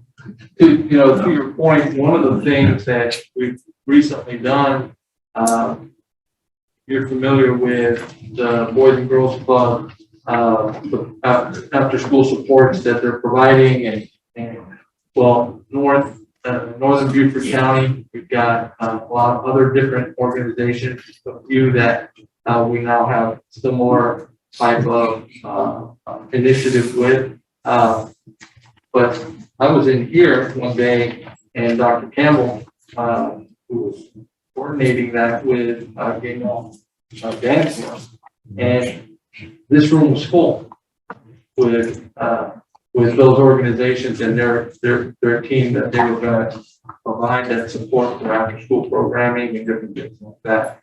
So, yeah, agreed. Mr. Smith? Well, I won't go on too much, because basically you two kind of pretty much hit my point. So basically, just to sum it up, what I was gonna say was that, I think that we have it's definitely not a one size shoe fit all here. I think it's a point now that we understand what everyone wants, I think that we have it's how we package it. We have package A and package B, which package A being versus, I'm not sure about other people's, how other districts, I know most of the people in my district, when they want to volunteer, they kind of know what they want to do and where they want to go. So we have that one, the people who are where package A, where people who want to go know where they want to go, and package B, where I'm not sure where I want to go or what probably to do to get where I want to get to be put in that database. So I think about it is now it comes to the line of how we package it and who's going to package it and how we sell it as a district. I think that's where we are. That's where it seems where we are right now. Not just to go back and we talk about what everyone else just brought up. I think that's where we are. But I believe it's common enough to say that it's about how we package it in the two columns in the package right now. Thank you. Earl Campbell? What are we asking for? You know, there was a time when we had over 2,000 volunteers in the school district several years ago. So when people say they don't know what happened to all those 2,000 people. And it was all over this county. You know, so all they had to do was talk to their board member. You know, I don't understand. I think a lot of folks probably because of COVID, why they come back to these schools. Because if folks won't take the shot, then they can affect the children in that school and affect the teachers. You know, so those are things we need to think about. Thank you. I think the phrasing of this agenda item assumes actually the COVID was the culprit in dropping us from, you said at one time we had 6,500 or 7,500 volunteers, and now we have much less than that. And I think we already assumed that it's COVID, but that might not be true. So some research needs to be done there. All these things we're talking about, we need to pinpoint whether we're speculating or whether it's true. And that's, the board can't do that. That's something that you can do. David's hands back up. Oh, I wasn't sure. Earl was looking at his heart because I'm right across from everybody. I wasn't sure if he was asking me the question, wanted me to answer, but it sounds like it was rhetorical. So. Yeah, let's assume it was rhetorical. I'm just happy to answer. And that way we can move on to the next item. And the next item is going to generate some conversation also. Strategies in preventing teacher burnout. And it could be strategies to prevent teacher burnout. Thank you, Mr. Church. If you notice, I have members of my team behind me. I'm going to all have a 45-minute presentation. No, really. They're here because these people eat and sleep and worry about teacher retention, hiring teacher burnout, well-being of teachers, and how teachers are actually feeling. So if I think about teacher burnout, and you probably do as well, 2 years ago, teachers were burnout. That was before COVID. They were tired, they were worn out. 2 years later, they're exhausted. And they can barely put one foot in front of the other. So we're not in the mode of preventing it, it's here. What we have to do is start to alleviate it. That's what we need to do as a district and as an organization, because we care about our teachers. And I can tell you that teachers need the biggest gift that we can give teachers is time. They need time. We have sucked them dry.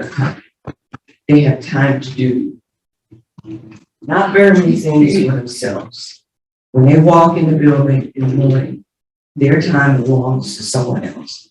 Whatever they have planned, if it doesn't work, it doesn't work, and it's not one thing they can do. So we have to look at how we have sucked away their time and how we're going to get it back to them. So that's how we begin to alleviate teaching. It is here. It is real, and you can almost touch it. It is so. So we understand that as a department. And you understand that just by your fact that you wanted to have a discussion about it. So that's what we're going to do today. So aside from money and time, teachers need us to seriously look at and commit to giving them some relief. We have to make a serious commitment about relieving, because we can talk all day about teacher burnout, how teachers are getting them. They're not getting it. They have completed the journey. They're there. So we're going to talk today. Just a couple of us are going to talk about what we're doing in the interim, in the COVID years, that teachers are struggling through now to help alleviate a little bit of that burnout. And then we will talk about it in terms of after COVID is over, if it's over, what we're going to do to try to restore and alleviate some of that and get it back to where teachers are not just suffering down. So I'm going to ask Jill to come up and talk about what we're doing in the interim for teachers, and then Matt will come up and talk about what we're looking at as we get through the COVID period. And we have the rest of the team here. If you have in-depth questions that we can't answer because they're the experts, we will bring them up as needed.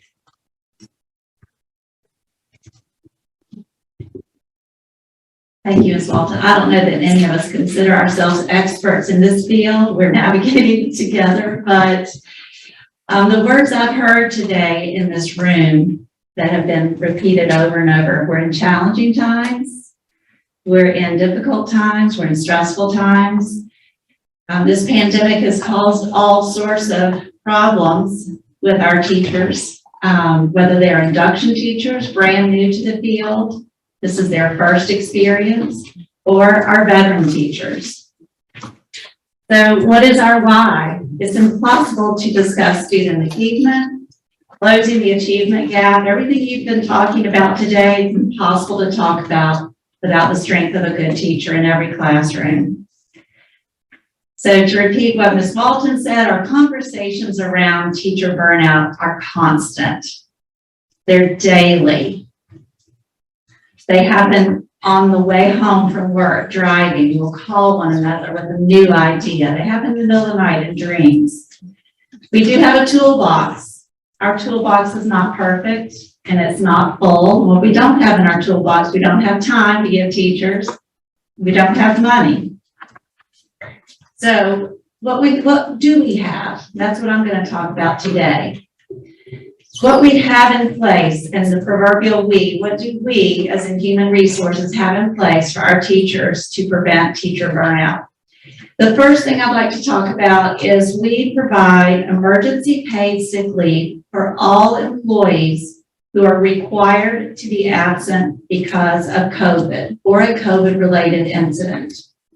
So I'm sure as many of you have experienced, some of our teachers are required to be out because they've been in close contact, or they'll have a child with COVID or a spouse with COVID or a friend, close contact. So this emergency paid leave is valuable to our teachers. The second point I'd like to bring up is something we've talked about before, but we have implemented and continued our after-school care for our teachers' children, our staff members' children. This is free of cost for them. The original intent was to give them time to do as they wanted to do with their time after school. So their kids are being watched. Maybe they could go on a run. Maybe they could go to the grocery store. What is the reality of what teachers are doing in that time? They're planning. But we are continuing this free after-school care for our teachers. Third, we are deploying certified teachers that are housed here at the district office, whether they are in instructional services department, human resources. We are deploying these certified staff members out into the building to cover emergency absences. So as an example, our teacher mentors were called and pulled to a number of different schools when the vacancy rate was really high. They went in and they did what they're good at doing, jumping in and fixing the problem. Number 4, I'd like to discuss, we are paying our teachers who cover classes during their planning periods. So there are a number of you here who are former teachers, and you know the value of a planning period to catch your breath, go to the restroom, get a drink of water, maybe call for a doctor's appointment. We have teachers who are giving up their planning time to cover other classes. We appreciate this so very much. And for that, we've started this process of paying them. We are also, perhaps the most important, saving this for the end, we are undergirding our staff with mental health services. We have stress management sessions for school staff, along with school-based peer group mentoring counseling sessions. These are underway. Staff members now have a venue to share common areas of need and coping strategies, as well as recognizing they're not in this alone. I would love to have a hashtag. This is not a great time to recruit, but that's just my job. I'm the recruiter for the district with a team of 2, we have a wonderful team. Recruiting is hard. Something that we have in our pocket, in our toolbox, is that we are a family-oriented district. We do what needs to be done to take care of our people. And when I'm out on the road, and not anymore during COVID, but when we're on the phone, on Zoom, we like to tell our people the truth. You come here, you'll be taken care of. And to that end, we are doing these things to take care of our employees. So that is our why, and that is what we're presently doing.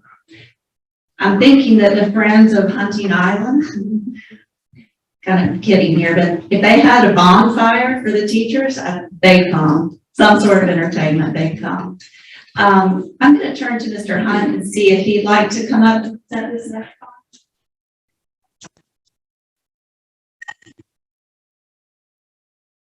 So we do these things as a team in HR, and we talk about we're in unusual times, and it's interesting. There's that little car repair place right outside of Mink Point Road here that says on the sign, "We're tired of being part of a historical event." Right? I like those signs when we drive by every day. But Ms. Walton is right when we talk about burnout, and burnout, is a result of burnout is an end stage. It's a result of continued job dissatisfaction, mental health needs not being met. So we're at the end stage, and people are hanging on by a thread. We could talk about the cause. We could talk about the symptoms. What we want to talk about on the heels of what Ms. McCadden just presented is what we are doing. And, moving forward, once we come out of the other side of this, we're looking to continue the mental health care. Kiki Swinton has done an awful lot with employee services and bringing a multitude of outside partners together. And we have a committee here that is working on looking at ways that we can support principals so that principals have the tools to be able to support their teachers in dealing with student misbehaviors or student social and emotional needs. So there are a variety of things we're looking at in the area of mental health, not just for our teachers, but also for all employees that will eventually trickle down to all students. So there's a multiple factors that are going to come to the table there. We're going to continue our child care for our staff members. I think that that's a fringe benefit that is a no-brainer. Childcare, like Jill said, it gives people time. It gives them time to get an oil change. It gives them time to go to the dentist office, go get groceries, whatever they need to do. So that is a benefit. We're also going to continue the additional class pay. And on the note of additional class pay, I do need to take I have to divert a little bit here, because when we talk about the number of substitute teachers that we're bringing into buildings, we look at the dollar amount that we spend on substitute teachers, and we look at saying, well, yes, we have the money to be able to provide so we can get substitutes. And substitute teachers are not oftentimes certified teachers, and they're not that child's classroom teacher. And really what we're looking at in that case is we're looking at lost instructional time for our children. And that's lost instructional time. It's hours that we are never going to get back. So in talking about time, giving time to teachers, yes, time is super important, and money is an important piece too. And I think that that is a conversation that will continue as we move into the next fiscal year. But additional class pay for those additional coverage is something we're going to continue to provide to the best of our ability. The other thing is we're going to be providing, looking for ways to provide unencumbered planning time. Sometimes on the paper, we have 30 minutes of planning time, and by the time you drop your kids off to specials, if you're an elementary teacher and you check your mailbox and then you go sit in an IEP meeting, and you might be there 5 minutes late if you're early to pick the children up and then get back to your class. And like Mr. Cat and Ms. Walton were saying, 7:15 in the morning when the buses roll in, that is when teachers are in charge of their students from that point on. They don't go to the cafeteria and eat breakfast, they get to breakfast, they go to the classrooms and eat. And they're with them for lunch periods, they're with them for recess periods, they're with them all the way until that last car rider leaves. And that's a lot of time to be on stage, if you will. And the final thing is really looking at all of our human capital in our buildings and figuring out how can we get creative to build some support teams so that we can offer time and look for opportunities to create more time for our teachers. So that's what we're looking at doing as we move into the future.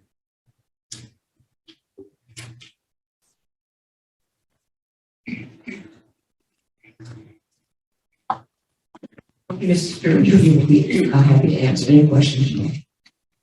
No, I'm going to ask a question. It's interesting, all the things that we are doing, but that's not enough, obviously, because as you said, teachers are burned out. So everything we're doing is not having the effect. We need new things. And that's why I'm interested in the future and how quickly we can do that. Because as you mentioned, we don't have time. Our teachers are burned out. We need to do something now. We don't have the luxury of using a few months to plan. We need to do something, and we need to do it quickly because the teachers need to know that, we're pulling out all the stops. So I'd like to hear something that we're going to do immediately to send the signal to the teachers that, okay, this is an emergency thing we're going to do to give you planning time or whatever. We got to do something. Thank you. Mr. Scrivener, if we had a magic wand, we could invent people, again, a cadre of people that we could bring into the buildings. We would recommend that you hire a team of people for each building to be there to support teachers for lunch breaks, planning periods. Right. That's what it's going to take. It's going to take extra bodies because the people in the building can't do it. There are not enough people in the buildings to cover when teachers need to get away. So it needs to be a relief team on every building. But we can't find bodies. Mr. Chair. I'm confused after we just had the volunteer discussion. Right, that's what we have to have teachers doing teaching in the classroom. That's correct. Lunchroom duty, I'm sorry, I can do lunchroom duty and I'm not a teacher. Just tell me what I gotta do. I'll volunteer to do that. Get volunteers to do the thing. You need someone to greet the kids when they get off the bus? I can do that. You want to make sure that the kids can get back on the bus? I can do that. So that's what we need to go out and that's an easy thing. That's an easy thing to market. And let's just do that. Let's not talk about it. Let's just do it and get people out there and say, teachers, your job is the classroom. And the other stuff, when I was at, MC, in my practice in middle school, and working with Pat B, one wonderful teacher there as a volunteer. And she said, oh, I'm sorry, I gotta go do lunchroom duty. Are you kidding me? Or I'm gonna be a little late getting in because I have to be out to meet the bus, that's my duty today. Are you kidding me? We gotta get away with that. And we can get people to do that.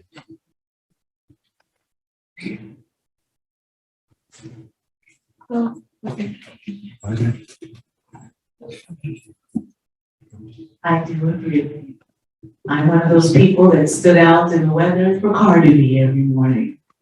And even though I would have robotics practice at 7 o'clock in the morning, I would have to leave the team in my room and go to my robotics responsibilities. And good thing, we'll go to car line. And good thing my students were very independent and mature, and they knew how to move.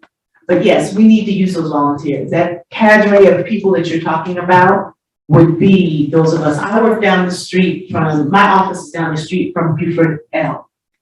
Never knew what Beaufort L was until I worked down the street from it. But anyway, I could go there and stand and do car duty. I can take 30 minutes off from because I can walk to them. I can take 30 minutes off and go do lunch duty.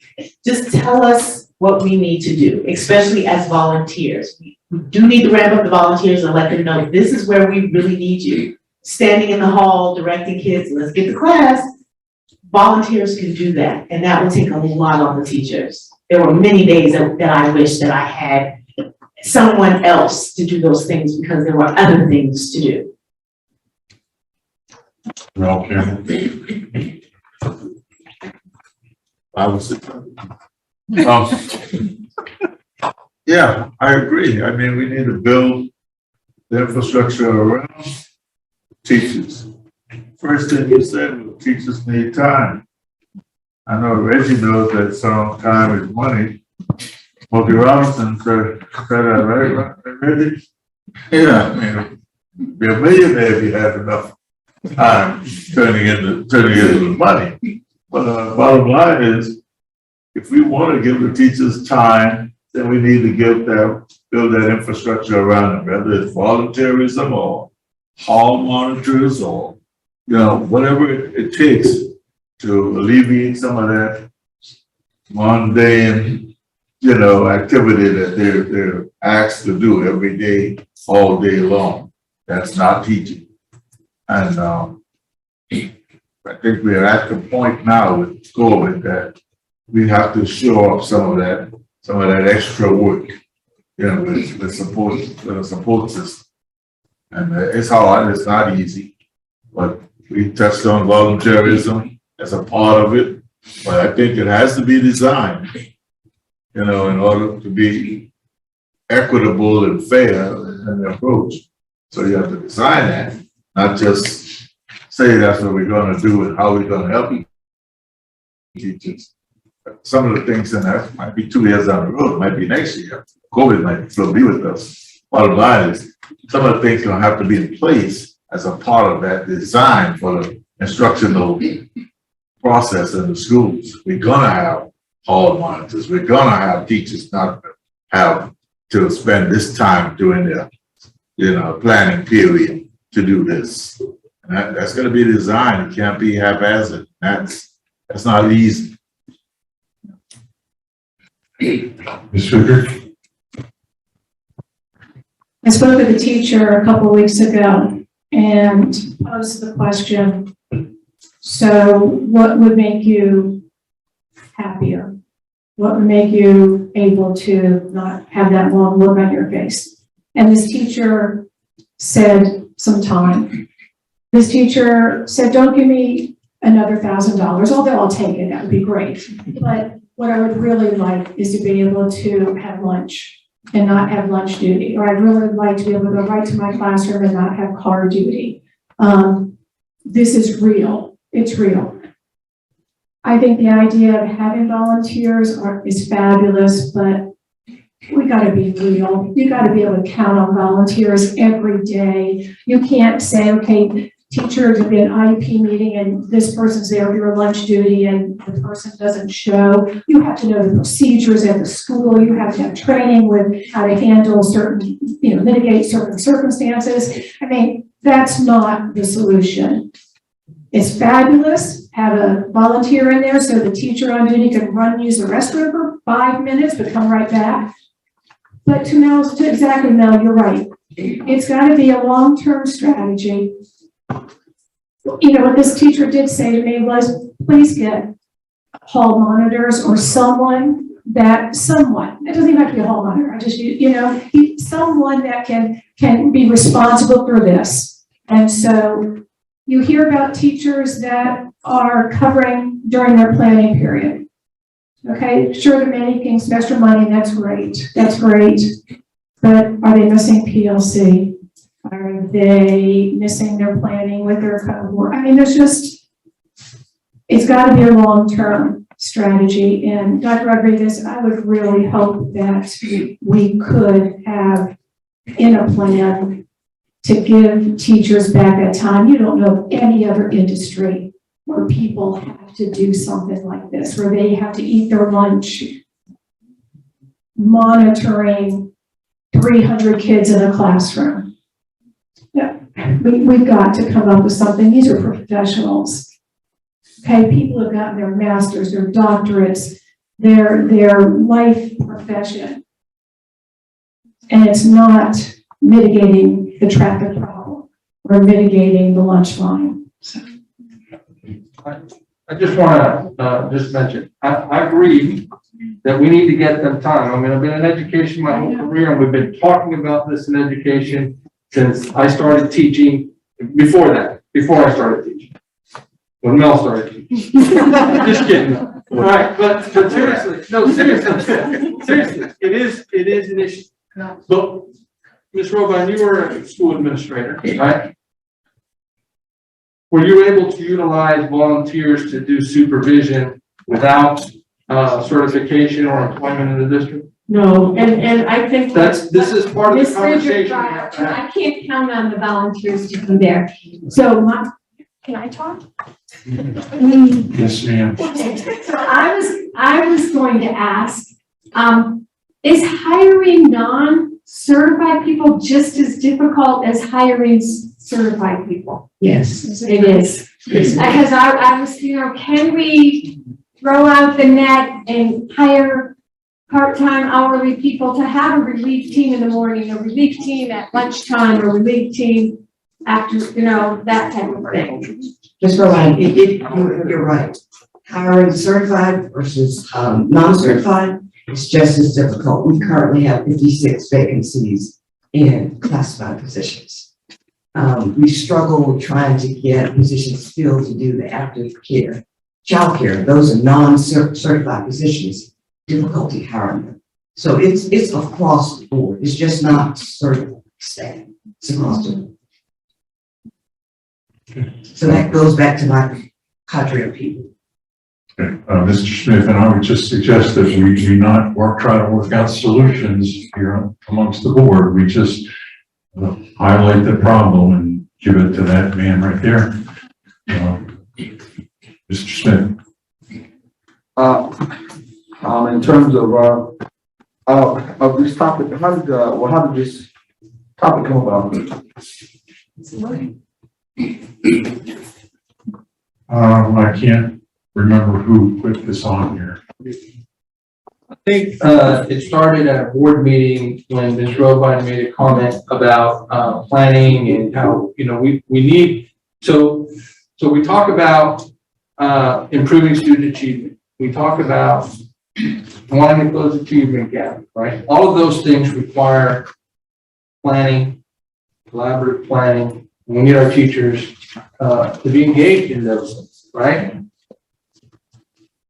But we need to find time for them to do that, right? And so there's, how do we do that, right? Can we find a way to compensate for that? Can we find a way to cover classes once a week when they go to a collaborative planning session for their grade level or something like that? Those are the types of of, strategies that we would need to utilize and try to figure out, how we would find some of that time so that their planning is a planning time. As you know, it's extra. I'm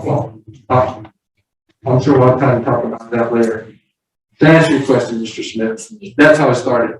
And the reason why I asked that is because I remember, how about the topic about, having a half day on Wednesday to give a teacher a break because they were burned out. That was something that I was, and I was wondering, did that come from, That was folded into this because that's a solution and we wanted to talk about the problem. And that, one possible solution, although apparently it's complicated. But that's dealing with, with the teacher burnout issue, right? Right. So there were a lot of people that wanted to do something for the teachers, and giving them a day off was one suggestion. So that's why that was not, we're not going to sit here and talk about giving teachers a day off. That would be a suggestion that would have to come from Dr. Rodriguez, and it would be a solution to the problem of teachers not having enough time, right? Right. That was the thinking. Right, okay. I'm sorry. If we missed the point on what you wanted, then. Well, I'm asking, because if this was not, that was not going on this umbrella, then I would not want to bring it up right now. So that's the point of the asking that question. So this is under that umbrella. Yes. Okay. Well, firstly, let me start off by saying, I've heard some of the points of the things that were brought before us. If HR in the future, I've said this a lot, they want a couple of things that I don't have in front of me that I wanted to possibly go back and I wasn't writing it down because I wanted to focus. And it was they were in the future, whatever they're going to bring before us, what they would give to us in writing, so that we can have a notes to go back on.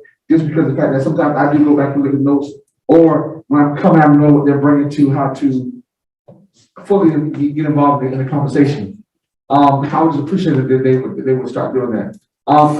Secondly, the reason why I said the plastic guy was thinking about it was a half day, not a full day. This is just maybe like a half day, is because I saw that some school districts was doing it. They were giving their teachers like a Wednesday in the middle of midweek. They would give them a half day out, and that would kind of suffice them to give them to do anything they need to do.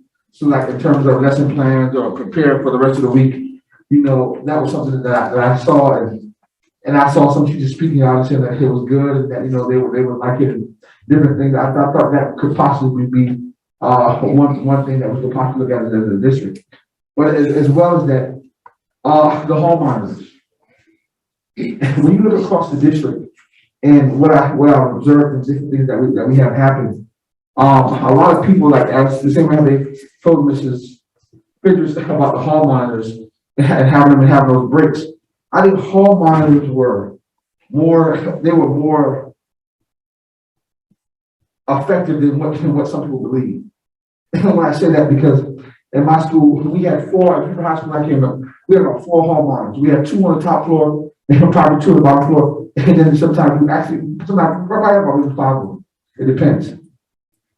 And what they did was they constantly, that kid was acting up all the time. They get you and they talk to you and they, say, hey, look here, this is what you need to be doing. Stop it. I'm going to take you to class. I'm going to come get you a little later and give you about 20 minutes to walk around with me and talk to you, see how your day's going, and kind of mentor those kids. I think that too could possibly alleviate some of the burnout too, in terms of teachers, maybe in terms of how students are behaving, giving them they need to go to the bathroom. They can't wait for someone to go to the office, because I know they said that one teacher told me, listen, I can't even leave my class because if I leave, I can't leave my class uncovered. So I think those hall monitors would definitely be one thing to help us in the right direction to show that we are possibly trying to meet them where they are. And I know it already said that it did some that probably had to do with the half day on Wednesday on giving teachers, but this is definitely a very important thing, because we said that we want to, that one of our main board goals is the achievement gap. and also retention of teachers. This is one of the major things that lead up to it. And some may not like when I say this, but you know, at some point in time, we're going to have to be able to chew bubblegum and walk at the same time, because there's an epidemic going on everywhere in the United States of America. So it is hard, but we have to keep pushing. And I understand that it's not easy, but we have to do something in terms to not just talking about, but showing action besides, like they say, the stipends. And I think those are a couple of things that I would wish that we would seriously look at in terms of relieving of teachers. I mean, half day, I'll sit along with that. I think the hall monitors would be a little breathable. Thank you. Ms. Stover. I have some suggestions. First I want to say to the HR department, the toolbox that you have, I think, it represents pretty much everything that you have the ability to do. I think that that's an impressive toolbox. I know it's not comprehensive, and I think what the board saying is they would love to have more things in the toolbox, but you know, the mental health, the childcare, the pain for covering classes, those are big helps, I would imagine. I have said this before, I'm going to say again, I think it's hard to deal with this problem when we're still in the middle of a pandemic, right? Because I know the legislature is looking at unencumbered time, and they're going to ask the school boards to come up with comprehensive plans to protect unencumbered plans. So we are going to have to address this sometime in the next few months. But the other thing is, I have to say, during COVID, everybody is about to pass out. I mean, small business owners, you talk about who doesn't eat lunch, nurses. We have a nursing shortage, and a lot of nurses, sometimes they need to work a double shift, and then they get a call that their kid's been quarantined and they have to find coverage. They don't have childcare. We are all, people working are kind of at the end of their rope. So I think there just needs to be this compassionate sense of community right now. If volunteers can help, you know, however we can use them to help out. But I do think it sounds like, given the circumstances, HR is doing all that they can. The board would, you know, like to come up with other ideas. The state legislature is going to make us come up with some other ideas. And so I think, you know, as we come out of this pandemic, hopefully over the next, you know, month or two, in terms of this Omicron wave, to really look at, you know, more structural problems we can fix. But right now, everybody's worn out. Everybody's at the end of their rope. And I just think that, yeah, we need to show compassion for everybody. I was weekending that statement. I'm just going to make a comment. We realize everybody's worn out, but our job's the teachers, so to speak. We have nurses too, but we're focused on the teachers who can't really solve all those other issues. Oh, I disagree. And I do think we need to do something. I really do. We've got to do something. We can't just keep talking about it. I know you've made a valiant effort. You have a lot of tools in the toolbox, but I go back to the statement I made in the beginning. That's not enough. Even though you've done a great job, something else has to be done, or else we wouldn't be talking about it, right? And we don't know if COVID's going to end. So I just want us to somehow get off the dime and come up with something. Because I think Ingrid's right. State legislature is going to ask us to do something. It'd be really cool if we already had it. Yes, loving response. I understand, but we are not really just in charge of the teachers. We're elected by the community to talk about the role of education in our community. And it is difficult to not consider the impact that our policies have on something like staffing at a hospital. If we are sending kids home, and as a result, with the nurse, that is something that we have to consider holistically. The HR department, in my opinion, is charged with teachers, right? We are charged with students, and we are charged with the delivery of education in our community. So I don't want to limit our discussions just to what the teachers need. I think we need to look at what the community's expectations are. So I just want to say I disagree with the statement that we can only control the teachers, or not control the teachers, but control the decisions of their. Yeah, I'm just from the school that you eat the elephant one bite at a time and fight for us as the teachers. So, you know, eventually maybe we can get to a broader thing. It would be like us sitting up here thinking that we could somehow solve poverty. We can't. With the school board, we can't solve poverty, but we can deal with those kids 8 hours a day or whatever. I just want to keep us focused on doing something. And that would be a small bite.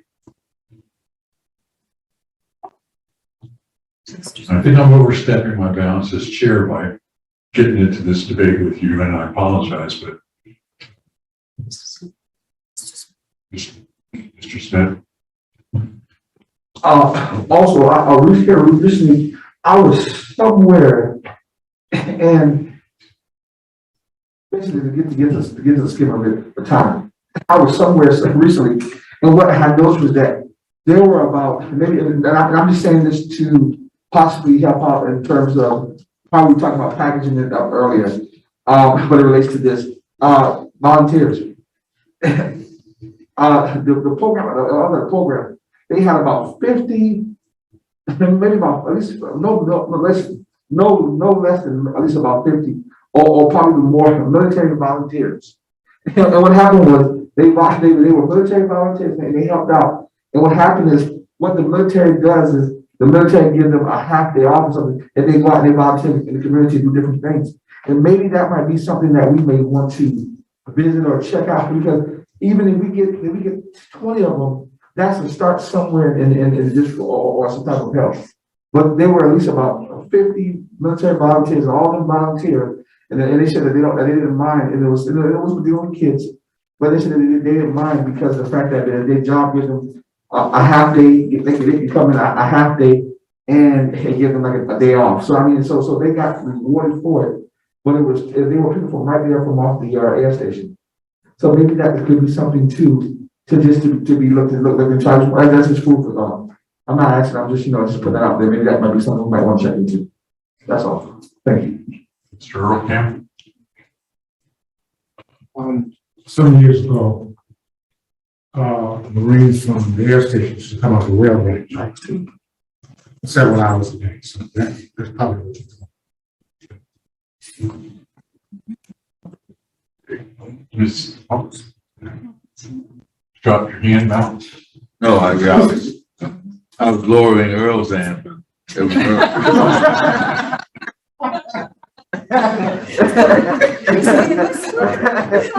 Just to kind of wrap this topic up, what is the next step? We'll meet with our team, the HR team, and try to go through some of these, see which of these we can legitimately do. Like for example, I think there may be an issue with having volunteers supervise kids that are not employed, right? So great ideas, love to do it, but you may not want me to do that if something happens later. Right. So that's the reality, right? So I'm going to sit with my team. We'll go through, and then we'll have to see what we can come up with and we can share. All right. Yeah, I just want to make sure we had a next step. And if all our ideas are unworkable, then it's up to you to come up with one. Recognize that. And you got the team. And you got the team. I recognize it. Yeah. All right. Thank you. Thank you. Okay, the next topic is student performances points of celebration format.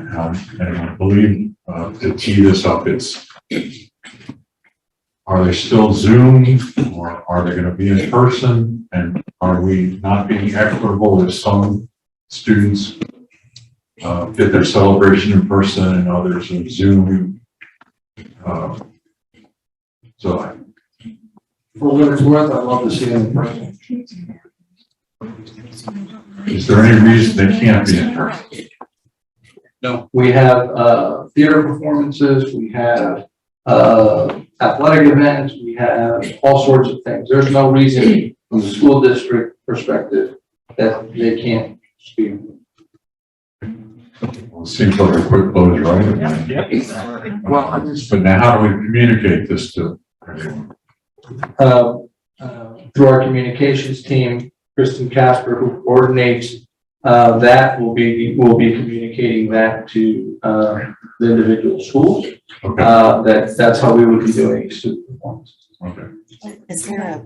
Oh, Mr. Smith, I believe is next. only thing I was gonna say is that I'm okay with that as long as if someone wants to be via Zoom, just because of their health issues or something, they can't make it, you know, that we do allow them to do that too, just to be fair, so that they can't make it, that we still will allow that avenue as well. That's all. I think that's a good, you're a good point. Yes, sir. Good point. I think that's All right, yes, sir. Thank you. I think,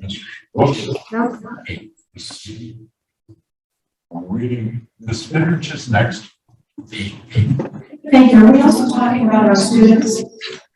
The month, I just last board meeting, that young man came to the meeting, and I think they were north of the Broad, right? Yeah. They drove all the way to Hilton Head. And I think we need to share with the parents or the caregivers that, please, if they want to come in person, that would be wonderful. And maybe we could do it if it's, to the north of the Broad is just up here, and then the south of the Broad students at the end of the month at the Hilton Head one. Right, that incident is what generated this topic. Excellent. So when you say performances, you also mean the. I interpret it to be all. Excellent. Thank you. Thank you. I'm kind of literal sometimes. Thank you, sir, Chair. Will there be a limited capacity? Like, if a student comes, are we limited to the number of people that could be there for either, the student of the month or the performances? I think we have, in our board meetings, a limited capacity for people that are coming to speak at meetings or listen in on meetings.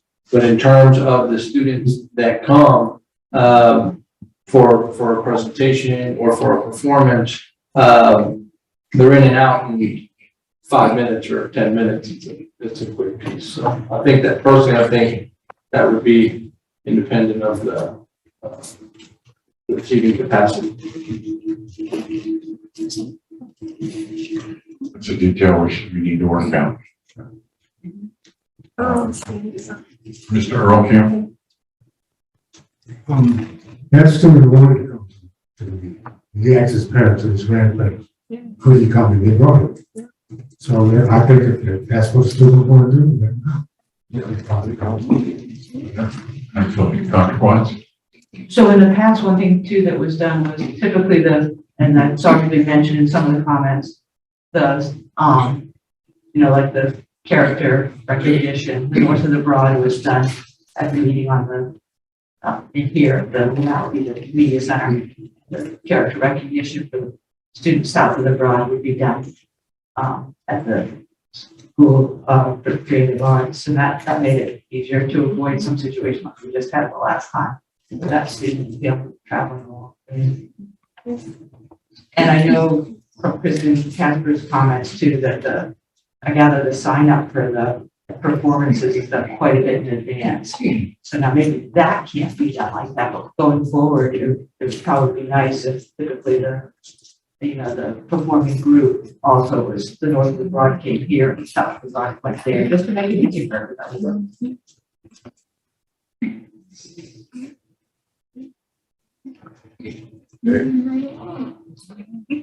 Okay, I believe we have come to a good conclusion on that topic. Next topic is committee meetings. It's a broad topic, but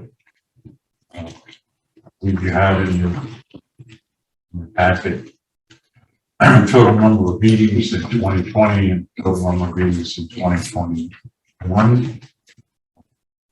And I think the numbers are somewhat startling when you look at them because a lot of time spent in meetings over the course of the year, and that has ramifications.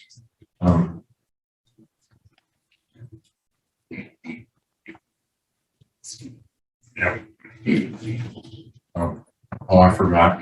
Legislative.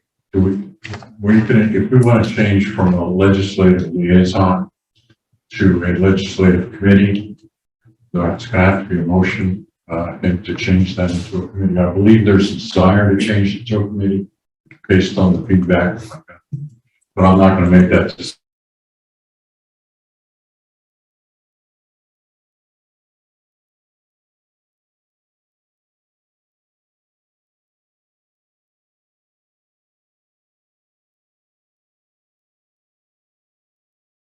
Association and the yearly meeting that we attend.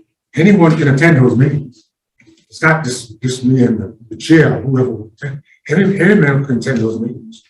So I think we should just leave it the way it is. That's my recommendation.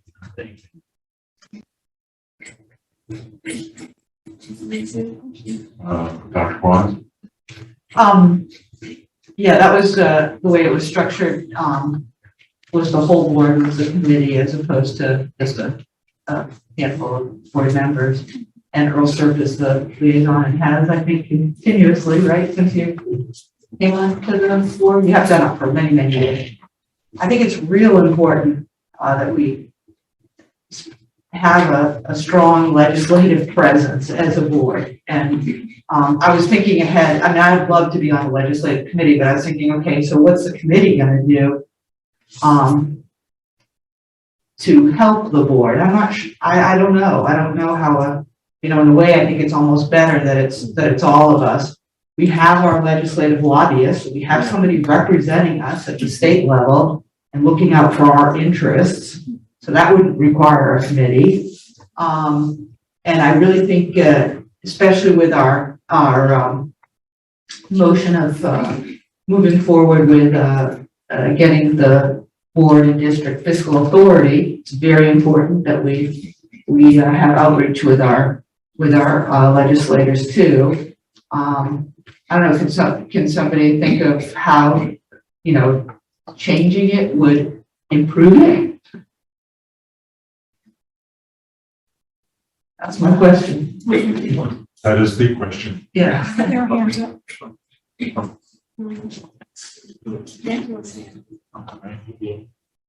Actually, your next question. Thank you.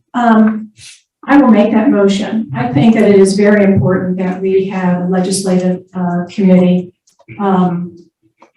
Over the past 3 years, being a first-time board member and 3 years later, I have come to realize that this is probably one of our greatest charges, is to work with our legislators and to effect policy change on a county and state level as much as we possibly can. And so I see that a legislature committee is so board focused as compared to just district, focused, that it's almost crucial. And if it were to meet quarterly and keep those topics front and center in front of the board by having a committee report periodically and so on. Because the only time it comes in front of the full board is when it's an agenda topic. It's when it's like, okay, it's time for our legislative letter or it's time for this. I think it's crucial.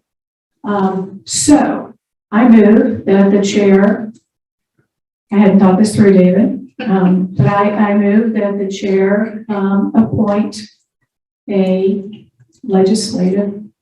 board legislative committee. I'll second that. I'll second the motion. Mr. Smith, second.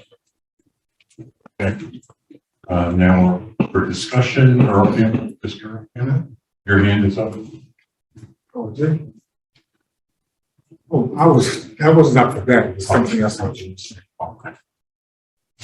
Mr. Smith, your hand. I would just definitely say I would definitely support that, and I do believe that the people who are serving that committee could be the people who keep the board focused. But I mean that we all can play the role that we have been playing. But those are just the people who keep it right in front of you, like, hey, don't forget this, don't forget this.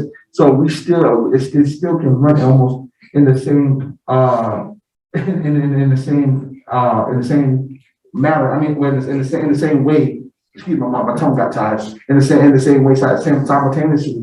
But these are people now who are some of their main focus is with what our agendas or what we kind of discussed when it comes to legislation, because I do agree, because when I first came on board, I definitely, even before I was a board member, from doing the paperwork at the State House, I do go to Columbia every now and then from time to time. There's something I see on the agenda, I go there. So I think that is important that we stay in our legislative areas so that we can get what we need out here in Beaufort. Because unfortunately, they always say that we have enough money. So I would definitely support that motion. Mr. Malcolm? I'll say exactly what Wilson said. I mean, I think we need someone to keep us abreast of what's going on. I mean, I read the notes from Robbins, the legislative journals, and I mean, that thing is encompassing, and there's a lot of stuff when it comes to education, what they're doing at the State House, and are we keeping up with what's happening at the State House? Every little law, and when they throw back to the laws of 56 that they're making a change on, the laws of 65 that they're making a change on, I think we need a committee to help simplify that to the board.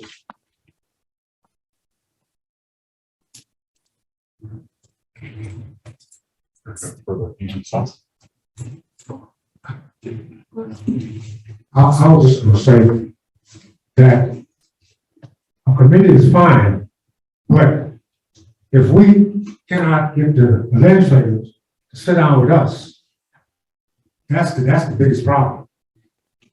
So you can have a committee, but we need to have a discussion with the committee, because the legislators, every other district in the state has meeting with the legislators, with us. And that's why they get a lot of stuff achieved that we don't. Sure, we can read the stuff that Robin sent us from Columbia.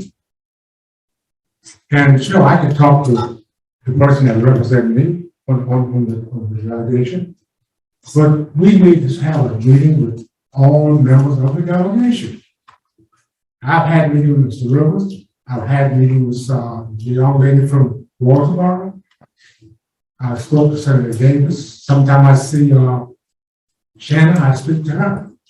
But the rest of them, where are they? They represent us in Columbia.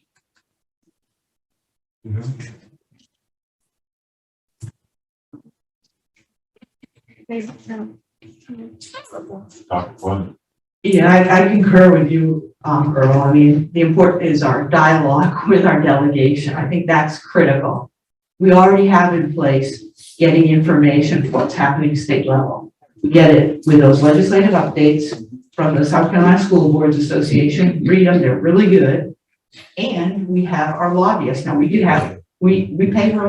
them, for former mayor, a lot of money. And they keep up with what's important for our school, for our district. Remember, they only represent Beaufort. They don't represent any other school district in the state, so that there's no conflict of interest. They're representing what we want, what we need. So I don't see a legislative committee. I don't think the scope should be that, keeping updates. I'm happy to support it, or I just don't see how it's gonna bring I concur completely with her. Well, the necessary thing is for our delegation to interact with us. Now, they do typically at the teacher forum breakfast once a year, but that's it. And then individually, we can all reach out to the delegation representatives that we have relationships with, or we know, or represent us specifically as citizens. So those are my comments. Thank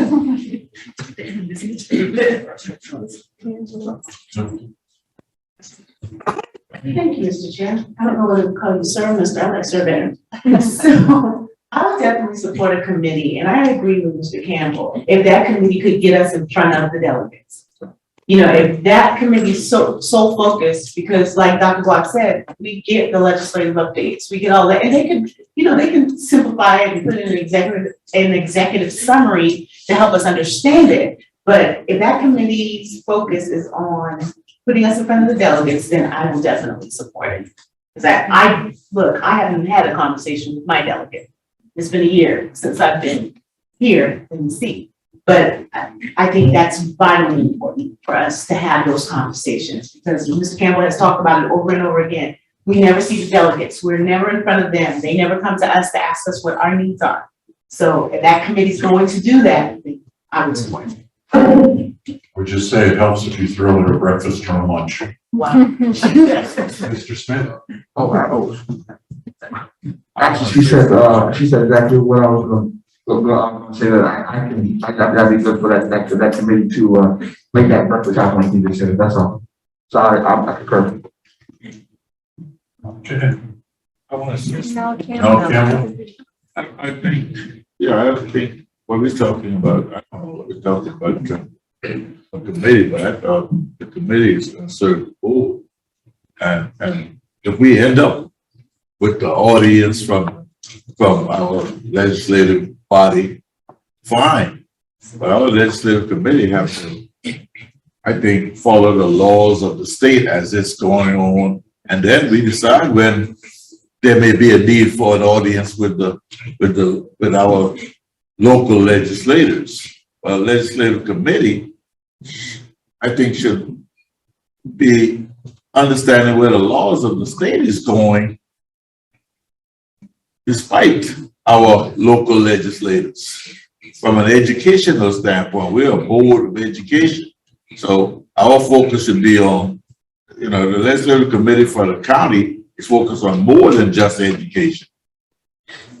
And I think we'll be narrowing it down where we have a scope that focuses on the educational changes from one meeting to the next at the State House. And that's something that we all need to be focused on continually, not, when we meet that 1 or 2 times with those legislators and argue out one point about where we want to go. I think it's a continued thing, and I think the board needs to keep up with the continuation of what's going on from the rule changes that are being made from an educational standpoint. And that's just not the legislator's job. Sorry. And you can engage them and understand that they're the ones who voted on it. But at the same time, we need to know what the changes are, despite they voted in our favor or against our favor. We need to know what those changes are. And I disagree that we can read those things and be abreast with all the changes.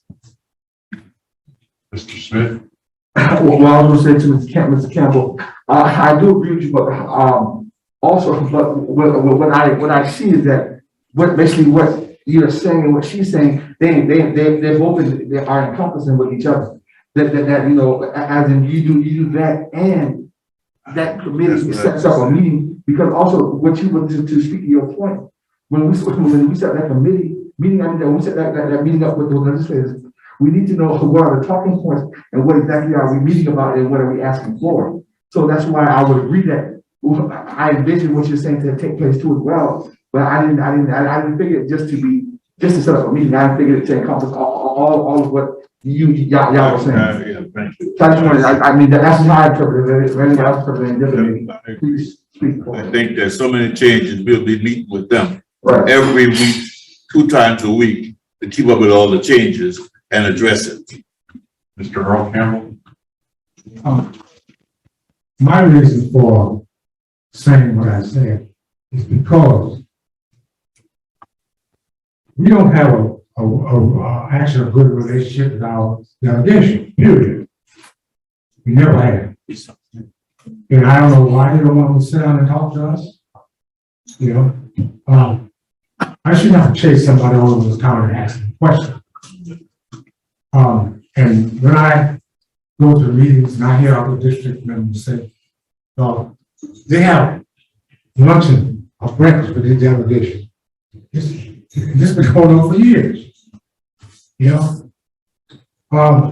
And when we go to Somerville for that meeting, you'll hear from other board members what they're not only having lunch with, but what they're doing in their district. So you have a lot of good information.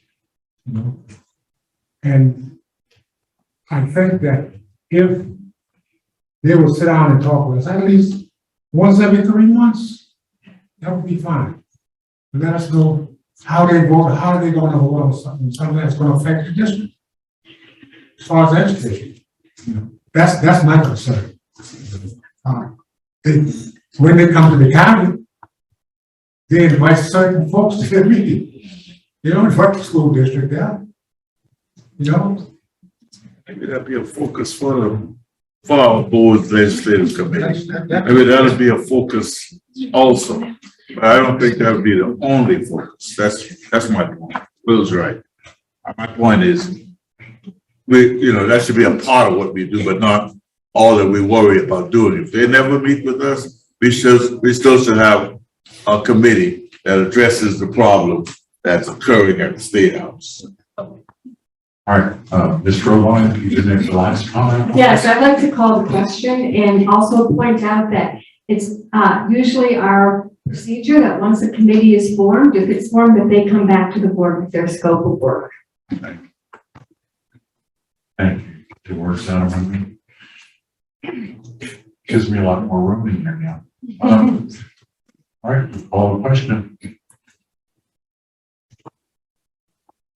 Word docs or just.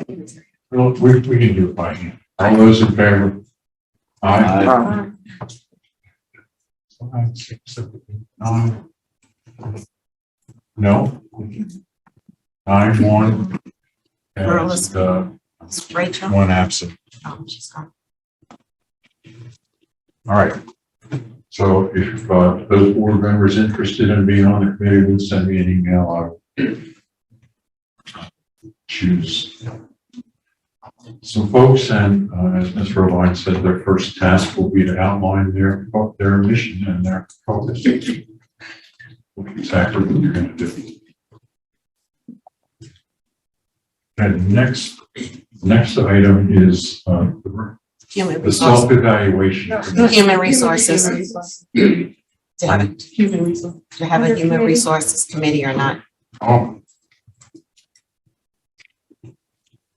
I really wanted to do this one first, but we can do that. The fact that no one volunteered for the self-evaluation committee.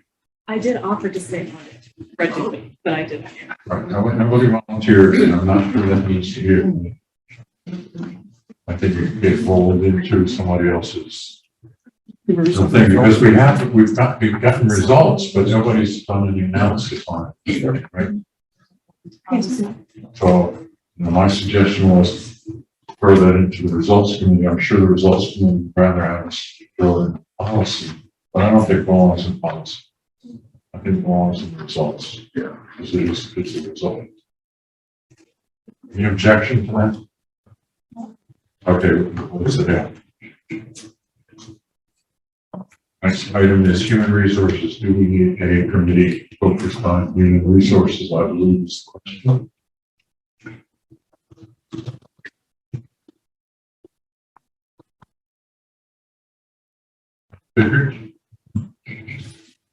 Thank you, Chair. I don't know. We have a lot of committees. We really do. And you just shared with us numbers and so on. But I'm torn because this probably emanated from some of my concerns. When you look at the operations committee, okay, operations, which is huge with the $344 million referendum, as well as under operations, you have human resources. Under operations, you have communications. Under operations, you have student services. Okay, under operations, I mean, am I missing one? I thought there was one more. Anyway, so I mean, it's huge. And if you were to break down those numbers of the committee meetings that were had, Robin, would you say 60% could very well have been operations? Easily, when you think about the amount of time spent and me reporting during our committee meetings, how many hours would you compile were ISD? You know, you're dealing with students, you're dealing with, I don't know, but maybe Frank, some thoughts on that? My immediate thoughts go to no on another committee if you're asking my opinion on that. Plus my staff, Yeah. you know, I mean, they're preparing for 160 meetings, right? I mean, Yes. and they've got work, to do, right? That's not about the presentation. Right? So that's my immediate thought. I think you made a good suggestion here at the end. Student services component could shift over to academic because we're dealing with students and everything we do is about trying to help them improve academically, right? Whatever student services supports we provide are geared towards their well-being and success academically. So I think that's a valuable suggestion that makes sense to me to shift over.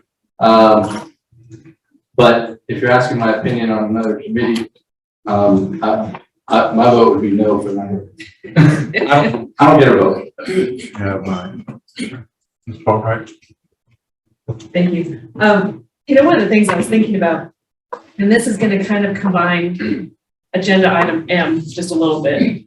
I think it's the number of committees, but I looked at other districts to see what they're doing. And part of it is we last year, which is my only year that I have to speak of, one of the things that took up so much committee time was the OE, you know, and approving the OEs and going through the OEs. That's done. So ostensibly, we should have shorter committee meetings.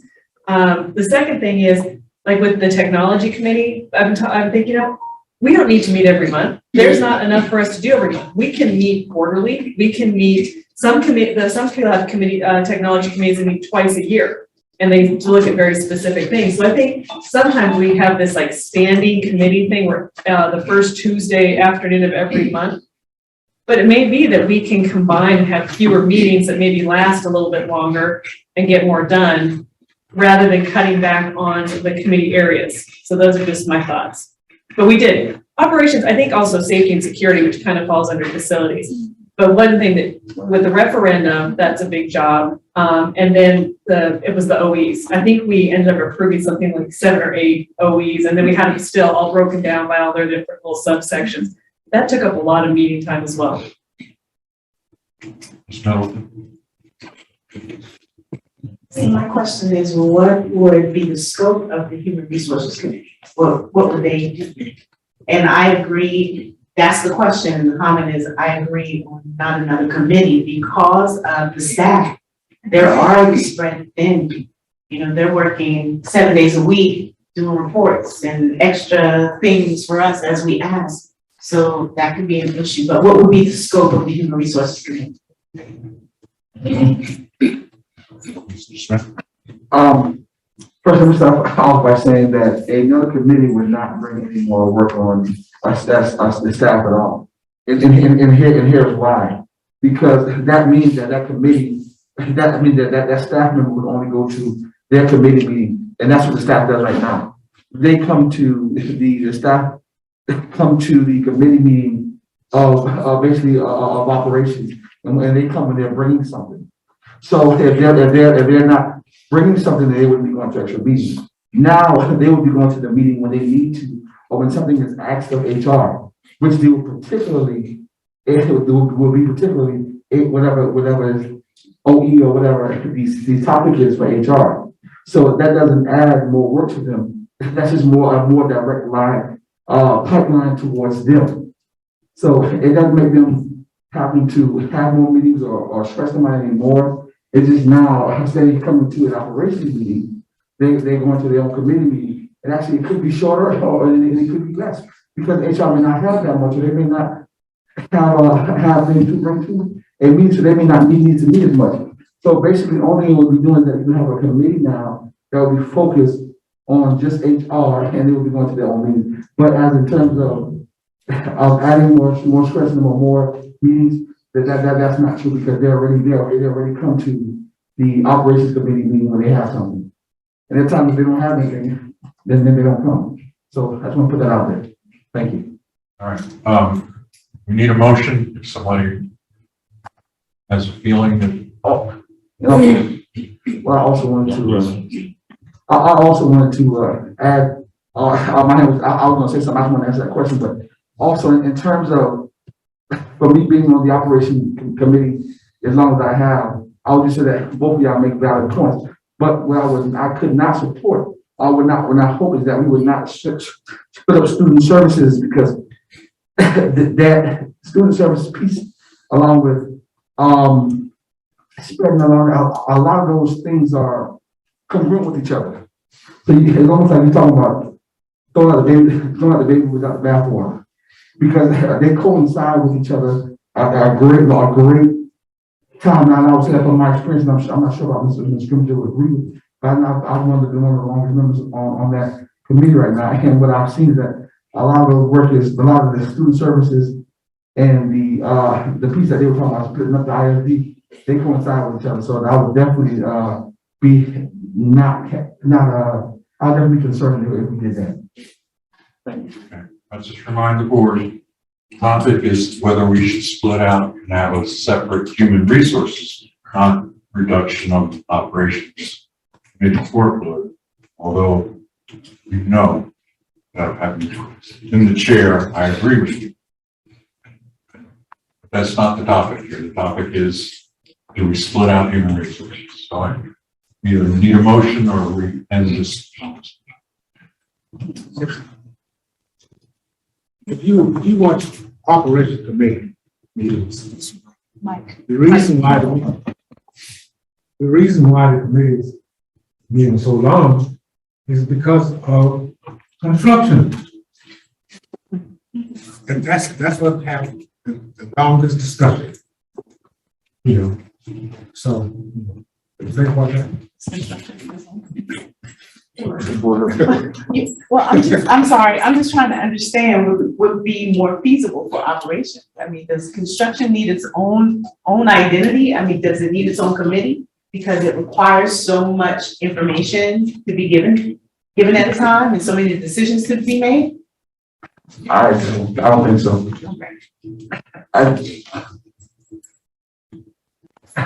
You need a motion, I was looking for the time. I'll make a motion that we have an HR committee.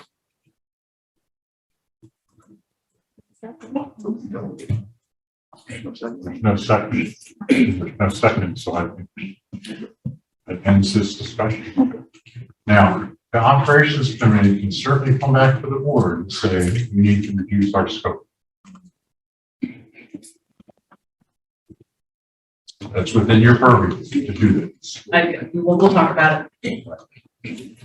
Okay.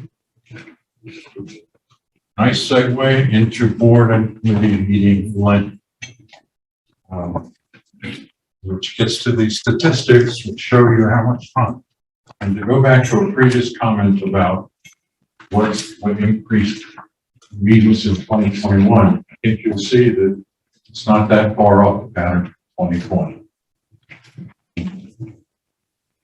I don't know if the length's changed, but we are spending a lot of time in the meetings. One of the negatives, of course, is that we spend a lot of time sometimes on the same topics in the board meeting, which is counterproductive. But another point on this is, it leads into the next topic, meeting minutes format, is that when we have all these meetings, we're asking the admins to go back and review those meetings to come up with the minutes, which means it doubles this amount of time, which is already kind of mind-boggling when we look at it on a basis. So these two issues kind of go together. So I think we're looking for suggestions. Well, let me set up the meeting format because it's such an integral part of this. We're required in the minutes to have the motions and the results of the motions, and that's all. That's all the basic point. We could also put a sentence in there. There was a discussion about. But not get extensive minutes. Because as you see, going back and reviewing the videos, there's an awful lot of time, which we don't see because we sit on one or two committees. Unfortunately, Robert and Mom sit on all the committees. and they do all the minutes. So if we would cut the minutes back to pretty much the minimum requirement plus a sentence without any discussion that occurred, but not what the opinions were, but just there was a discussion about it. Then we could approve the minutes before the meeting's over.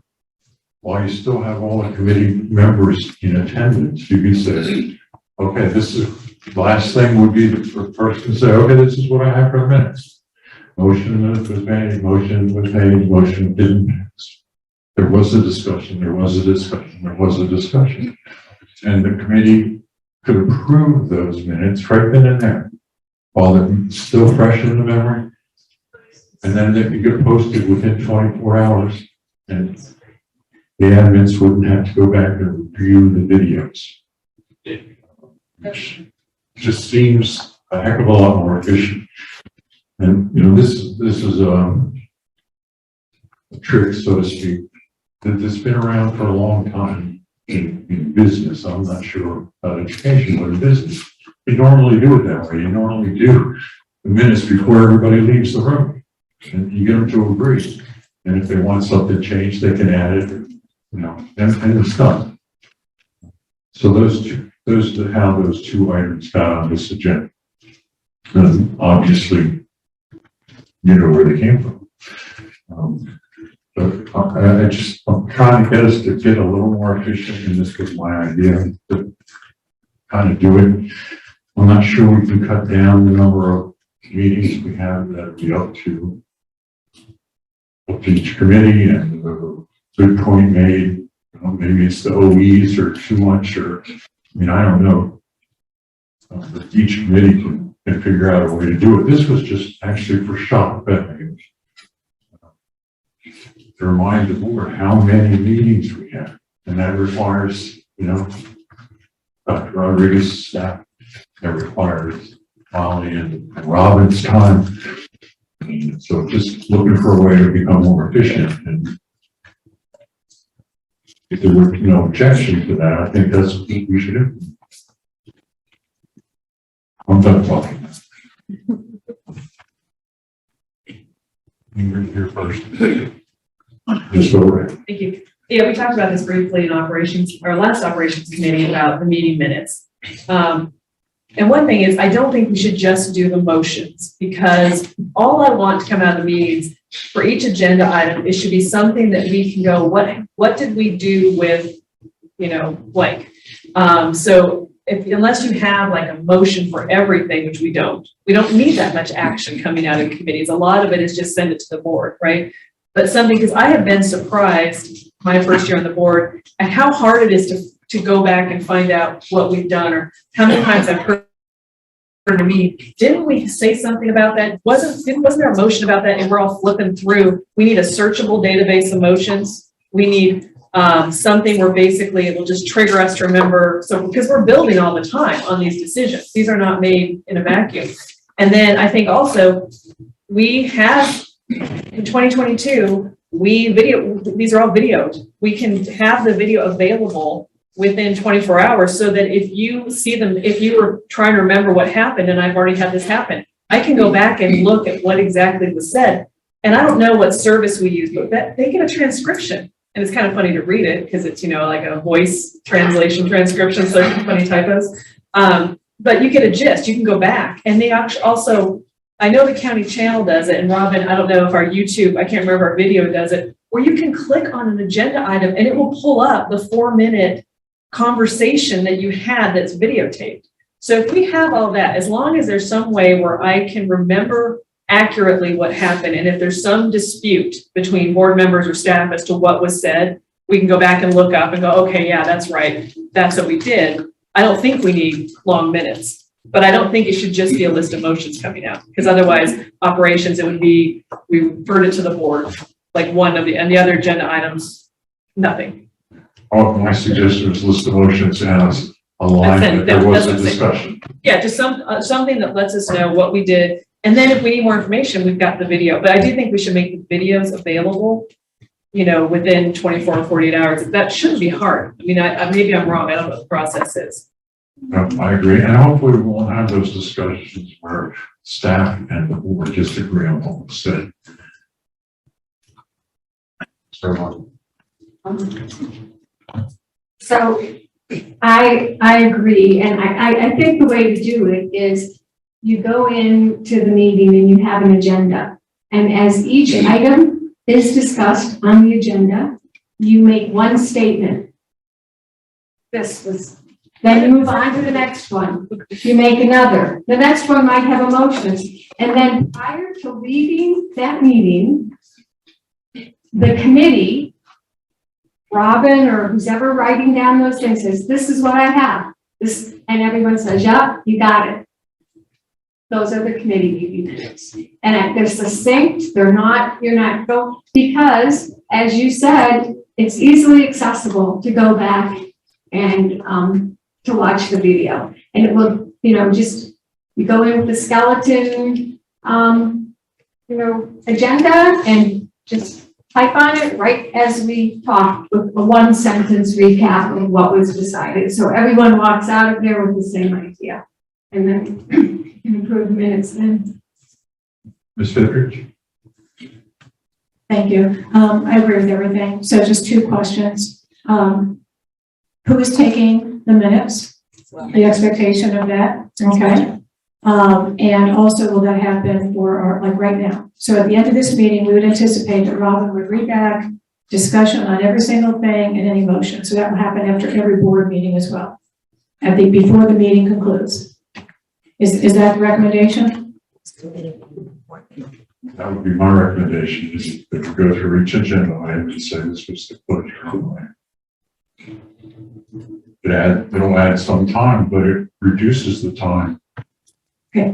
So my concern is for Robin. You're doing board docs. You're typing in motion. I mean, is that doable, Robin? It is doable because I have to type in the motions in board docs. Great. Because I didn't realize you're going back. I mean, you take many notes during committee meeting minutes. I didn't know you were going back and reviewing every video in order to publish the minutes. That's correct? Yeah, to make sure that I capture what Yeah. No, I thought that was just coming from your own transcribed notes. Some of them, yes, but when we have meetings, for an example, we had meetings every day this week.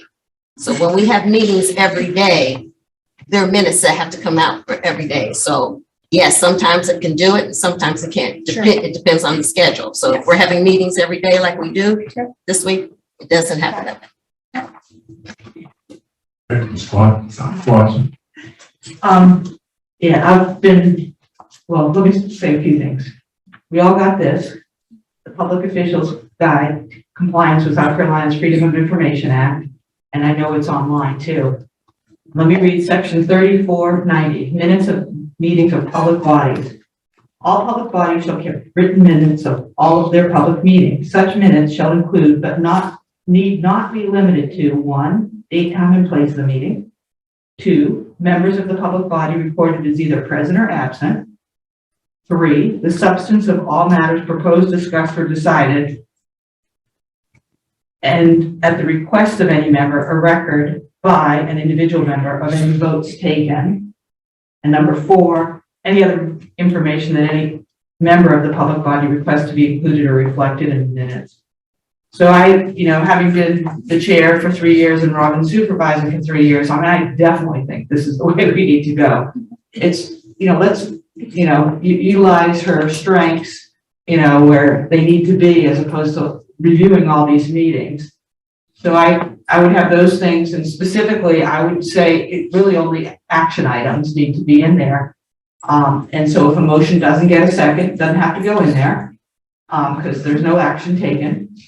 And I personally probably would not say that such and such was discussed. I would just do the bare bones of the motions. I think that's going to make it much easier for Robin, because I was thinking the committee meetings, I think this is a great idea, but I think it's going to be very hard for her to say, this was discussed and this is the next steps, if we put in all this other information in them. I would limit them to the action items, i.e. what was the vote, and just what she already has to put in board docs. And that way they can be immediate. And we have the videos and we have audios for some of the committee meetings, or we did in the past.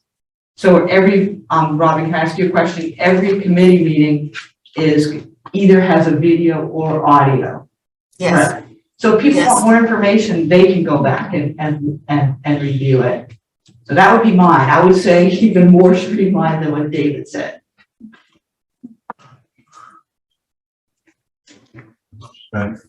I would, in turn, I would definitely, if there's a motion that has not been seconded, I mean, that should be noted as well. Just because of the fact that, I mean, you want to know if something has been brought up, you know, and it didn't get a second, so that there's some type of public document that is, that is there. Because, and then reading that, the book also said this now, that if a member of the board wanted it to be on public record, then they didn't accept. So I mean, why make them ask for that? If you can just go ahead and put that. I mean, I don't see a problem just putting, hey, so-and-so made a motion that wasn't seconded. That's the first thing. The second thing is that we do have two employees. So, I mean, you know, if one can't do that, I think the other one should be able to. The question is it how much extenuous work are they intaking too? I think that is something that should be looked at too as well in terms of an overload. I remember when I was also one time I believe that we did a task analysis back then. That's something we should probably revisit as well. And then the third thing is there are programs out there. I saw one, I believe last night in the meeting that I was in, that where as people was talking, it was documented. You see it on the screen. Basically, when I said, "Hello, how you doing?" It said it. So basically, as you're talking, it was making document at the same time. So that's another way of having it done. And versus you just going through there and putting 1, 2, or however you edited it. I mean, there are programs out there that can help along the way with this information as well. Because this information is, I mean, some people, this information is very important. And some people may not have time or they may not have to even know how to go and read for the information. But if it's there, they can look it up. And I think that's helpful as well as to say not doing it at all. I believe now that we have the capability, we have the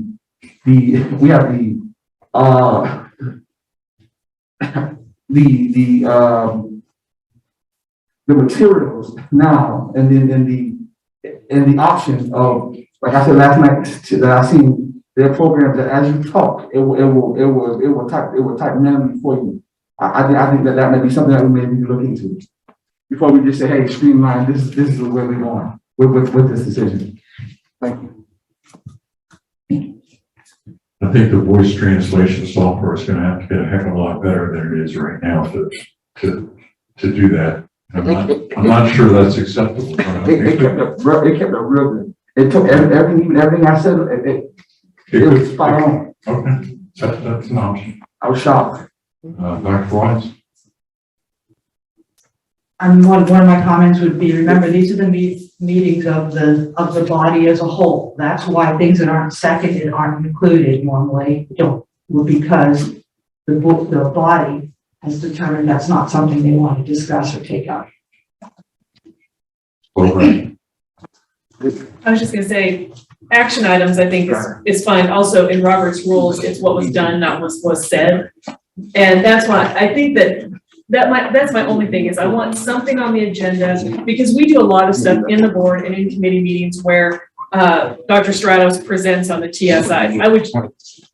Y'all, you're still part of the board. Don't want to stay with it, right? But I think just something that says, you know, Dr. Mary Stratos presented the TSI report for this date, just so that it's searchable in terms of. And it doesn't have to be, I think if you're going to have something on the agenda, something should have been done. And what was done should at a minimum be recorded so that you can search it. That's all I'm saying. Because while the video is helpful, what I have run into a couple times is someone will say something intriguing. Like, remember 3 years ago? Well, I don't know what happened. So I'm trying to find it. I can't go watch videos. I want to search an agenda, find the agenda item, see what happened. I don't think that would be too taxing. Mr. Smith? Oh, my hand is good, so I do agree with that. All right, so where are we? You want a motion? I think that'd be the best. All right. Let's see what we're talking about. I move that the Board of Education, adopt a new format for meeting minutes where only action will be recorded as opposed to, I guess that's all, where only action items will be recorded for each agenda item. That's how I like to phrase it. I second that. Do you have that problem? Hold on. This one? Board Docs does not look as easy to use as they advertise. Just saying. What product? I move that the Board of Education adopt a new format for meeting minutes that only action items will be recorded for each agenda item. Does that capture what we're talking about? I second Open seconds. Discussion, Mr. Owen.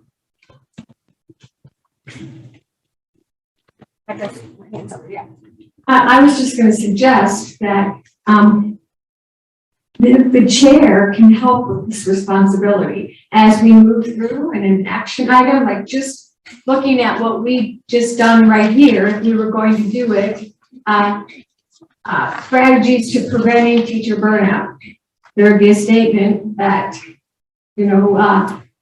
Ms. Walton and her team presented several ideas or whatever, just something like that. But the chair can help as you move from topic to topic or from line to line on the agenda, help keep track of that and come up with a statement. I think that as a committee chair, I think that's very doable and appropriate for the chair to do that. Mr. Smith. I would like to amend the motion and add, I would like to add to all motions that are made that even that are not seconded. And also in any topic of discussion that is being brought up. There's a second. Perhaps this is a second. Be considered. Ms. Goodrich, I believe you're next. Thank you. So, Chair, just to clarify the motion, it says action items. Is that correct? Does that mean even discussion items? Well, what do you mean by action? Just something that results in a motion? I was doing this on the fly, and that's never a good thing. No, so we just need to clarify. I think maybe what I'm trying to capture is the disposition or disposition of each agenda item. What was done? There you go. So disposition, you think that's Just the right word? Disposition. Yeah. Dispossession. I think dispossession is different. Yeah. So I would like to, can we just amend it on the fly, or do you want me to formally amend it? Just instead of saying action item, just say disposition of each agenda item. Thank you. For meeting minutes that only the disposition of each action item or each agenda item. Disposition, right? For meeting minutes Say the whole that, sentence. Okay, I move the Board of Education, whatever that was, that Board of Education approve a new format that will only record the disposition of each agenda item. How each agenda item is disposed of. There you go. Oh, you ended in a preposition. No, I Can't know. do that. And I was like, it's dispensation, that's Catholic. Like, I can't remember. only before the Dispossession. No, that's disposition. Byzantine, right? I almost sent you because there was an article and they're like, the Byzantine, it's about exactly what I said. It's like, it's not just me.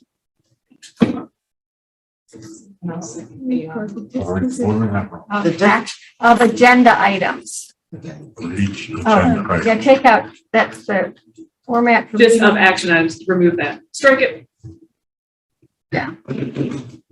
Disposition of each agenda item? Yeah, each agenda item will be recorded, period. Who competes to compete?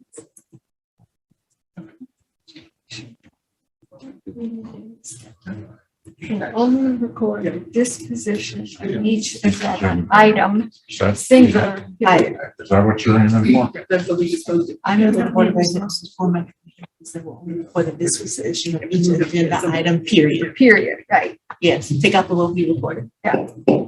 Is that Ingrid? Yeah. Take a look. I'm Yeah, that sounds good.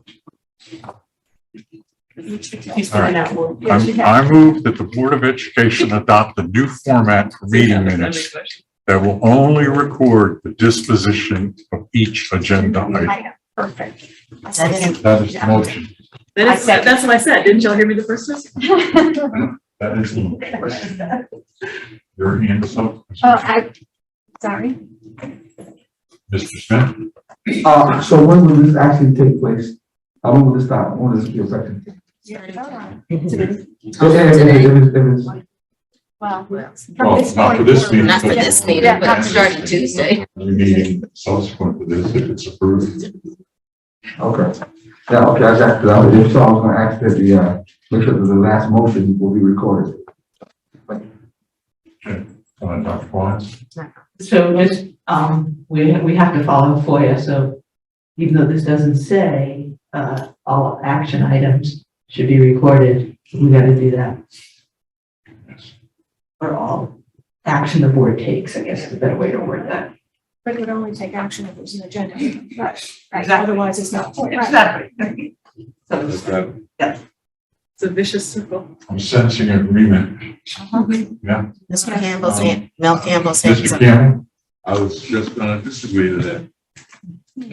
When we can vote on something that's not on the agenda, a new motion or a different kind of motion, and that's actionable, but it's not on the agenda. And how do we address that? I don't think we're supposed to do that. yeah, we can't vote on. I don't think we're supposed to vote on things that aren't on the agenda. Yeah, 'cause we'd I have think to. that's where we get in trouble.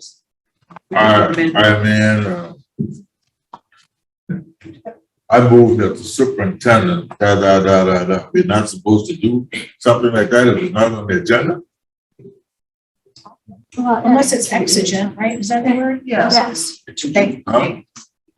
Right? But even in exigent circumstances, you have to amend the agenda. Right. Well, I don't mean, I was in the discussion, it may not be on the agenda as an agenda item, but discussion might evolve into a motion. Right.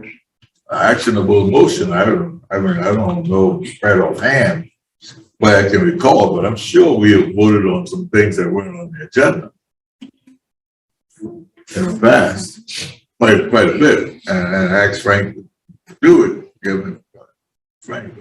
Yeah, and we voted on it. Now, that should not be, or should be, or shouldn't be.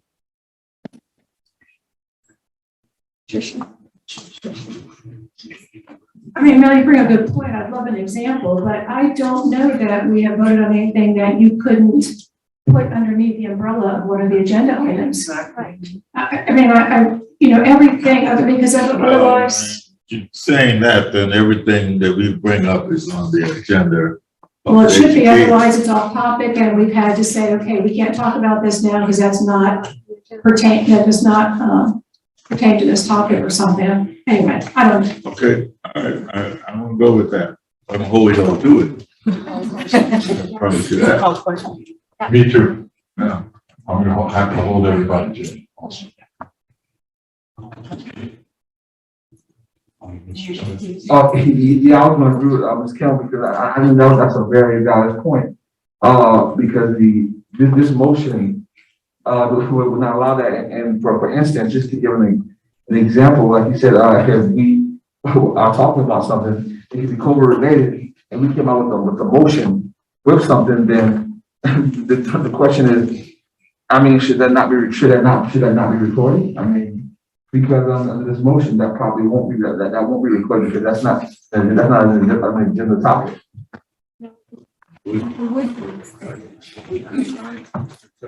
If you look at what we've talked about, we're going through each agenda item. So if you make a motion about something that we're talking about under that topic, it's going to be recorded. So we're gonna, line by line on the agenda, there's a discussion. So under each one of those discussions, during those discussions is when motions arise. And so it would be put under there. Now, if it doesn't pertain to that discussion, then the chair of the committee or the chair of the board needs to stop and say, we can't, it's not on the agenda, that doesn't apply here. But if it's in the discussion of something that's being discussed or into the agenda, then it will be recorded. That's a slippery slope, once either. Can you call the question? Yes. All those in favor? Aye. Aye. 9 opposed? I'm sorry, was that opposed? No. 9, 1, and 1 absent. So every meeting henceforth approach that, and if there's a problem as we run it, then we make an adjustment. Okay, the next topic, we need a break. Anybody? 10 minute break. Some cupcakes, please. Okay. There, 10-minute break. But we're gonna get done with this, right? Yes, we're gonna finish this. Yeah. They should. We're turning at 4 o'clock. Okay, 4 o'clock. I'm done with Yes. The cupcakes are excellent. I highly recommend them. Thank you.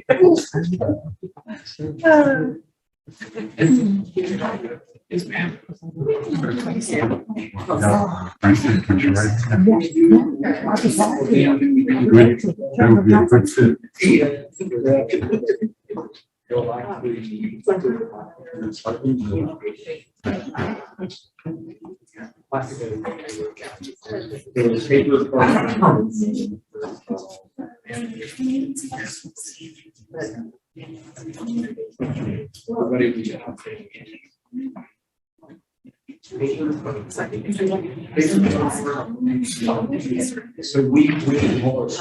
was asking you, guy, last night, did you see the words? I saw, but I don't know how. I don't know. Yeah, that's what I was talking about. So, I don't know what this means. okay, I just think maybe I know that, that's all. Okay. But didn't that make sense? We have that. As a business. I mean, versus going back and looking at it, you can read and see exactly kind of what, you know, what took place. I mean, it's go ahead, no. Yes, the question. Why we get this?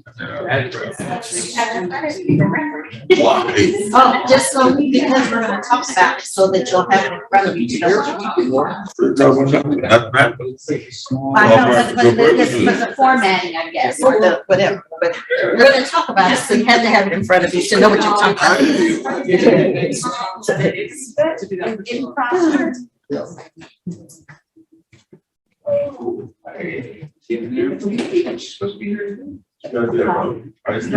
sir. Okay. So Colonel Guy. So I think this technology. Some of these things. Yeah, it's something. Yeah. That is so much. Operation committee, there's always something staff was bringing up before they bring it. And basically, it's just to kind of help make sure that the staff does it. Point out any pitfall or whatever. But you should. Yeah. We're not conservative. Yes. No. Well, but I think it's going to help the staff. It's fair. All right.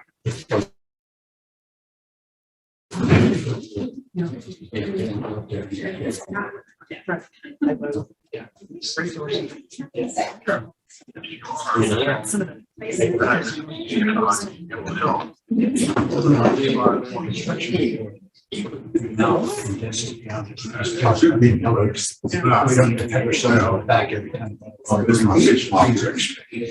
Yellows are. Well,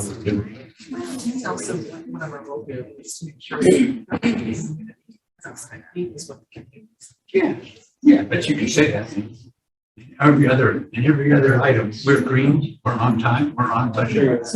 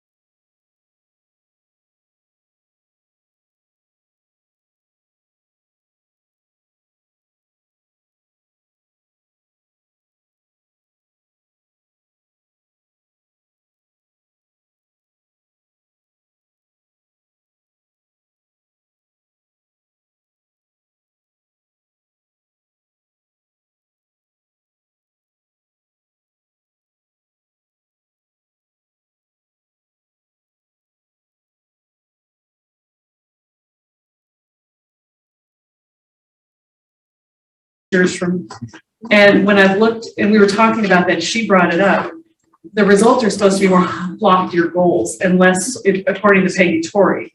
And I said, you know, in my opinion, we haven't really, when we're always talking about we're pushing for the results with the OEs, our results section doesn't really reflect what we're really trying to do. It's more sort of a accountability piece, in my opinion. So I think that's where, it wasn't necessarily my idea to talk about this, but that's the discussion we had. We said, hey, next work session, we should maybe talk about the results section. So here we are. Yeah, here we are. I think the results section is measurable performance towards your goals. And I think that's what this is supposed to do. They can't be lofty, they have to be specific, measurable, achievable, relevant time. There are, but I think in general, well, and I can pull up some other coherent government. There's not a ton of coherent governance school boards that I've been able to find publicly. I'm sure there are more than I've been able to find. But like Racine, Wisconsin School District, South Kitsap County, you know, I looked at them and it's more sort of, and there are some specific measurable and attainable things.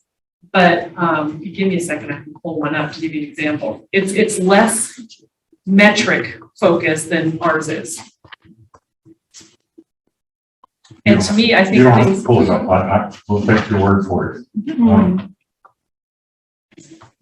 And that is that's like the opposite of the way these results work.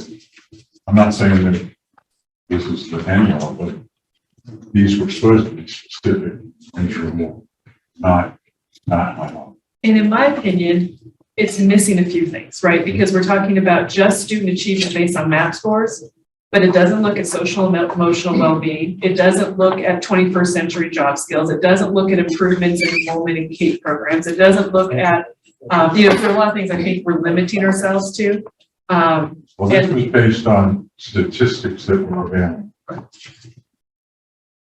So, you know, you can't measure some things, but that's how it was developed. The results committee will deal with these questions. Okay. So would you like to just post, refer this to the results committee then, this discussion? I think it naturally is referred. Yeah. Automatic, it's things you mentioned. Things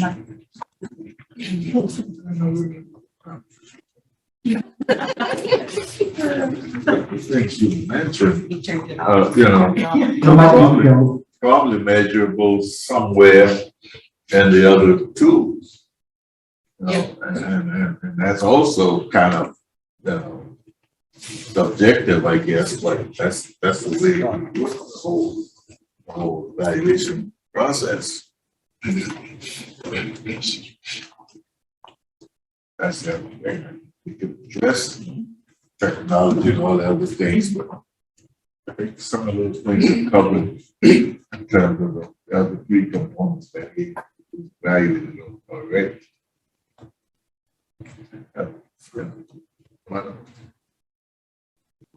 Not the chair.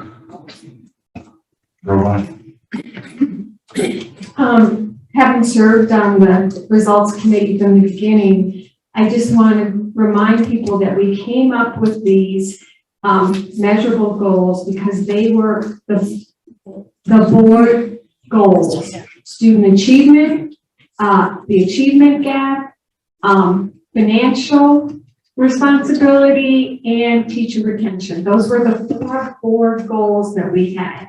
So we wrote, SMART goals around those four goals. So that's how this all started.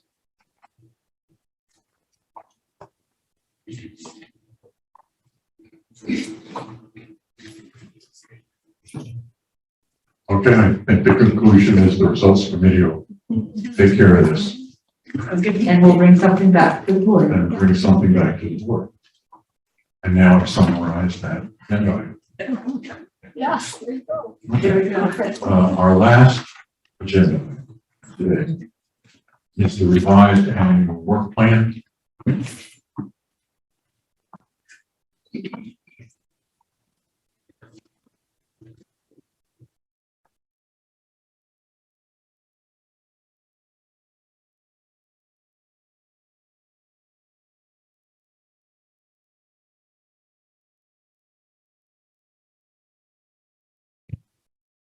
What was revised? Really no revision on it based on the conversation that the board had. The only thing we would consider a revision is the removal of the subsections for each of the OEs, right? So that you're dealing with specifically the overall OE on this form, as was the last conversation that the board had. So the only thing we did here was just take out the subsection. Excellent. I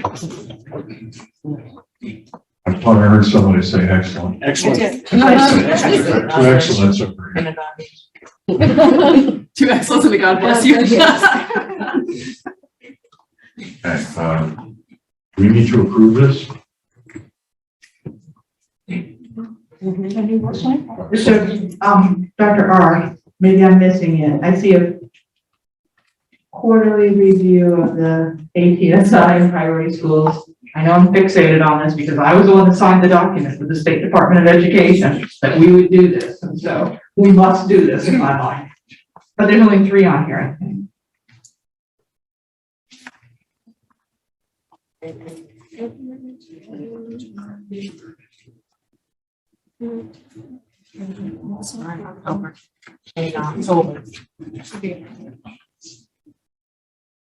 March, June, March, June. Yeah, you need one in July. Yeah, when they go out. Yeah, I think you're right, Tina. Yeah, there's one. Yeah, it's July. There's one in July. So you would January, February, March, and then have one in April. I don't see one there.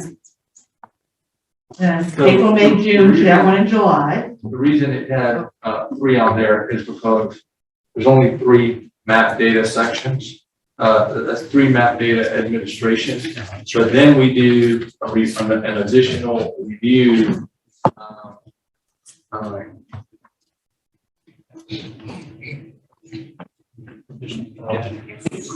Doesn't matter, we're under obligation with the state to have 4 of these. 4 have to be on here. So we just did one in January, right, today? Today. So want to go 3 months, 3 months, 3 months, and however it shakes out, it'll shake out. Yeah, because even if you don't have new data, you just have to give some kind of update. The committee's doing this at this school or whatever. Sure. Yeah, it doesn't have to all be data. So it'll be January, April, right? January, April, July. Yeah.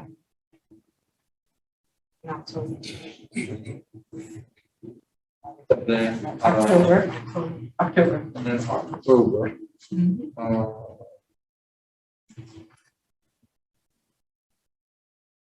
So if the board would like to approve it with that modification for APSI and priority school.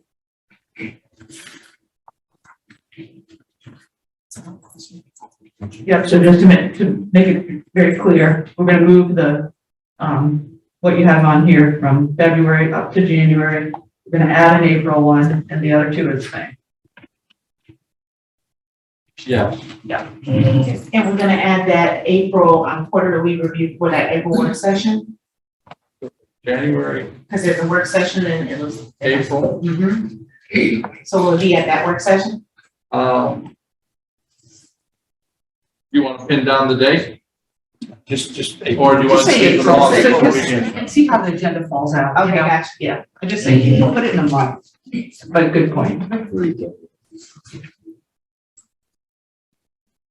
January, April, July, October. Okay. Perfect. And is that good?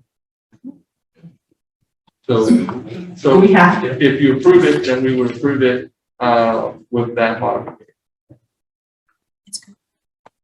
Is there anything else you want to comment about, Dr. R? Maybe you should, excuse me, I'll raise my hand. Anything else you kind of want to point out on here first? No, I mean, we started with this. Yeah. At a work session. And then the conversation went to adding the subsection, so we added the subsection. So, but then after the training, right, then we just said, and the experience, I think it was the training and the experience of going through subsections. And we said, let's go, back to this really original format, and then we'll just add those, reports.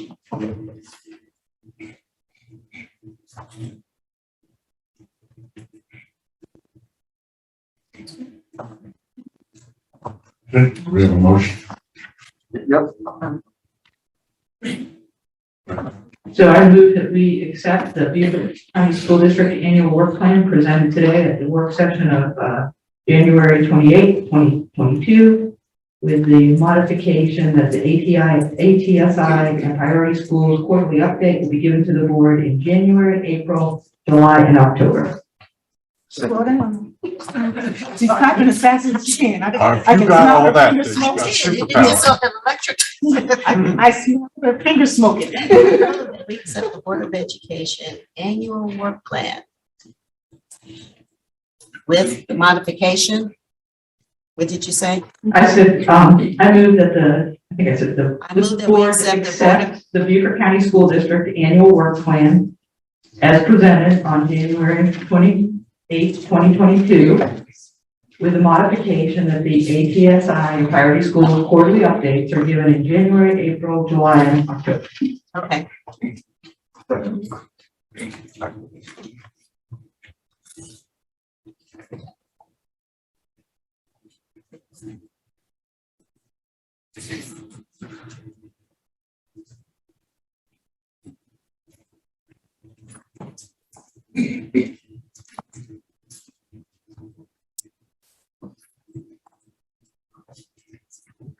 It's January, April, July, and October.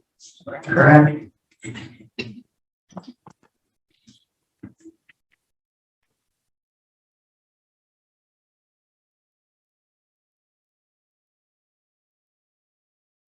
I move that we accept the Board of Education annual work plan as presented on January 28, 2022, with the modification of the ATI priority schools be given in January, April, July, and October. That's not quite correct, because I said I move that the Board of Education accept, it's the Beaufort County School District. The title of the document is it's Beaufort County School District Annual Work Plan of 1/28, 2022.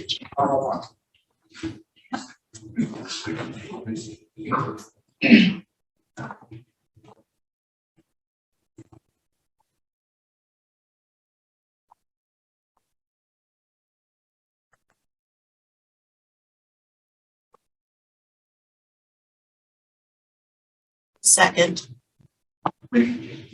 William.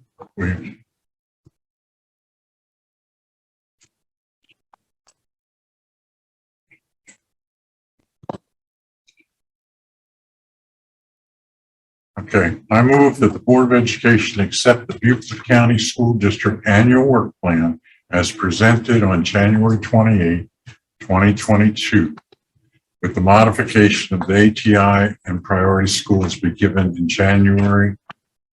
I'm just add the word quarterly updates or quarterly reports after the word schools. It's ATSI. Yeah, I think it's really just TSI here is it? in our state. I think it's just TSI. So it really should be TSI. What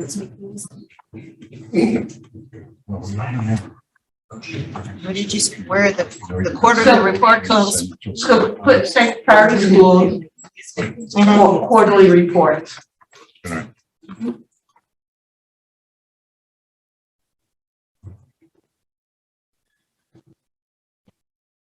Yeah, that was good. Thank you, Robin. Any discussion out there? Just comment that, in January, you only have one business session listed and you do not have a work session listed there.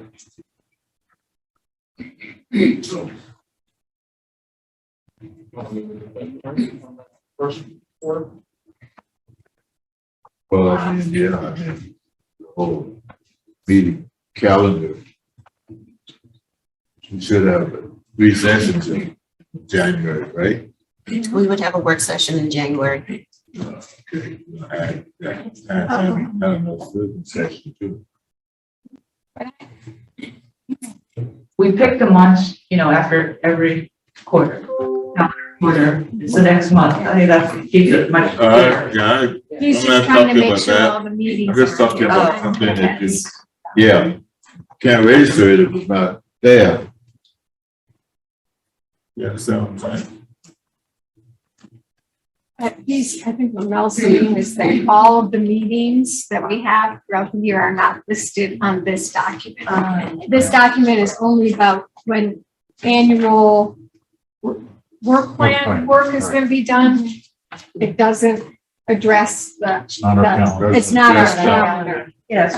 Okay, so in order to have that quality report, it has to be on the calendar, right? I mean, it has to be on this document, right? That's all I'm saying. I mean. No, yeah.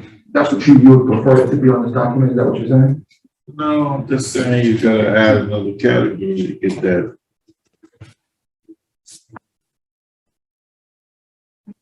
We moving that February business session to January? On the No. business, No. so I mean, February, well, there's no work session there at all, right? right. We're just taking it out of where it was in February, the ATSI. But it was on a regular business session day. Correct. But in the future, it'll be a We'll work be on a session. work session day in January, which is not reflected in this thing, this document at all. Right, but that's a change he's gonna make. Is that not true? You're gonna move it to a January work session because, Yeah. because that's historical, we did it. Okay. Oh, I'm saying even February work session is not on. It's no work session. It's 2 months. We're gonna have a work session in February. The governor in January is not on there. I know, we're talking different Yeah, I think calendars. that's- That's the problem. Yeah. Apples and oranges. Huh? The apples are the business meetings and oranges are the work session. Work session is supposed to be what? I see all the work sessions listed on there. I think we deteriorated. Yeah, I'm a little rummy over here. I'm not the first to the song. So let's have a vote on the motion we have up there. Yeah. All those in favor? Okay. 10-0-1. Well, it's not an abstain, it's an abstain. Okay. Now, we've had a late request for 6 new agenda items. Motion.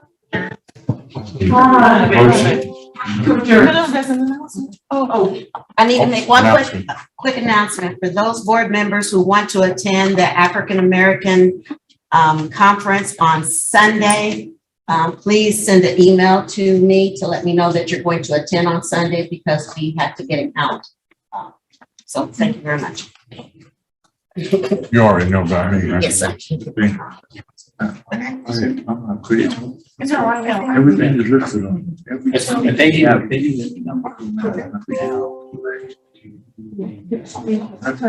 Are we adjourned? Yes, ma'am. Oh. We are adjourned. We adjourned.